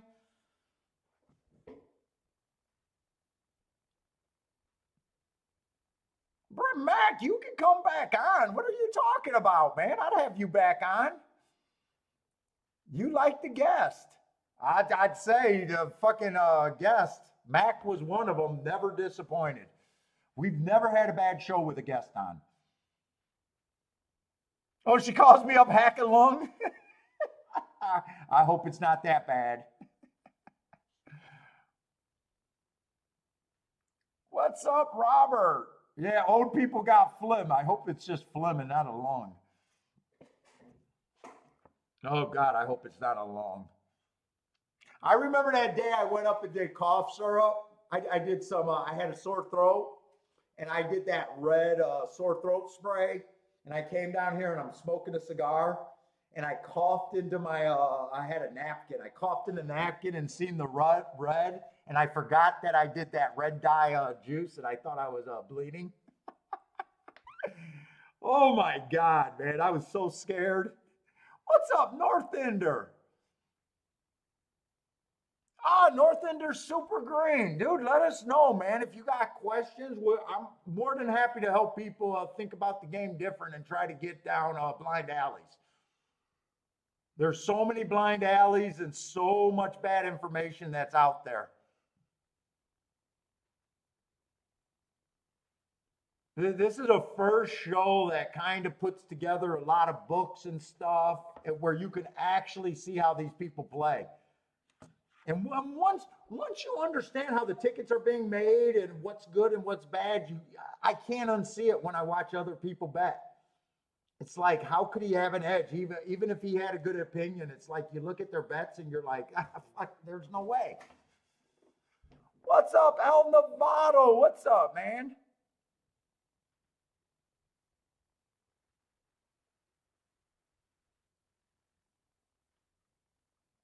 But thank you, North Ender. Thank you very much. Because the number one thing I do not want to come across as is a tout. I would have never did this show if I didn't think I had an original insight and I wasn't going to do what I promised. Hit more long shots in front of anybody that ever played this game publicly. I knew there was no doubt that that was going to happen.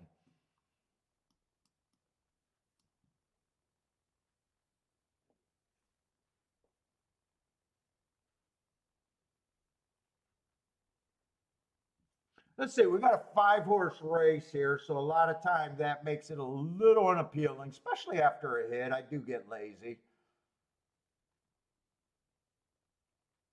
We got a mile on the dirt, 5-horse field. Let's see how they're betting. 5-horse field, we got 2 horses bet down to favoritism. We got a 7-2, which is, could be useful.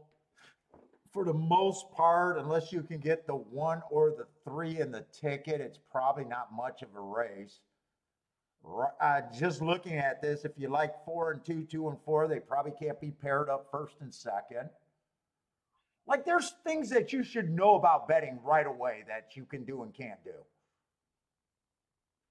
Like right here, 4-2 or 4-2, 2-4, is that exact? Does that move the bankroll? Probably not. Even 4-6, is that even a ticket worth playing? Does it hurt you more when you lose it than when you actually hit it?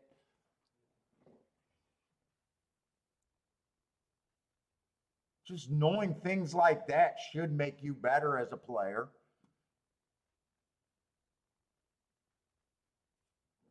Let's see, we'll start with the 2-horse.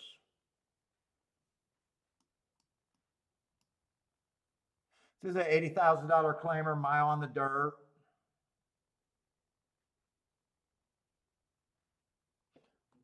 Let me look right now because I keep remembering on the dirt, I keep saying these horses look damn tired on the front end.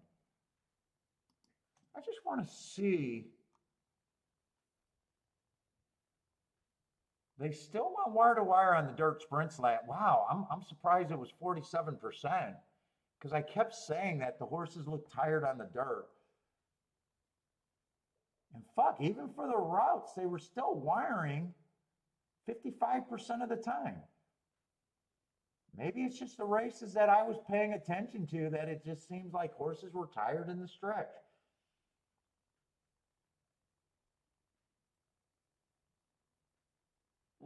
I do find that interesting because just in my head, it doesn't feel like that.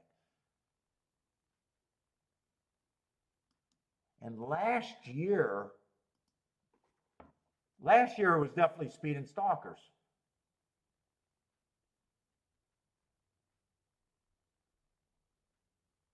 Towards the inside, big fall off from 7 on out. All right. But there's no 7 on out here, so Let's see, did I scratch that 5? I did. 2's one of the favorites, so we could start with him. And I got no problem with his marks. And really got no problem with the races he's been running. Bunch of grade 1, grade 2s, and grade 3s. Let's see, 3 races ago at a grade 1 or grade 3. He was early pressing day, average, slow. Okay, I don't have a problem with that. 2 races ago in a grade 2, he went too fast to win. I do like that race. Feels like he should have won last race when he dropped to 80,000. But I do got a stalking note, and he tried to go wire to wire going too fast to win, so I think he got an excuse. I have no problem with this horse other than the price.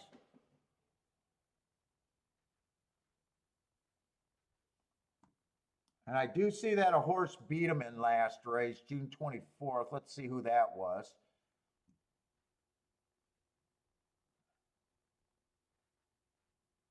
Well, that would have been the 5 horse that got scratched. And he did duel and then fell back by 1 length and re-rallied, so he did stalk. So yeah, I can forgive him, even though, you know, some people would say, hey, he dropped from grade 1, grade 2s to grade 3s, went to 80,000 and still lost. That note that it was a stalking day and he went too fast to win still makes me think that this horse is going to be hard to beat here.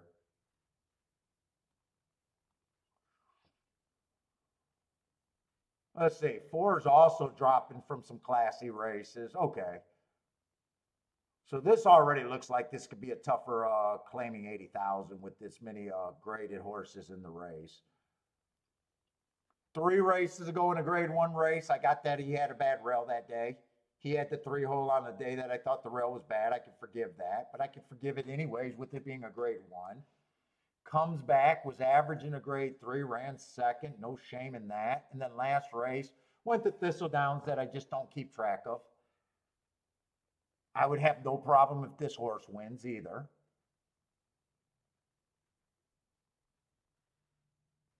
Oh, 1's also been in graded race. Okay, this is a tougher, this is a decent $80,000 race. I thought the 2 was going to have a huge class edge when I first looked at the 2.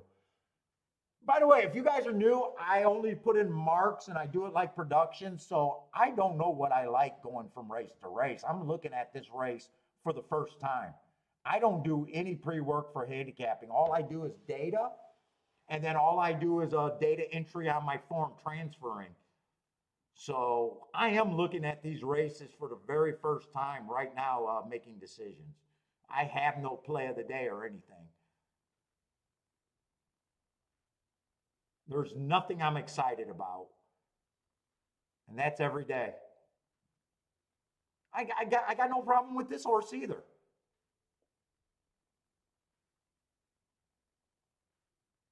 Last race, I gave him an asterisk for, well, no, it was an inside day and he had the 4-hole. I'm okay with that asterisk. And he said, he was 4 or 5 wide. I'm okay with that asterisk there. I got no problem with him either.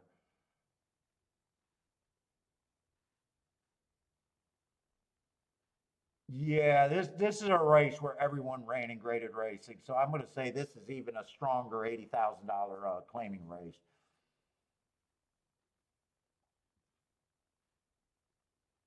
3, I gave an asterisk to 3 races ago. 2 races ago, another asterisk, speed favoring day. That just means every horse went wire to wire and he was at a disadvantage. Still made a nice close into that race. And I'd say that's even a better race with it being a slow day, meaning it was a speed favoring track and he chased the slowest pace of the day. I don't think I really want to deal with this race.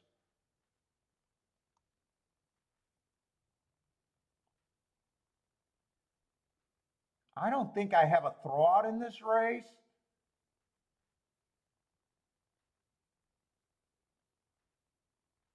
Right now, with 5 horses in the race, they all start at 24%. I still keep the 120-point betting line. I don't adjust that. They all start at 3 to 1. I don't even know if I want to continue because I just think I'm not that interested in this race, and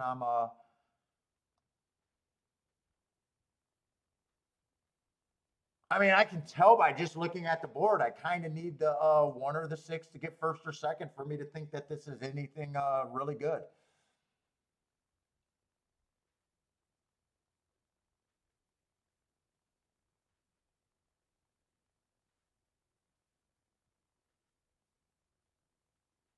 Let's see. El Novato likes the two horse. Well, David, what are you asking? Are you asking me why don't I look at the horses before the races, or do any pre-handicapping? Is that based on that comment? It's just because I'm worn out and I'm lazy, but I'm not really lazy. To me, handicapping before you see the odds board is basically playing poker with no chips.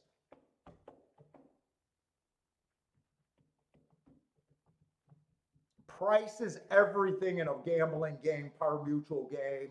And for me to lock into horses or even think about something without seeing a betting board is just absolutely ridiculous to me. It's almost laughable. So whenever I listen to a podcast and guys talking about what they're going to do 3 days in advance, it's laughable. Even if they gave me 10 winners, it's laughable. I have no clue if they would even like those plays that they gave 3 days ago based on price.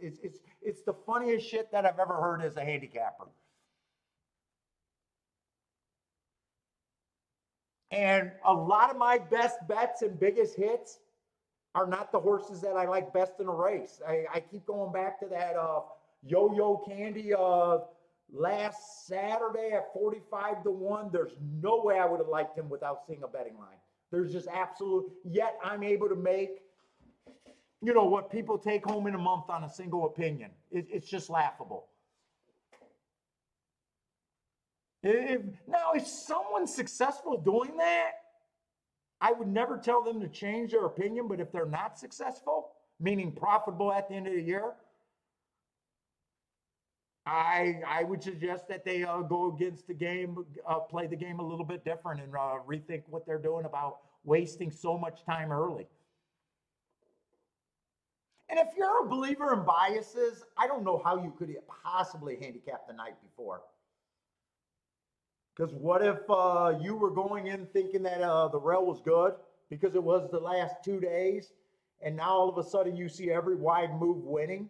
How could you like what you thought that you were going to play? Like, I can't believe in biases. And handicap the night before, it does not make sense to me.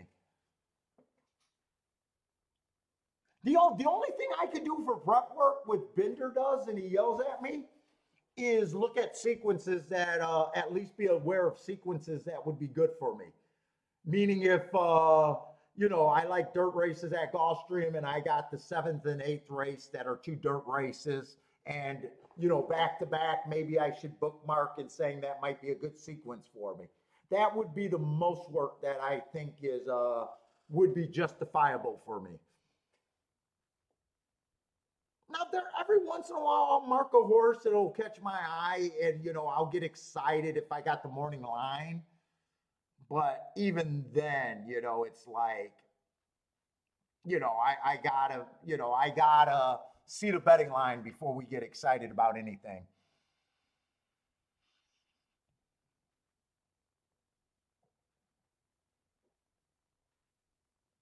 Like I've been operating in a way so long and been, with great results for so long. I know I could do things better, but at the same time, it's like, why?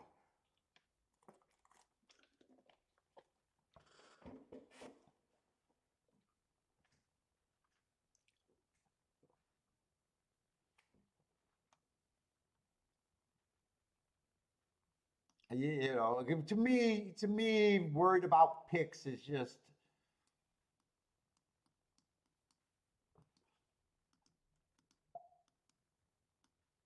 and my bets for strategizing my bets are fairly simple.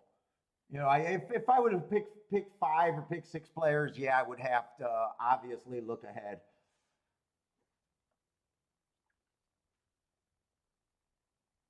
Let's see, Max starting a double with the six here. Who else got plays here? Yeah, like that one horse last race. There's no way I know I like that one horse the night before. Even if I gave him the 15% chance to win the race, there's no way I know he's a key until he's 14 to 1. There's absolutely no way for me to know that. And then if you spend time doing the betting line before the scratches, well, you just wasted all that time.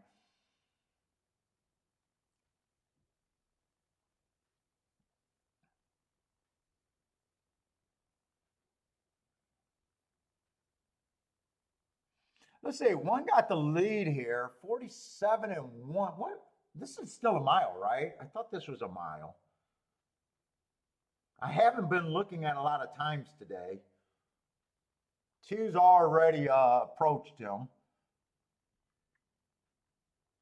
No one's too far back to win yet. No one's like taking themselves out of the race.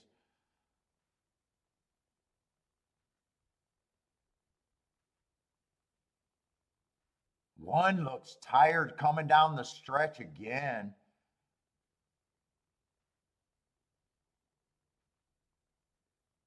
Just being a better, knowing that, three or six would have been enough information there to know what I could have done there.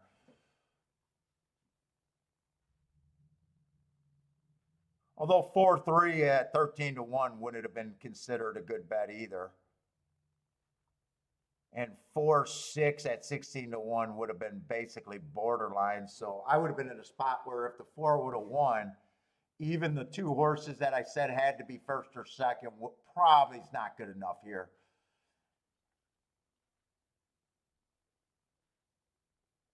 Now, if that paid over 20 to 1, I'd say, yeah, that could have been played, but 13 to 1 and 16 to 1, I would never know that before the race or, without seeing the odds.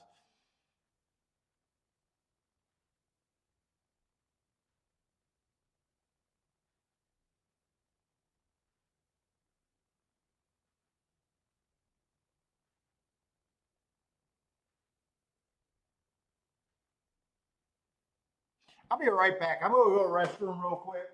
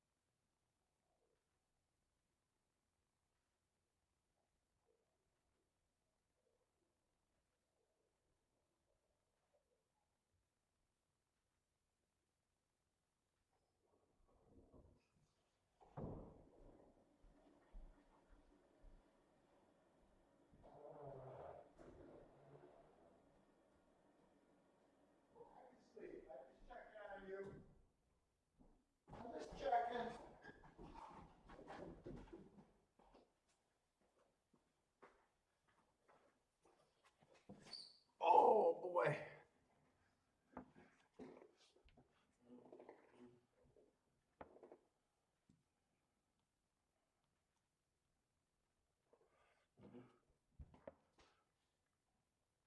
What's up, first time starter? How's it going, man? Five horse, Lloyd says five horse. Yeah, overall, I do believe five horse races are borderline on the useless side more often than not. Gotta look at them, but definitely get disinterested. Even six horse races, but racing today, you got to kind of look at them.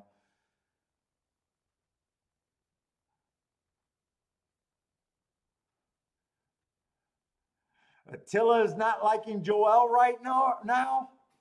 Joel is hopeless.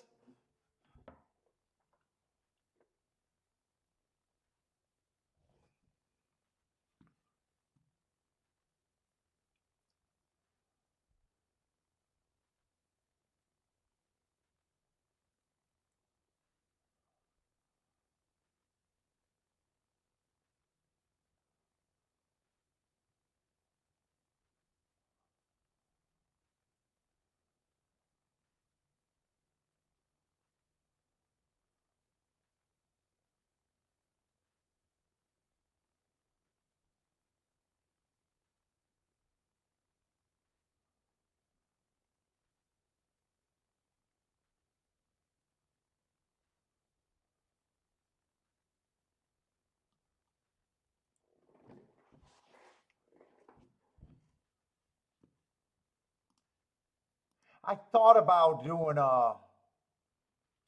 parks with this card, but I just couldn't justify doing the extra work. I'm just curious since I got a lot of time just to see what the results were there.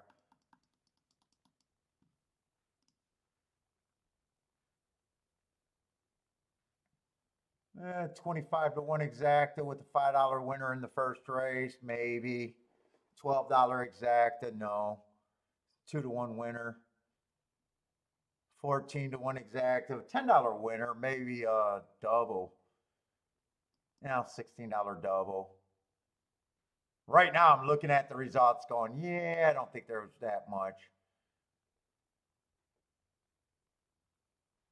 Fifth race would have been possibly a nice race. $13 winner with a 40 some dollar exacta for $1.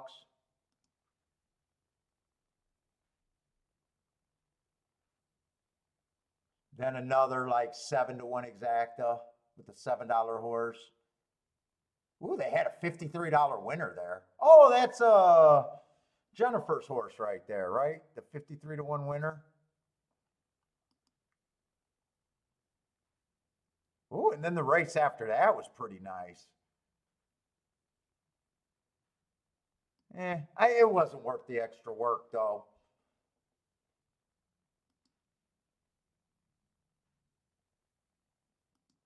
They had some nice results with a lot of chalk though. They had a few races that I would have liked to look at. What's up, Frank?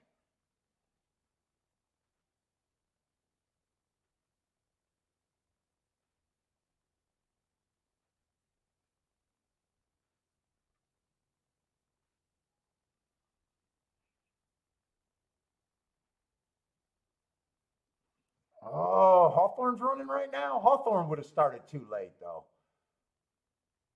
What race are they in at Hawthorne? I just think I'm probably just gonna have a one Thursday, Wednesday and Thursday. I think I just stick to one card. I prefer two cards, but if I add two more, then now I got 10 hours of just marking up the form a week instead of 8.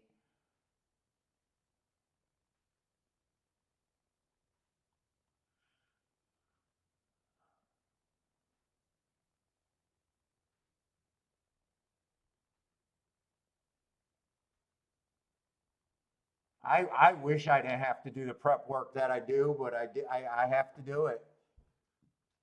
I wish there was an easier way for me to play this game. Oh, last race at Hawthorne, 5-6 was a nice exacta, 48 to 1 with a 9 to 2 winner.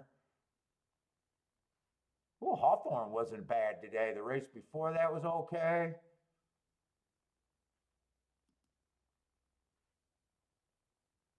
Two chalky races and two decent races at Hawthorne.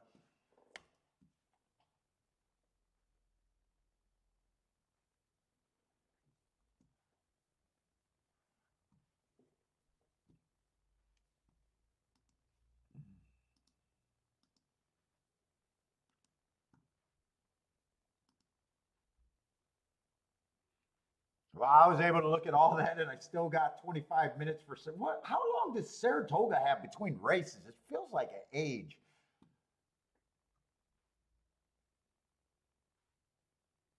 Feels like they got a lot of fucking time. Let's see, we got an 8-horse race.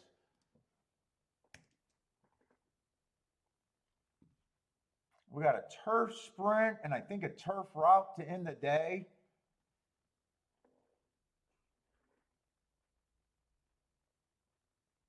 Both of them came off the pace. It came in 4-1 on the turf route. One deep stalk, maybe even a little close.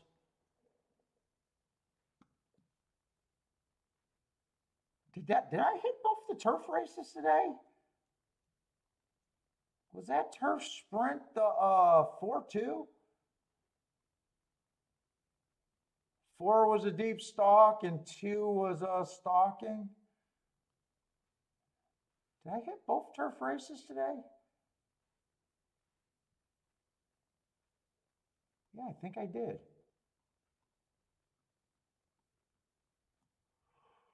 Yeah, I did. Ooh. I might continue thinking a little off the pace, even on the sprint.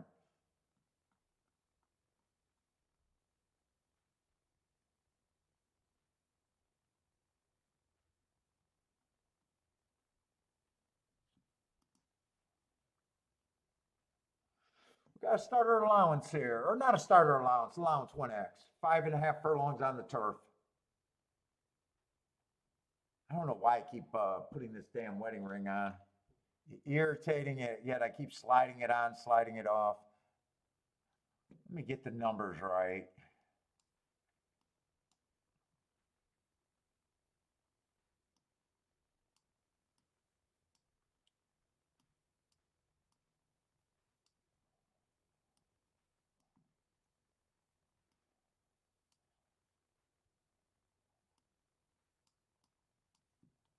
Four is one of the favorites.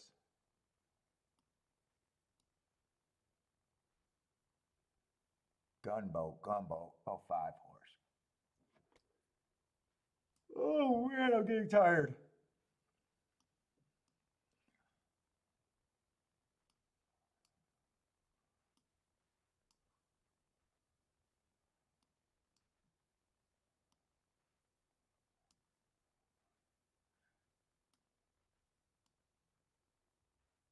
Oh, there's the one. Okay, the one did. That's the one on the far outside. Happy is out. This must be the 1A. All right, I got all the scratches there. I'm probably going to make my betting line like I think they're coming a little bit off the pace, even on the turf sprint.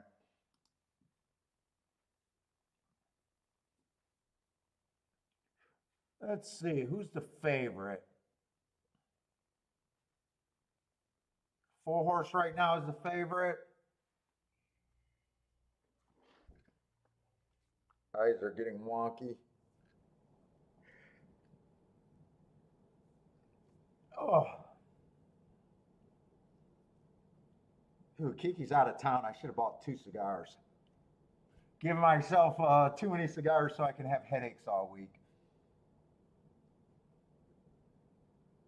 What class is this? Allowance 1x.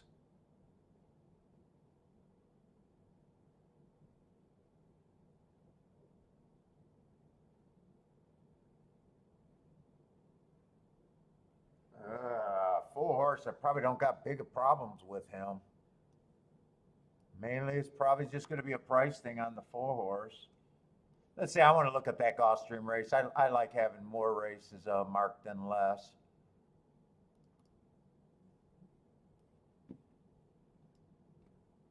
Let's see, that was March 4th.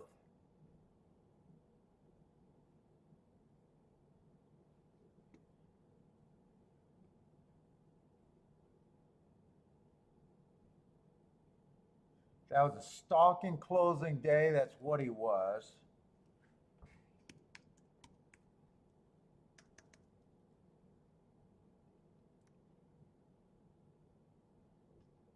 I got him at slow that day.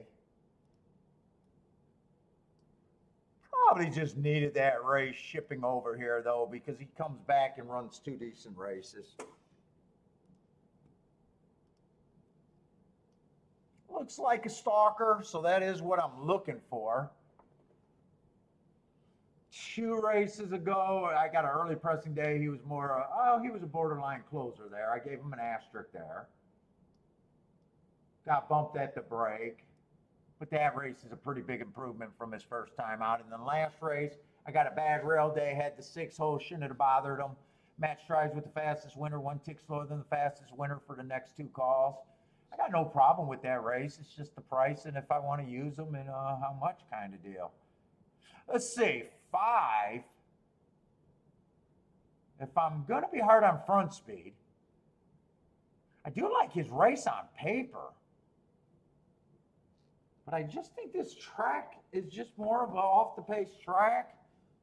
I'm wrong about that, I probably don't like him at 7-2, even though I think he ran against the bias last race and went too fast to win, earned my best marks.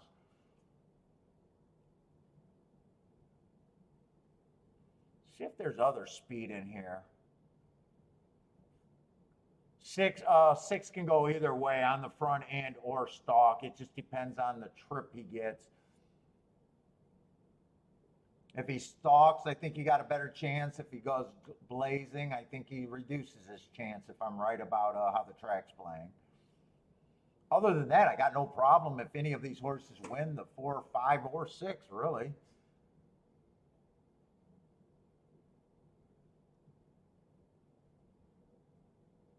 Seven, I'm probably comfortable with the running style he has. But probably should be a price, which he is. 8, I'll probably be hard on the 8 just because of front speed, and there we got more front speed. I love the marks on him.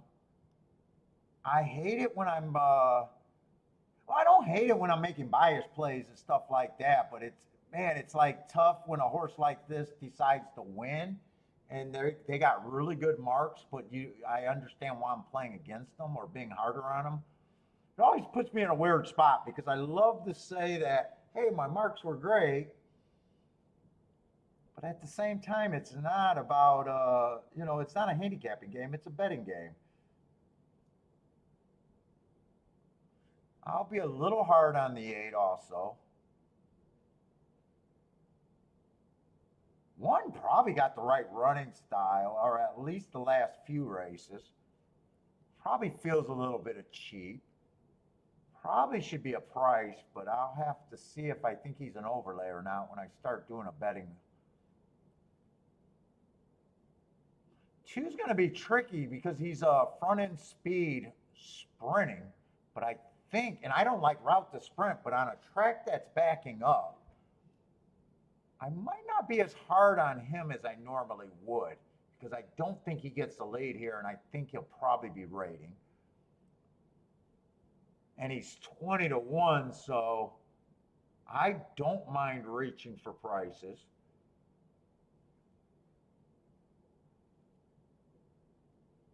Three's the same thing, but 20-1 on the 2 is better than reaching than playing something that I normally don't like and getting 4-1.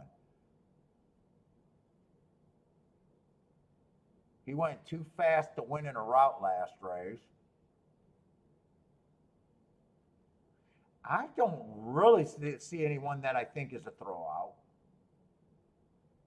4, I probably have no problem with him being the favorite. I'm probably just around that price where he's not an overlay.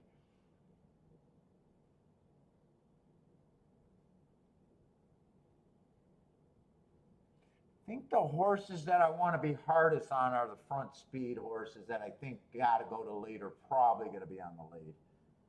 Let's see. 8 horses, they all start at 15%.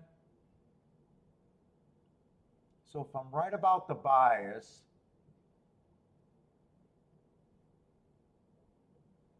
15% makes the 5 unplayable for a win bet.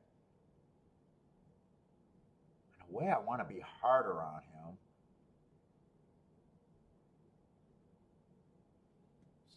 6, I think 6 I can just say is priced right.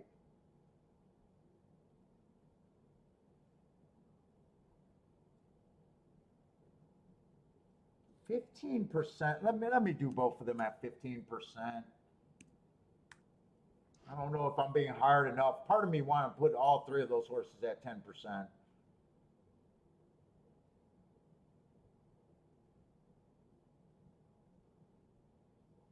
Seven benefits, but should be long.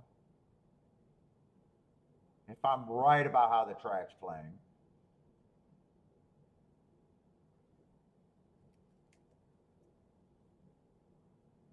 I think he's 10% or at best. I think I put that on the wrong horse. 5 is the front speed horse.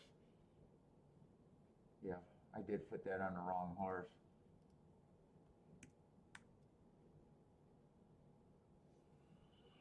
And these these horses are tricky. I do think 4 should be the favorite. 3's probably going to be coming off the pace. 2 being route to sprint, probably going to be forced to be a stalker here. 4 I can put, or I'm sorry, 2 I can put at 10% and he's an overlay.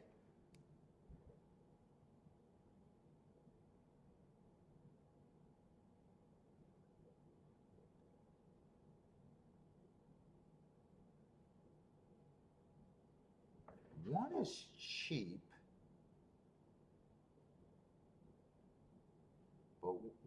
cheap, but one got a nice running style for this race, and he's not a sprinter stretching out. He got a nice running style, 13-1.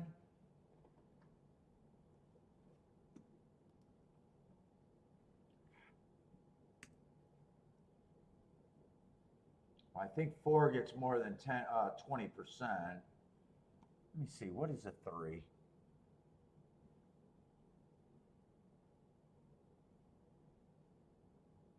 Three's tricky because I'd like him to rate, but every time he's been going to lead, or 3 may or may not, may be on the pace and may not. I think his chances get better if he rates.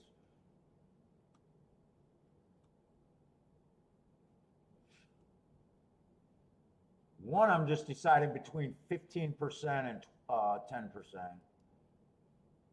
Let's see, he's going to be an overlay at either, really.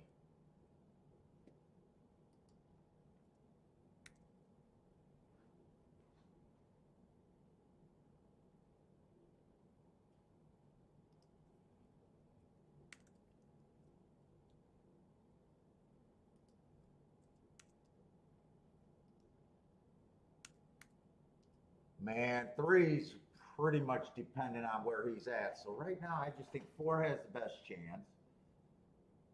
3's interesting. Who is the 8 at 15%? Let me look at the 8 one more time. You know what? I think I'm getting the 1 and the 8 mixed up because, no, I don't like the 8. Wait a minute. 8's a front speed that has no other option.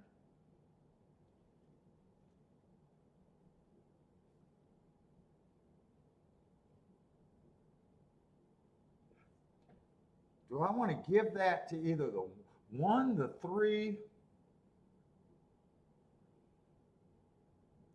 or give it to the 4 and 6? I think I give that to the 4. I don't think 1 I can come off of that odd.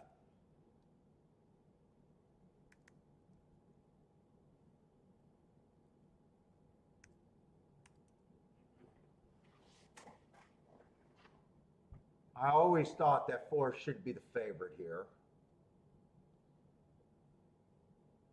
4, I'm not interested in the win bet, even though right there I got him as an overlay.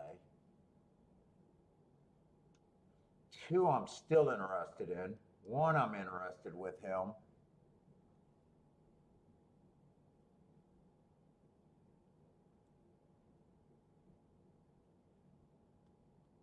7, I'll price out. I'm just not sure if I could play the 7.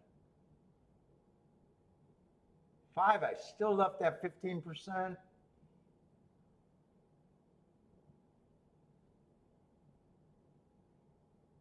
I might even price out the 6. 6, I would not be interested in a win bet. But 7, I might be. 1, I might be, but probably not. But 2, I'll be interested in a win bet.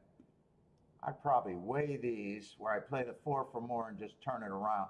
But I got to make sure all of those exact as if the 4 win I actually want. 4-1 is paying 30-1. I do like that. 4-2 is 70-1. I definitely like that. 4-6 is 42-1. And 4-7 is 44-1. And they're only going to be more the other way around. So I don't mind that $8 base bet right there for that.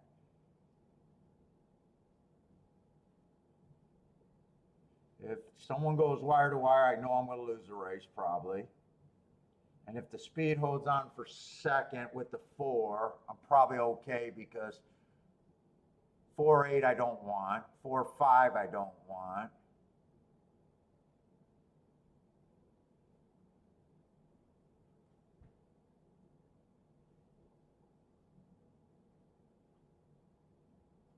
Four, 3 at 16-1. That just might be able to be played like this.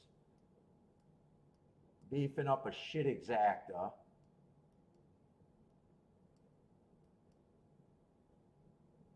Probably don't even play the 6 there. I'll price it both ways. I gotta decide how much I want to bet in this race.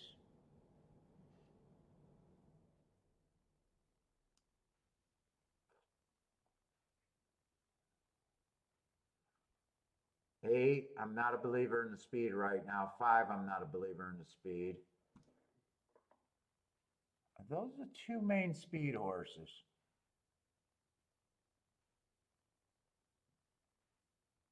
Yeah, because 7 can rate. I keep getting these horses mixed up because I got to look at my 6 only has a chance if he rates.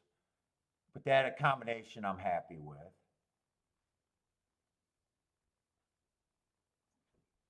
5, I'm hoping 5 get beat on the front end.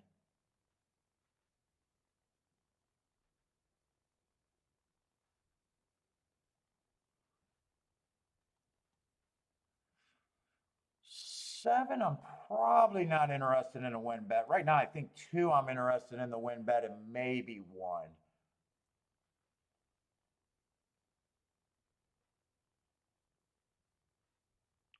Mostly the 2. Maybe 1. I think I'm playing this race. Wow, we still got 6 minutes. I'm supposed to be scrambling to put in a bet here.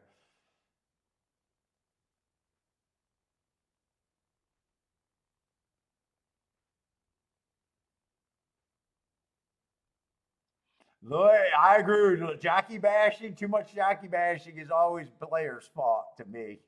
I, oh man, they're based in the price. I'm with you, Lloyd. I try not to bash jockeys. Every once in a while, I'll get that ride that makes me sick, but for the most part, I do not try to bash jockeys. Unless they say something like that one chick did. Have you ever been on a horse before? Do you understand? I'm playing a betting game and you're playing a sit your ass on a horse game. 2 different games. And for her not to understand that, I would if I was a track that hired her, I would have fired her on the spot. You guys know who I'm talking about. I would have fired her ass for not understanding the difference between being a jockey and being a bettor.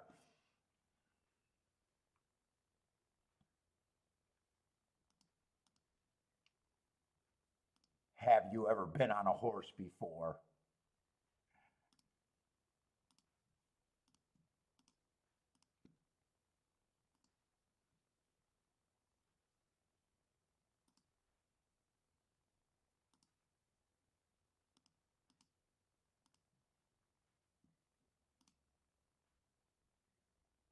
Hawthorne's a great betting product today.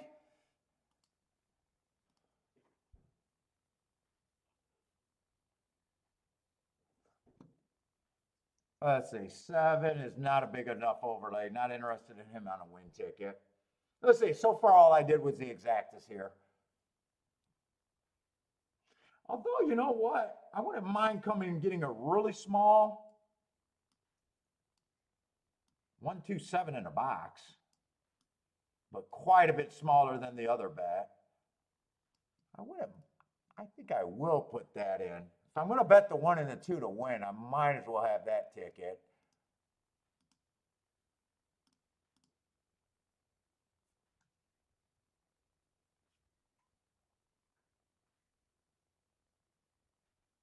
Actually, I think I play that a little bit different and have the 3 as 1 more out, but still play that for the lower side. I think I forced the 1 and the 2 to be first and second.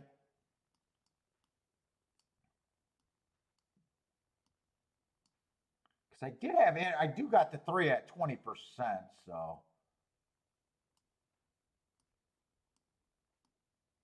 But I'm not even playing that for half of what I played the other exacta. Let's see, I don't want that ticket. Clear that ticket.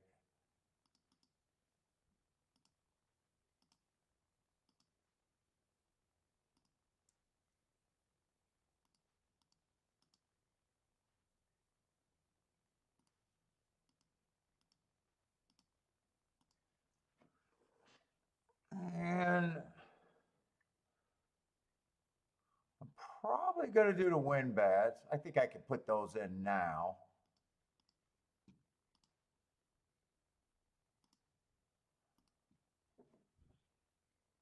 The tries the thing that, let's see. 3, 4, 3, 4. 1, 2, 7, 6. Let's see, like that is a $4 base ticket. Let's see, I don't want to put more than 30 bucks on that. Maybe only 20. $2.50 would be a $20 ticket. What is a $3 ticket? $24. Well, what's a $4 ticket? 32. That's close enough. $4 ticket. So if the try wins, I'll have the try for 8 times.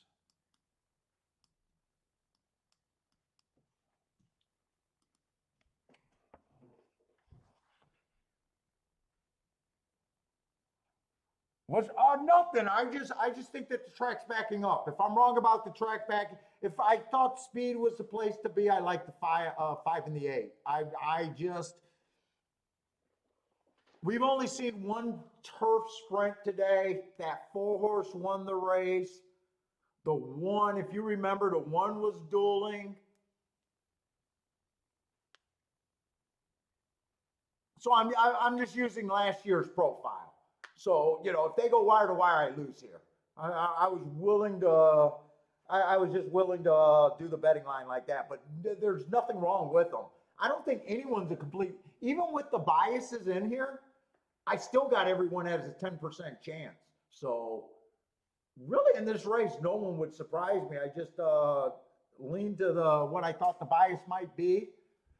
So, if 8 wins or 5 wins here and they go wire to wire, I just got caught with my hand in the biased cookie jar. That's it, Charles. In fact, I think he has great marks. He's the horse that I said that you know I hate.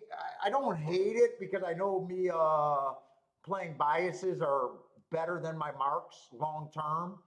But it always feels weird when I got a best marked horse. Right now, the 4.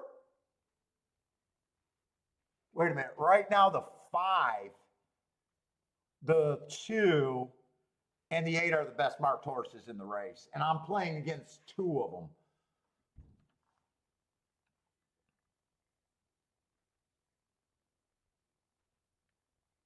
Yeah, so, you know, I do that all the time, Charles. So, you know, I'm just willing to lose if they go wire to wire here.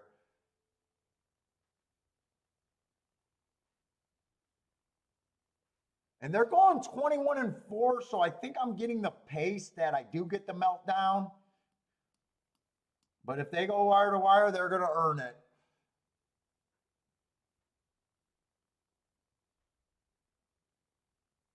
And 8's not even on lead. Come on with this 4-3. Wait a minute. No, I don't want the 4-3 unless I get the try. 4-3, 6 or 7. Come on, 6 or 7 for third. Make me a try master. Try master in the house. I'll have the try for 8 times. It's just a matter of if it's going to pay enough for me to be happy. Try master though.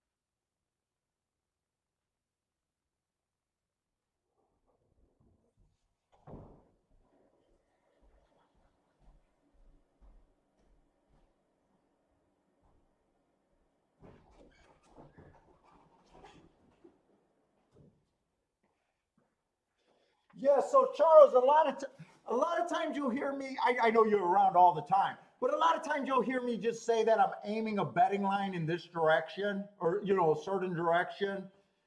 And when I do that, we I get situations where, yeah, I like the horse, but aiming the betting line, and it just happened to work out that time. I don't know how good this try is going to be, by the way. If it pays 30 or 40, let's see, the try cost me 32 bucks. 30 or 40, I definitely will be able to pay for everything. If it pays a lot more, I never know what these tries are supposed to pay to know how good the hit is.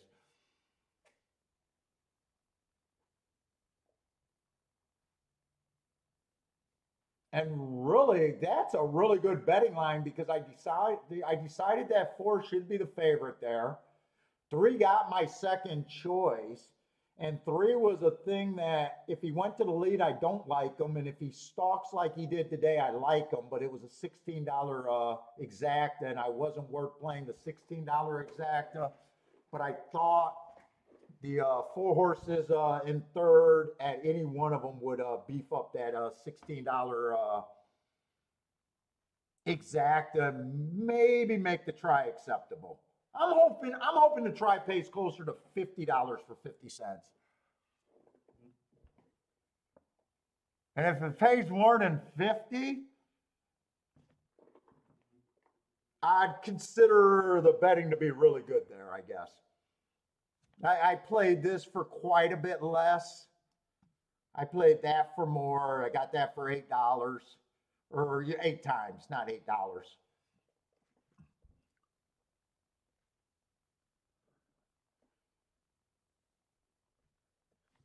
Hopefully that exacta might have went up to give me a clue if the try could be better. No, it went down. It's now it's only paying 14 to 1.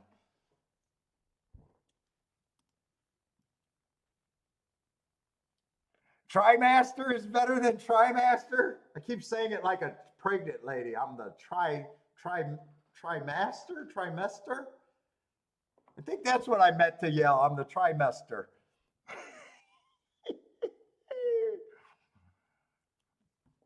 That's what it sounds like whenever I'm yelling it out.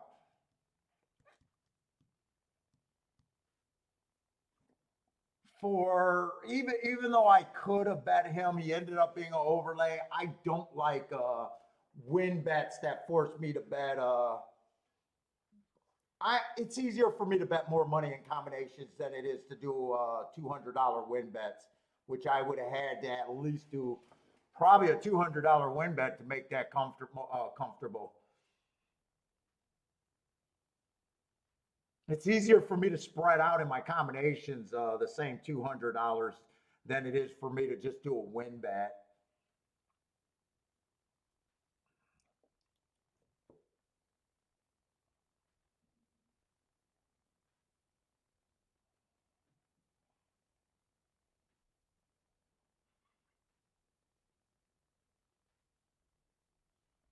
I just need this to pay over $50, and I think this was a decent return.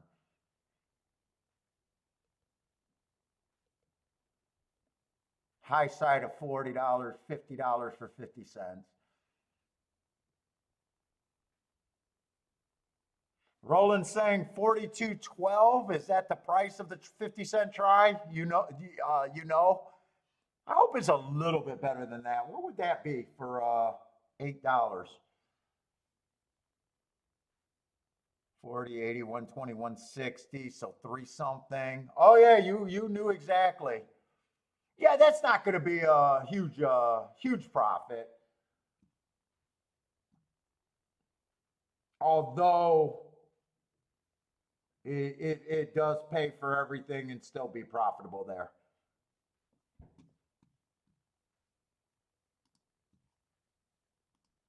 What is 42 times 8?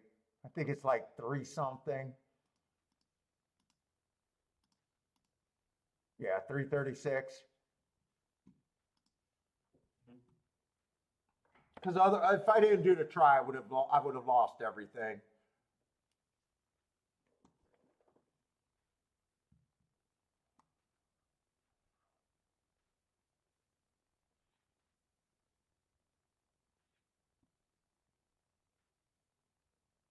Guess I could have played it better just doing the 4-3 straight, but I don't mind playing the safety there. 4-3, 4-3, first and second. Take it easy, Vodrick. Alcohol does not fix your issue, neither does milk, apple, or orange juice, so you might as well enjoy your drinking. I think I'm going to have a drink tonight. I might even go get a cigar tonight. The second one. If I order pizza, I probably will. Hey, smash the like buttons out there. Now, do we got a big crowd today? I'm competing with Razor over there. I'd never compete with him on the likes game. Oh my God, only 41 people? Really? Dude, that's actually, it is a Wednesday, but that's kind of disappointing. 41 people? That's like old days. Man, now I got to compare. I got to have a dick measuring contest. I got to go see how many people Razor got in his room. God damn it. Oh, he stopped an hour ago. God, he's a smart man. I keep working overtime. This is the official starting line of your game.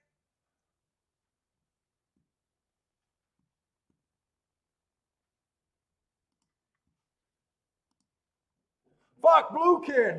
Don't tell me Razor got a bigger dick than me. I gotta win on the dick measuring contest. I don't have much.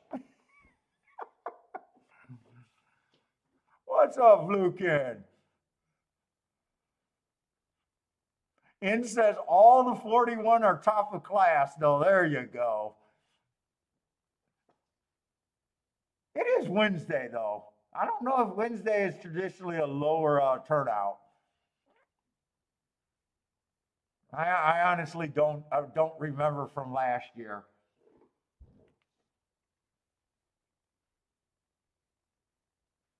Oh, well, fuck it. I'm enjoying myself. Fuck it. I think I hit 3 out of 4 races today. I will not keep that rate up. If you're new, I will not keep that rate up. I promise you.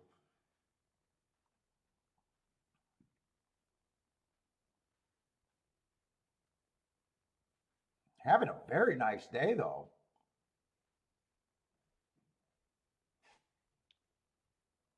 I I don't know. She made me sausage and tortellini last night. That was pretty good. If I decide, I might have to see how much work I got to do. I got to take Bentley for a walk. I'm definitely getting Jets before Sunday. It might be tonight, or I might just do the leftovers and do pizza tomorrow. Or I could do pizza. I guess it's going to be a pretty happy Italian food this week. I know how to cook hot dogs on the grill too, but I don't think I'll do hot dogs.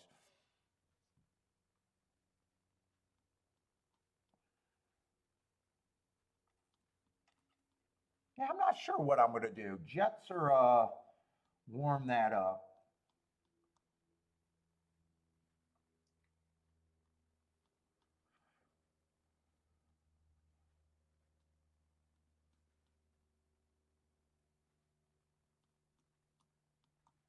Let's see, but we got one more race. The turf route. Ooh, I got to kind of play this race to see if I could be 100% on the turf. I think there was only 4 turf races, and I think I hit 3 of them. With this being the 4th, let me see if that's true. I hit that one.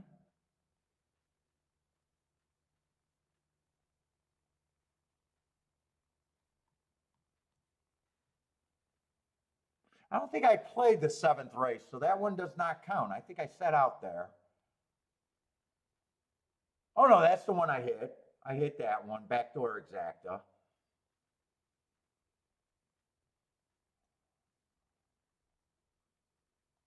I think there was only 3 turf races so far. Oh, I might have to look at this one seriously. I wouldn't mind saying I'm a turf master today. Although I guess I could sit out and sandbag and say I'm a turf master anyways, actually.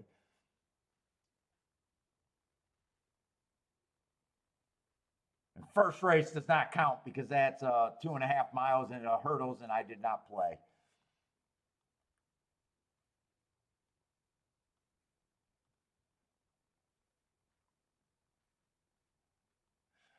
I don't think I've ever had Marco's Pizza. I don't know if I've seen a Marco Pizza. Are they good? I don't. I've seen the commercials. That's it. And my doctor cousin on Kiki's side is named Marco, and I didn't know that he opened up a pizza place. Let's see. There is a single favorite over there.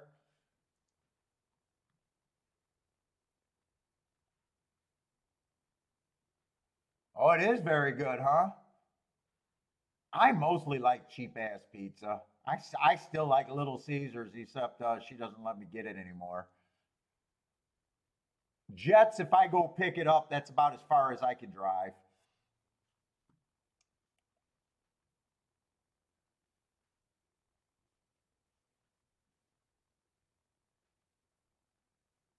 Yeah, I see the commercials on Jets. They always say Detroit style pizza. I'll tell you what, Jets is not what I think of with Detroit. Fucking Detroit style pizza, isn't that a Little Caesars? I don't know if we have a style pizza here. I know Jets say that, but I'm like, what? Where did that come from? It's not like Chicago where they got the deep dish or New York where they got their floppy ass pizza.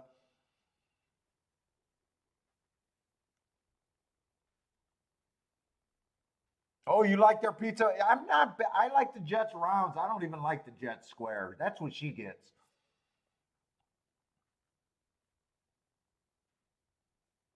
Tom Higgins says they're decent pizza. I'll have to try them. Oh, I don't like it, man. We lived in this. I don't like the Chicago style pizza. That's too damn heavy. Oh my God, that's so goddamn heavy. Jan, I bet win all the time. I don't like place bets, but there's a caveat. If you do a betting line, right, and you land on a horse, let's just say you got him at 10 to 1 and you're doing a win bet. And let's just say, whenever these long price horses they creep up, let's just say he's 50 to 1, and you know that even with the chalk, that he's going to play over your initial that 10 to 1 morning line, or that you gave him. I'm not a big place shamer. But that's the scenario. 90% of the time, I think that place betting is wrong. I'd rather backdoor exacta. But there are situations, like there's even situations where you like a horse where you got him at 15%, where I would have took him at better than 5 to 1, and he drifts up to 20 to 1. I'm not a hard ass, but to me, if you make the betting line and that's the situation, I don't mind place betting. I'd still rather hit the bigger exacta, but I don't think that's behind the math. Anything that I don't think is behind the math, your math, not my math, is okay.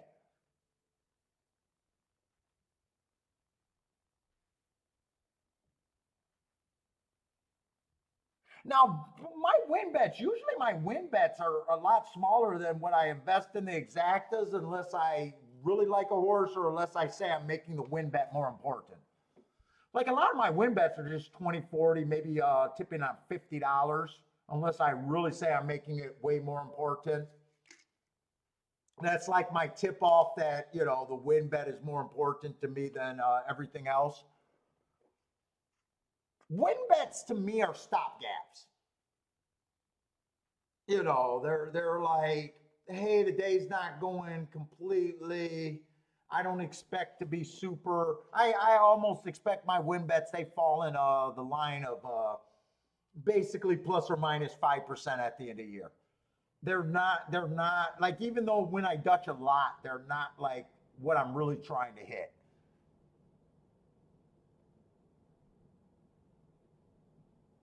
Now, back in the day, win bets were everything. It took me a while before I got in combinations. When I said that, I think the win bet is the easiest pool to learn because you just give horses chances and you bet when you get overpaid. And you make your decisions bet on your base boarding line. That, in theory, should be the easiest thing for you to take advantage of, or to at least know if your opinion is good or not over a number of races. I only had 50 to win on yo-yo. I had more money in the combinations. Even with him being that crazy price, I only had 50 bucks. Usually my win bets are between 20 and 50 bucks. Most of them are $20 though. 20, maybe $40. When it comes to getting $100 win bets, that's usually when I'm saying that's the more important side of the bet. And if I'm over $100 on the win bet, I'm probably pretty close to being perfect on saying that's the part of the bet. Meaning I'm really ignoring the exactas, and most of my money is going towards the win bet. So when you see me spreading out, doing exact, especially when I'm doing exactas, doubles, and a win bet, those win bets are probably $20. The more I have in combinations, the less the win bets get.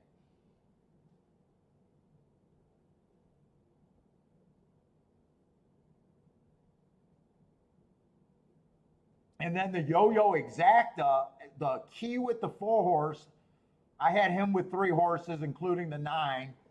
That was a $10 base ticket. And that means that the 9-4 in the box and the 9 was pressed. I had more on the 9-4, and the 4-9 was another $20. So I had that exacta 30 times.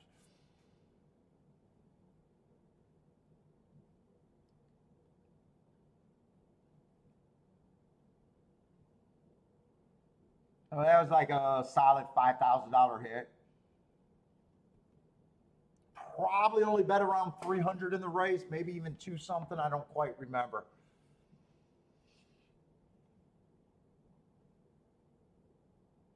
Because I think I bet Lolo, and I think I bet the 3-horse in that race.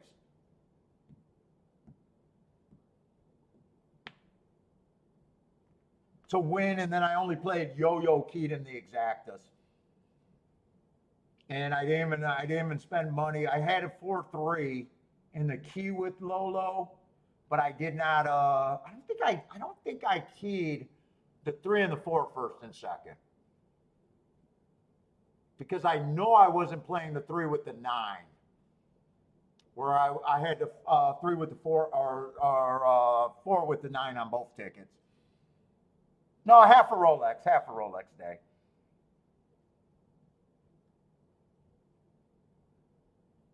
Yeah, and I would have liked to say I would have liked to have more money on him to win, but when you consider that 9 completely missed the break, I was probably lucky.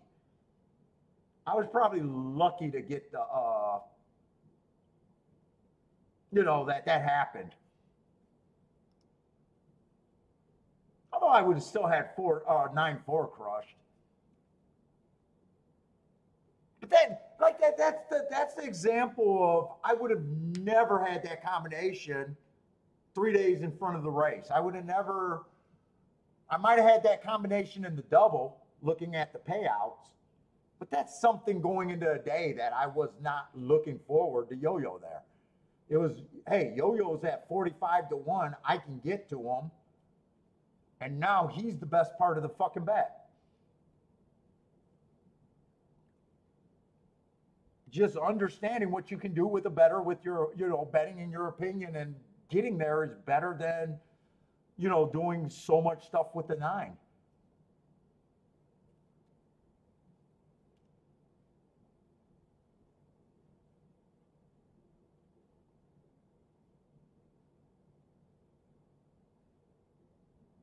Oh, I like thin style pizza. Oh, I don't get thin style that often. I don't even know if Jets has thin style. Let's see. Might as well get to work. I'm getting really distracted because I'm happy.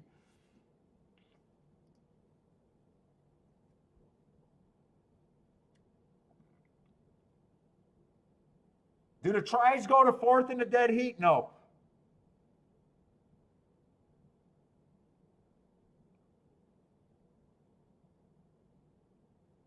If I'm reading that question right.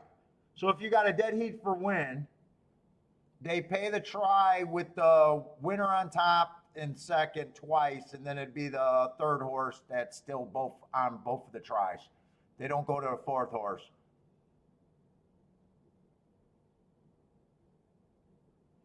Now, if you had a winner and there was a dead heat for third, that would be the third and the fourth horse, I guess, technically.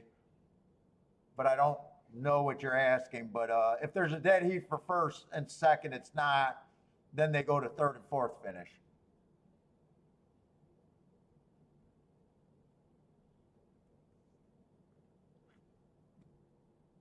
All right, we got to start looking. Let's see, three's a big favorite, and just I'm not crazy about that running style. Wait a minute. And he's stretching out on the turf, lightly raced, so we don't know for a fact that he can't come off the pace. But I'm leaning towards that I want to be off the pace here. So I'm going to have to be hard on the three, stretching out.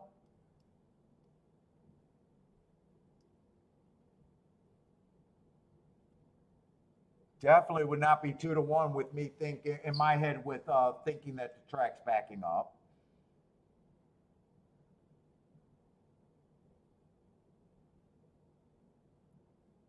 Fours goes to the lead too, probably here being a sprinter stretching out. He's routed a couple times on the front end already. He has stalked. The last few races were sprints, and he's been pretty forwardly placed.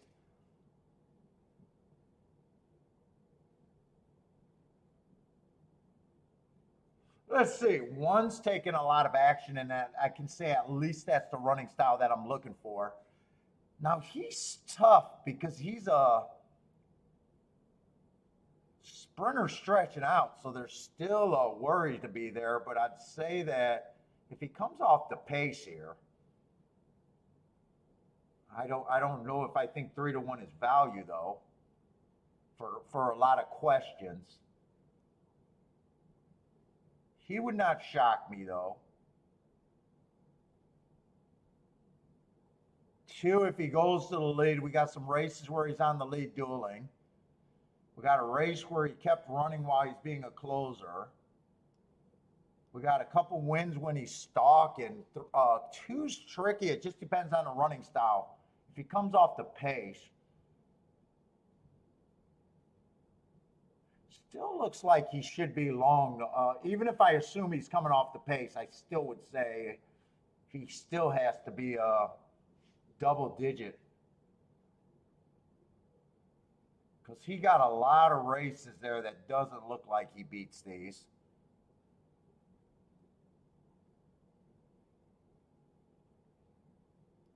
God, we got a lot of sprinters stretching out. That makes me feel uneasy. Five's a sprinter stretching out.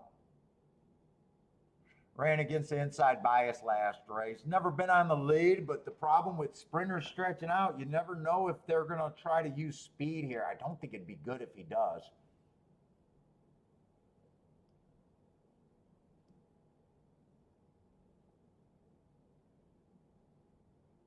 Wow.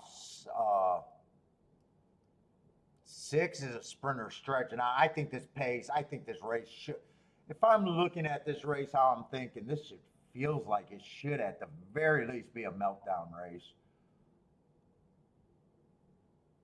7 stretching out.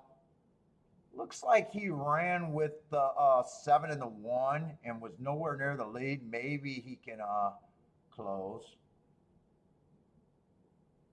He's a 39-1 that might be worth the risk to have on the ticket.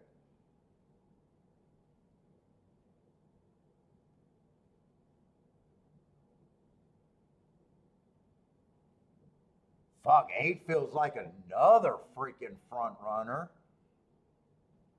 Might come off the pace, but man, this race is so dependent to me about what they choose as a running style. 9-1 seems like the most likely. At least nine's a router so far.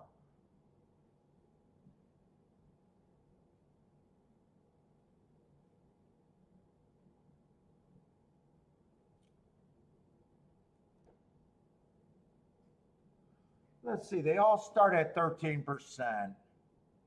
So I don't even want to give three at 13%. I want him to get burned on the front end. And if he goes to the lead, I think there's a ton of speed here.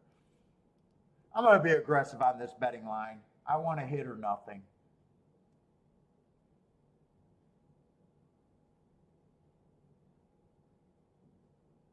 Four at 15-1. I'll leave four alone right now.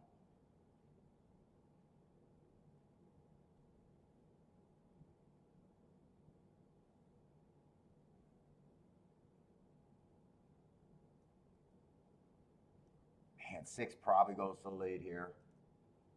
I got to be just as hard on the six that I am the four. I thought there was a lot more speed in here. Seven, I'm going to give 5%, but he's a horse that I got earmarked. I'm actually going to give him 6% so I remember that he's earmarked.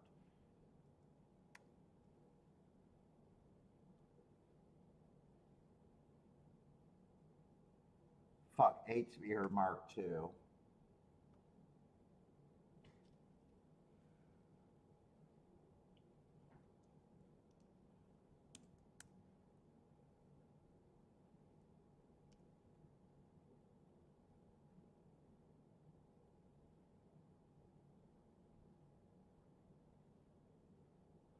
Two still has to be long.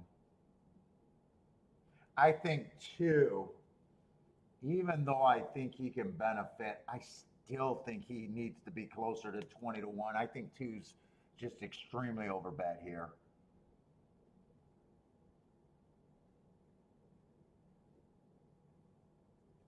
Four, I'm okay with 10%. I think one and the two are the two horses that I think are the favorites in my head.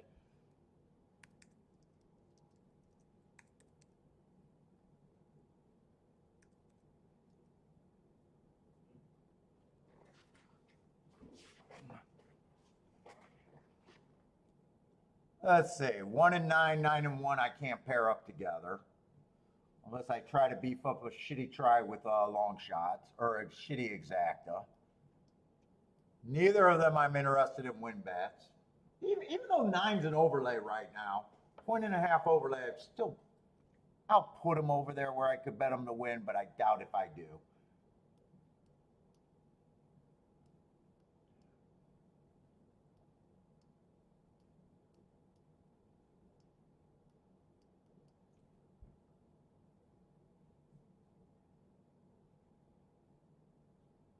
Dude, this might even be a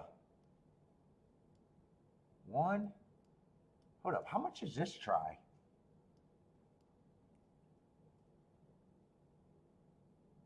So I got some big numbers there. Maybe I even leave the four in there. Wait a minute, how much is this? Tries, I don't know how much they're supposed to cost.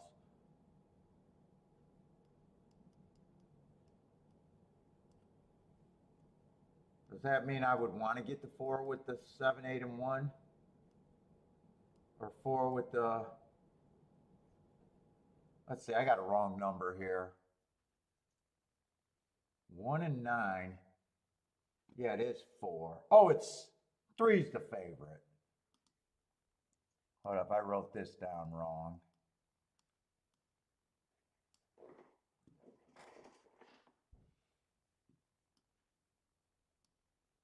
I think that's $27 base ticket for $1 though. I might not want to do that. Why is my computer all of a sudden getting really slow?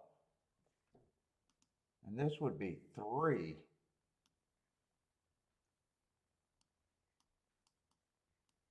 I would play that for less though. I like the 1 and 9 one better.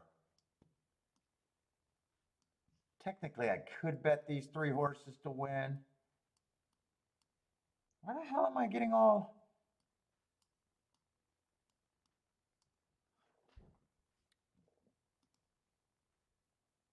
me look at these exact to see if I want to do that. 1-4 is paying 51, 1-7, 1-8 is 147 to 1. Those are good. Let's see, I'm going to keep this light.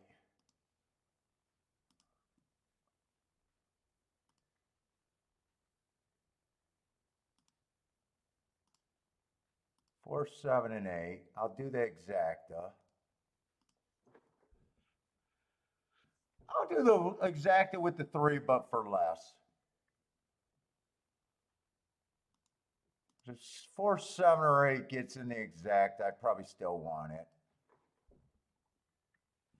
Do I want to do that try?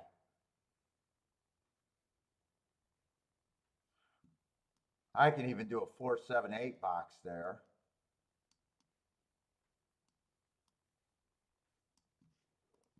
Could do that. I don't think I'm going to. I think I just want to keep this light because I'm extremely happy with my day.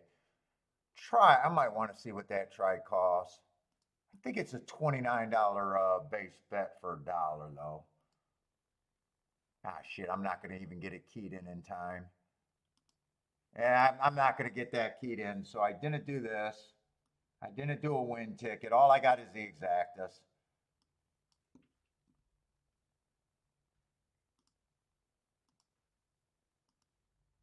What is eight going to the lead for? I misread the pace there big time.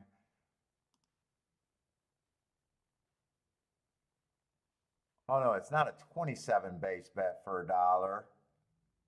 $18 base bet for $1. Okay, but I didn't do that either. What is my 8 going to the lead for?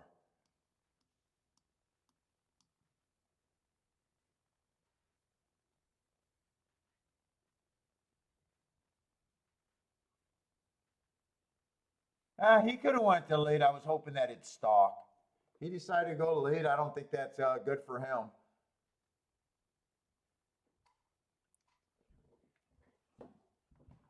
Although I like where the 7's at and don't mind where the 4's at.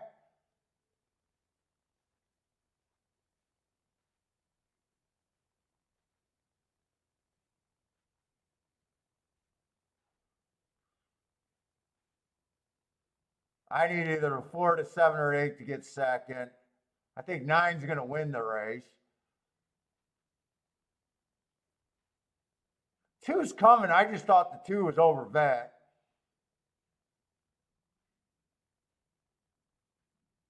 9, I probably could have done a win bet there, but I said I wanted a big number. 2 did get second. I just thought that he was over bet, even though I thought he had some upside. If he was 20 to 1, he would have been on that exacta too. I probably should have had that exacta actually. What is 9-2 paying? 57 to 1? I could have won a little bit wider with the 2.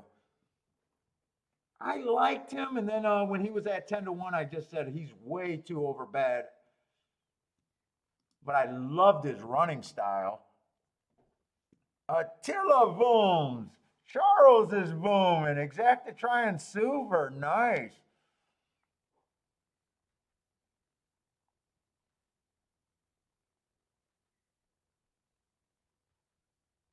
I'm not the turf master today, so I did lose one turf race today.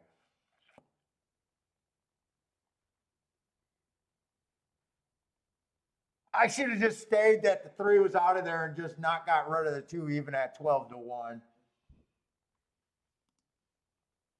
9 and 1 I thought should be the favorites out of that group. And 9 I thought should have probably, I said I think 9's the safer one because he was the legit turf horse with everyone else stretching out.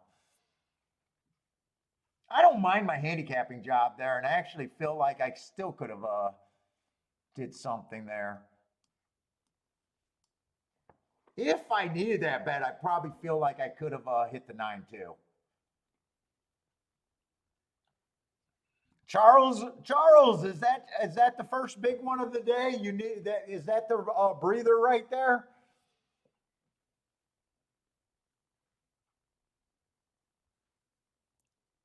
Attila's booming. Buy stock says Charles called it.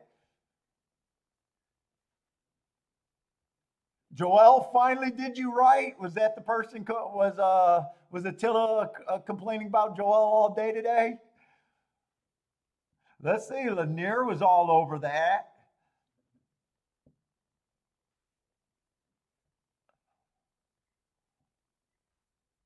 Oh, that's not the only one, but a nice one. Okay. I thought maybe that was the big old woo. Woo, I needed that one.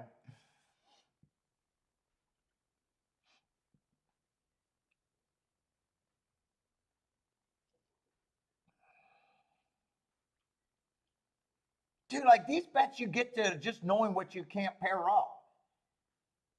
Even on that betting line, it's like, yeah, 9 and 1 can't be paired up. Right now, one can't be bet for a win ticket. 9 could be bet on those odds. Like even your review.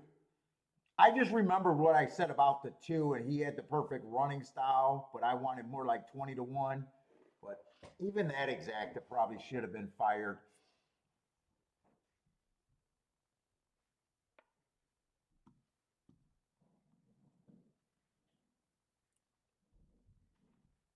But so far, Saratoga's been great. Yeah, 9-2. Mike says 9-2 is very nice. Oh, Charles hit some double. Yeah, I know you've been pretty quiet today, so I wasn't sure. Tony was on the 9 horse. 4 to 1, decent. He was a decent overlay. Basically, I thought that 6 to 1 was fair, but you don't want fair, so 10 to 1 is a nice price on him. Could have done the win ticket, but sometimes, last race being, I think 3 for 4 today, it's like, yeah, I don't just want 4 to 1.